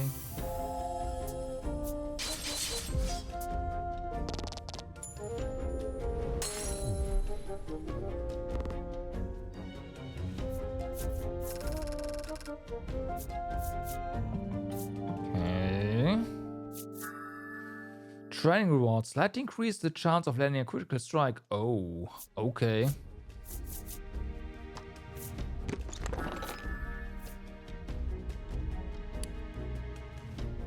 That is unfortunate. But then again, we didn't have an Undyne at all there, so eh.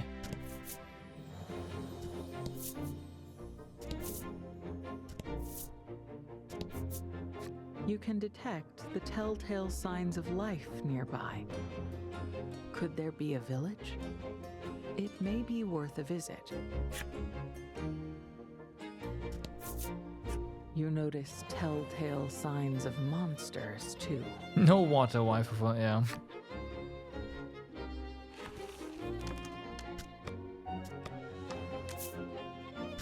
Okay, so it's clearly doing something. Let's go to the Silent Village.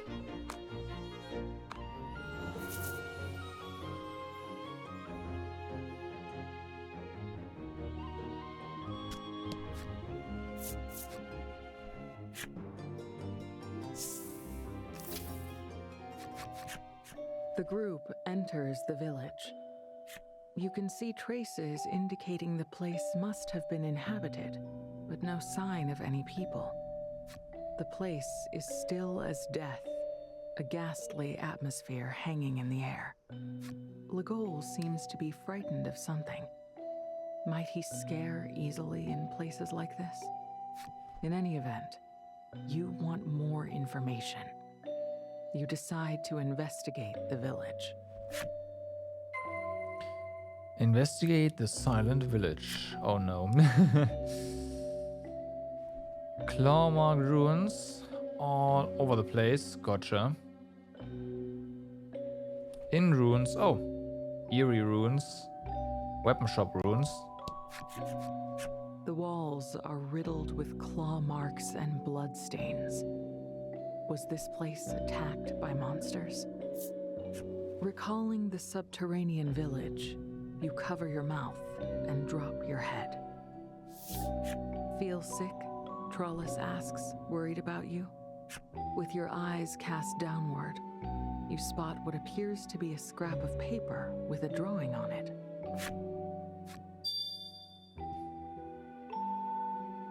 Yeah, that's where we were going earlier. Guess we're getting the clues for that now. This place must have been a weapon shop of some kind. You note a number of still usable weapons arrayed on its shelves and walls. Oh, can we take them? No small number of them look like implements of torture. Never mind. You and the others give the distasteful shop a quick once-over and decide to be quit of the place.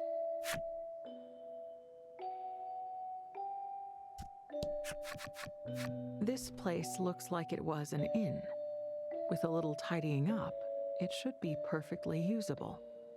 Legol is clearly not in favor of the idea. We're not seriously going to sleep here, are we? Polka counters that not only is there nowhere else to sleep, but critically, it won't cost anything to rest here. Free is key, Ringmaster says so. We're fine here.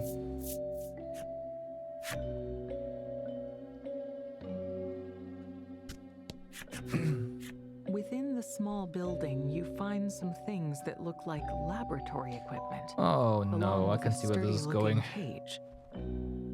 Legol says, "Let's hurry and get out of here." The fright in his voice is plain. You suppose he really doesn't like unsettling places I'm like this. pretty sure he is from here. You feel a bit of guilt at the thought, but can't help but find it a little cute to see Legol acting so unlike his usual stoic self. As Legol hurries everyone along, Polka inspects the equipment. He manages to locate a scrap of paper with some kind of drawing on it. You obtain scrap of something, too.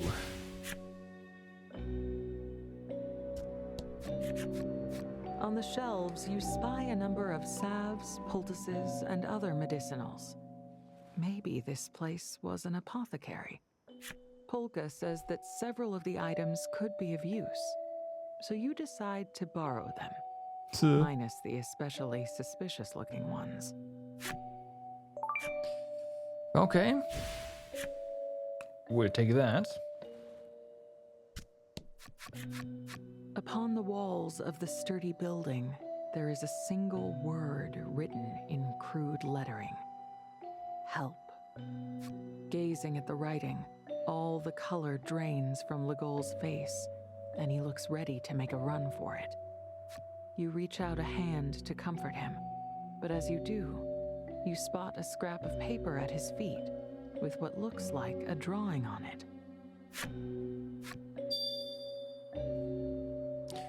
Scrap of something, number 3. Having given the village a once-over, you decide to return to the inn ruin for the time being and review what you've learned.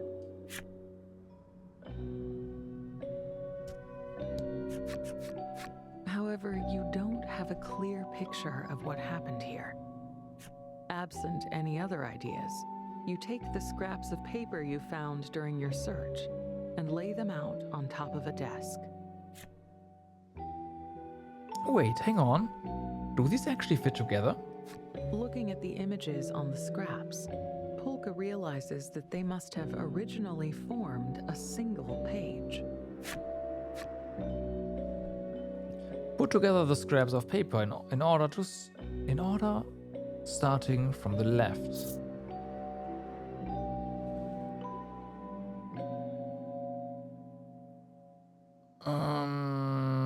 Which one is the start?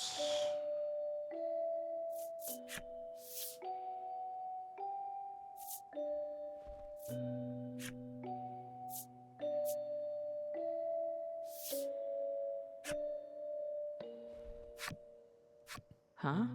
Trollis says, cocking her head to the side, puzzled. You might have gotten something wrong here. Yeah, I got the wrong start. After taking a brief moment to collect yourself, you decide to take another shot at putting the scraps together.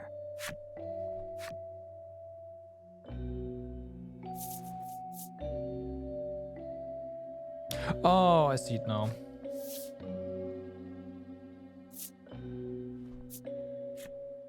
Yeah, there we go. The little,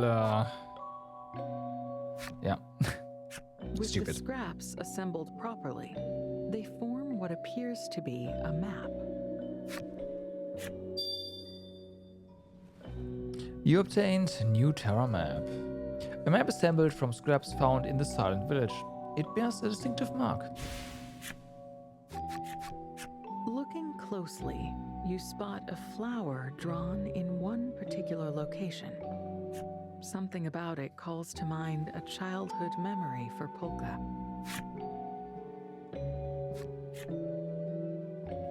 You did such a good job, Polka. You're going to be just like Mommy and Daddy someday. Polka stands dazed and unmoving.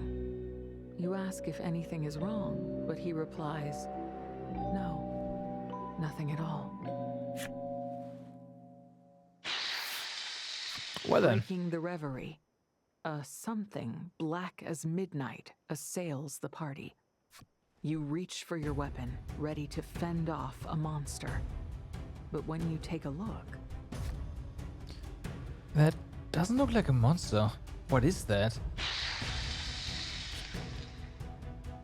It's attacking, that's what it is. Pay attention. Legol's upbraiding brings you back to the moment, and you grip your weapon tight, ready to fight. Time for the shadow creatures. 150, 15 defense, 30 attack. Alright. Recovery rate. Might be a bit early for that.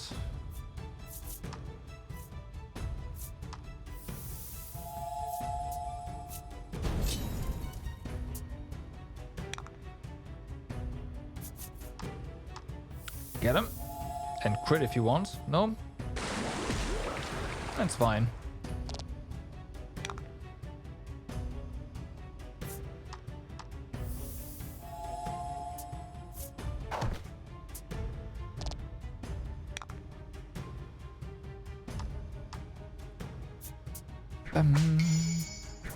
There's the crit. Beautiful! I know, right? That looked elemental. Okay, I take that.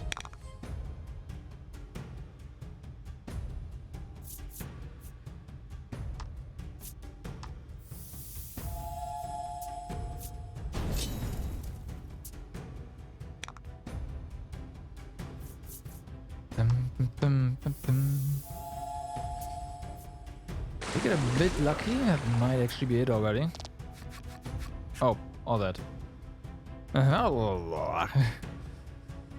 The monster-like thing's attacks are ferocious. Like darkness come to life. It steadily wears you down. No, it doesn't. That thing's weird. Trollis seems to be feeling the same unease you are in regards to the creature.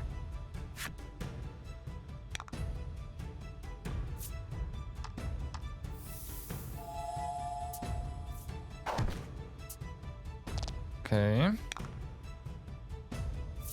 Here we go.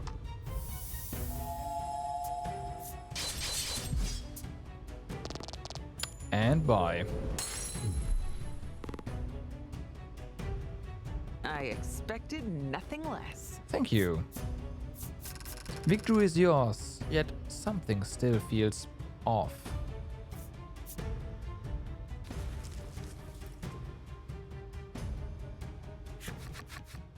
You've managed to defeat the creature and hold a card aloft to seal it. But nothing. It doesn't seem to work, though. Mm-hmm. Maybe this really isn't a monster after all. A little troublesome having to deal with all these unknown foes, isn't it? Exclaims Polka. Mm-hmm. The four of you decide to run for it. But when you turn, you find Steelborough soldiers blocking your path, trapping you. Do these people never quit? Perhaps they're in pursuit of those responsible for killing everyone in the Senate. Legol clicks his tongue. Who will you try to fight with?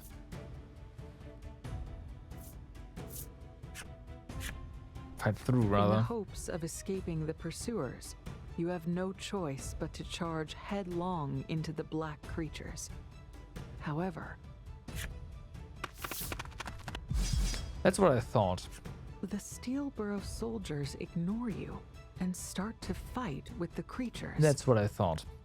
The thought of just running for it crosses your mind. But the soldiers are still people. You can't just leave them to die. Regroup and join the soldiers from Steelborough.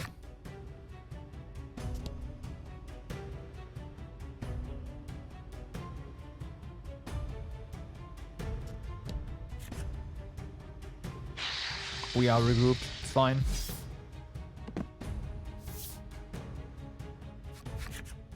The soldiers don't wait for your help and manage to bring down the shadowy creatures. Polka shouts his appreciation to the soldiers. Thank you so much. They turn to look at you and Polka, and with a nod, Attack us. they attack you this And time. of course.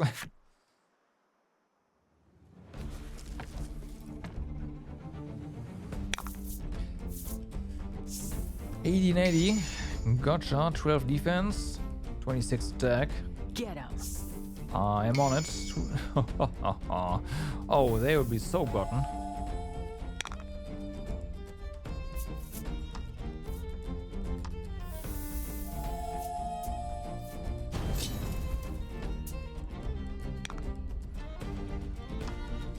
Okay.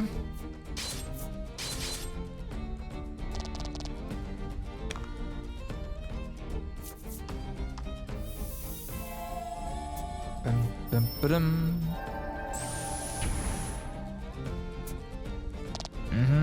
That's pretty good damage. Now, crits. Yeah. Bye.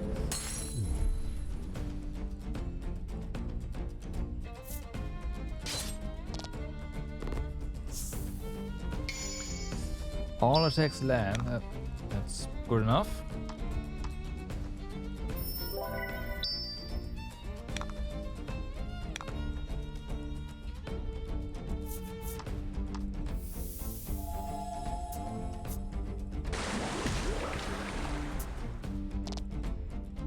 Bum, ba-dum, bum, bum, bum.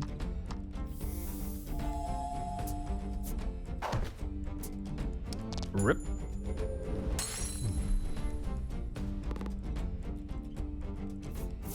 That was a good crit there.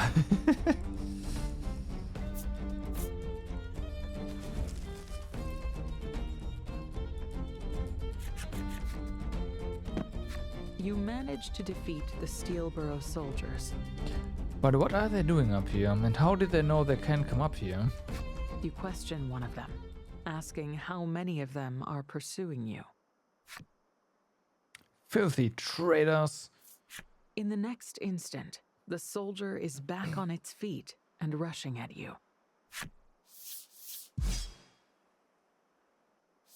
F. Legol turns to you. We shouldn't linger here.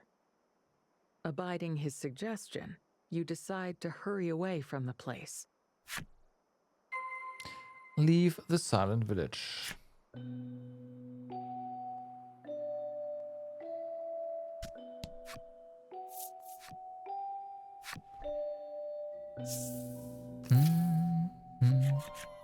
You decide to ask your friends what to do next. Who will you ask? Nuterra's dangerous, Legol says. Now that we know, we should just go back. No. You can't deny the truth of what he's saying, given what just transpired in the We're village. not done here yet. Nonetheless.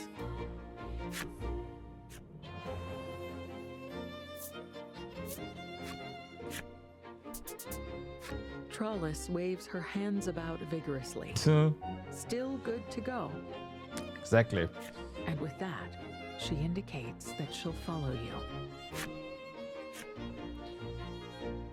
Then, please pick one out of We one. should press on through Nuterra, says Polka. He is curious about the mark on the map, thinking of the guru of Lightville and her claim that what you seek would be in Nuterra. You tell the others, I want to keep exploring Nuterra. You're curious about Polka's reaction to the mark on the map. Fine, but I'm going back after we check that spot out, Legol says, with no attempt to mask the displeasure in his voice. Polka looks carefully at the map and determines that the mark indicates a location north of where you are, between snow-capped mountains. Head around the snowy mountains and head for the marked location north of the Silent Village. I just saw something. Yep, the roving market is here. Don't have to go back, because I would have gone back then to hand in our quest. But there's no need for that.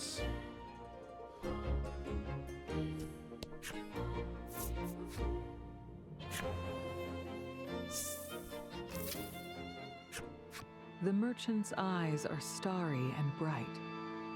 This is his first glimpse of Nuterra. You ask the man how he managed to scale the end wall, and he raises two bloodied palms to show you. You climbed all that, really? Why, it seems as though he climbed over himself in pursuit of your group. He laughs off your surprise. It was nothing, not when there's business to be doing. You recoil a bit, but are nonetheless glad to have the chance to do some shopping. Very true, also. So, did you get it? Yes. He asks with a hopeful look on his face. Did you capture a 3-star mage moth? Oh, yes.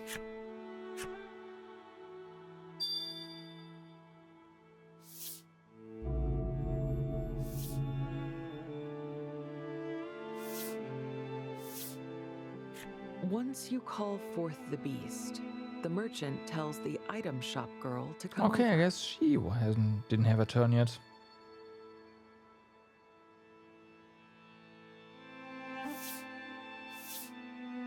I'll only take a few, she says, before plucking off a handful of scales and storing them in a bottle.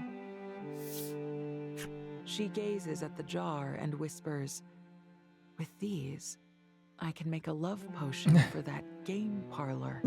Okay, so they're both into each other. Great. What's that? The merchant interjects in a booming voice. You're going to craft a panacea for the people, are you? Yeah, totally. The girl panics, having been found out. You realize she had intended to use the precious scales for her own purposes.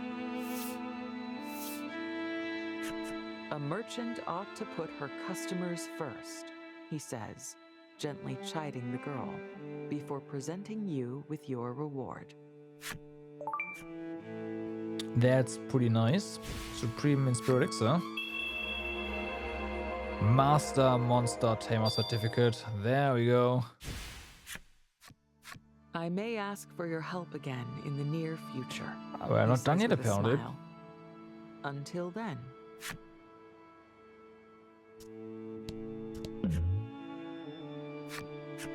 The merchant tells you that this will be his last, but most difficult request. Okay. Then asks you to bring him a sea stone. He says that sea stones are creatures of legend, oft written about, but scarcely seen. I have a feeling I know what that is. He then pulls out a tome Never mind, and don't. flips to a certain page. They're rumored to look like this, he says. The book claims the beasts live in the dark depths of the earth, beyond the reach of humans. Guess we know our next destination then. The merchant tells you that any star ranking will do this time, so long as you bring him a sea stone. You make note of the information and bid the man farewell. All right.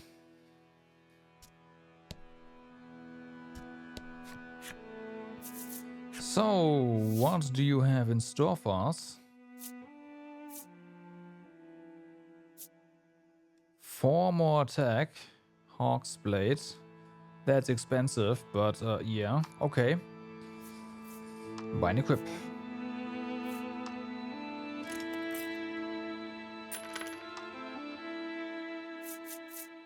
Good call, not wasting our money, huh? Oh wait, nothing? Interesting, okay, so that's... Damn. Okay. More attack. I mean, okay, he's still behind, AF. But more defense and more speed. He's so fast.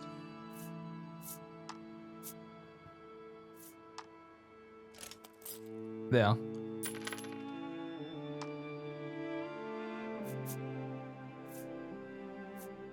Okay, no new whip.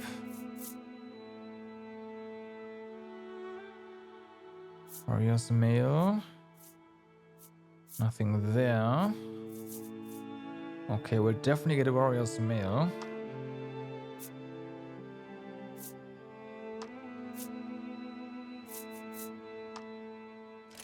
There you go.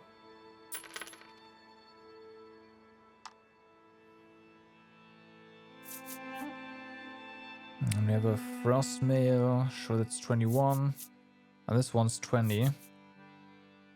But we don't lose speed that way, so that's definitely the way to go for Lagol. 3 more defense is nothing to sneeze at. Let's get it.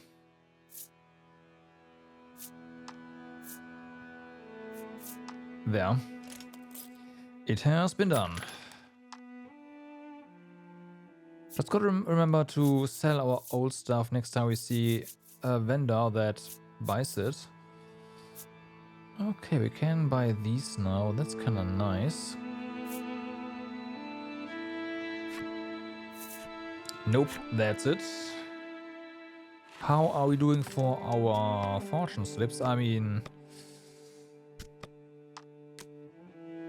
items that we need to ensure we actually capture mobs. 3 left. Okay, well, let's just buy 7 more. It's not like they're expensive.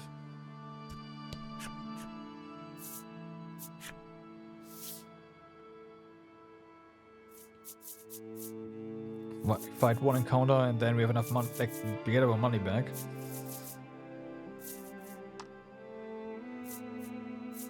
Buy more. We do not have enough room actually in our inventory. Haha. Let's sell something first.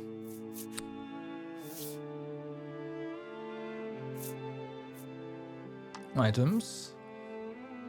So we have quality salves. At this 20 is still really good though. I don't want to sell those. But we do have a ton of salves, so there's that. This one definitely can go.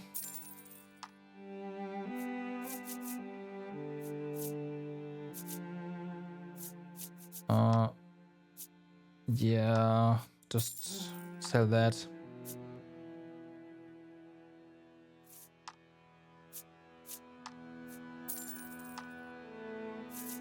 Okay, so single target curse, it seems like we are getting AoE cursed more than single target curse, so there, be gone.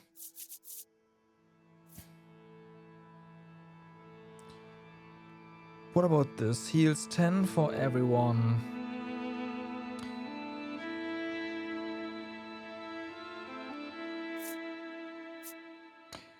We have a lot.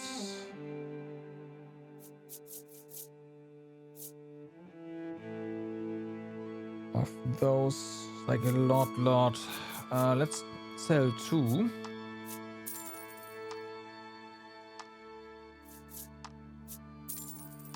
Okay. And then we'll sell 2 quality salves as well.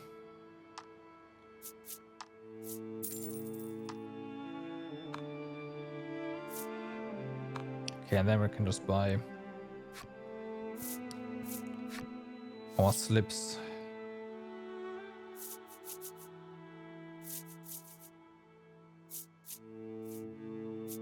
Yeah, the Omni Panacea is not something we can buy, unfortunately. But if you could, it'd probably be insanely expensive, so yeah.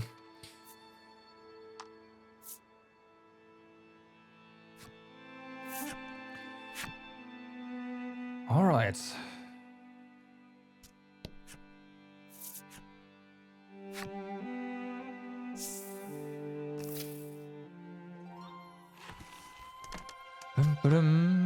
Drop a save.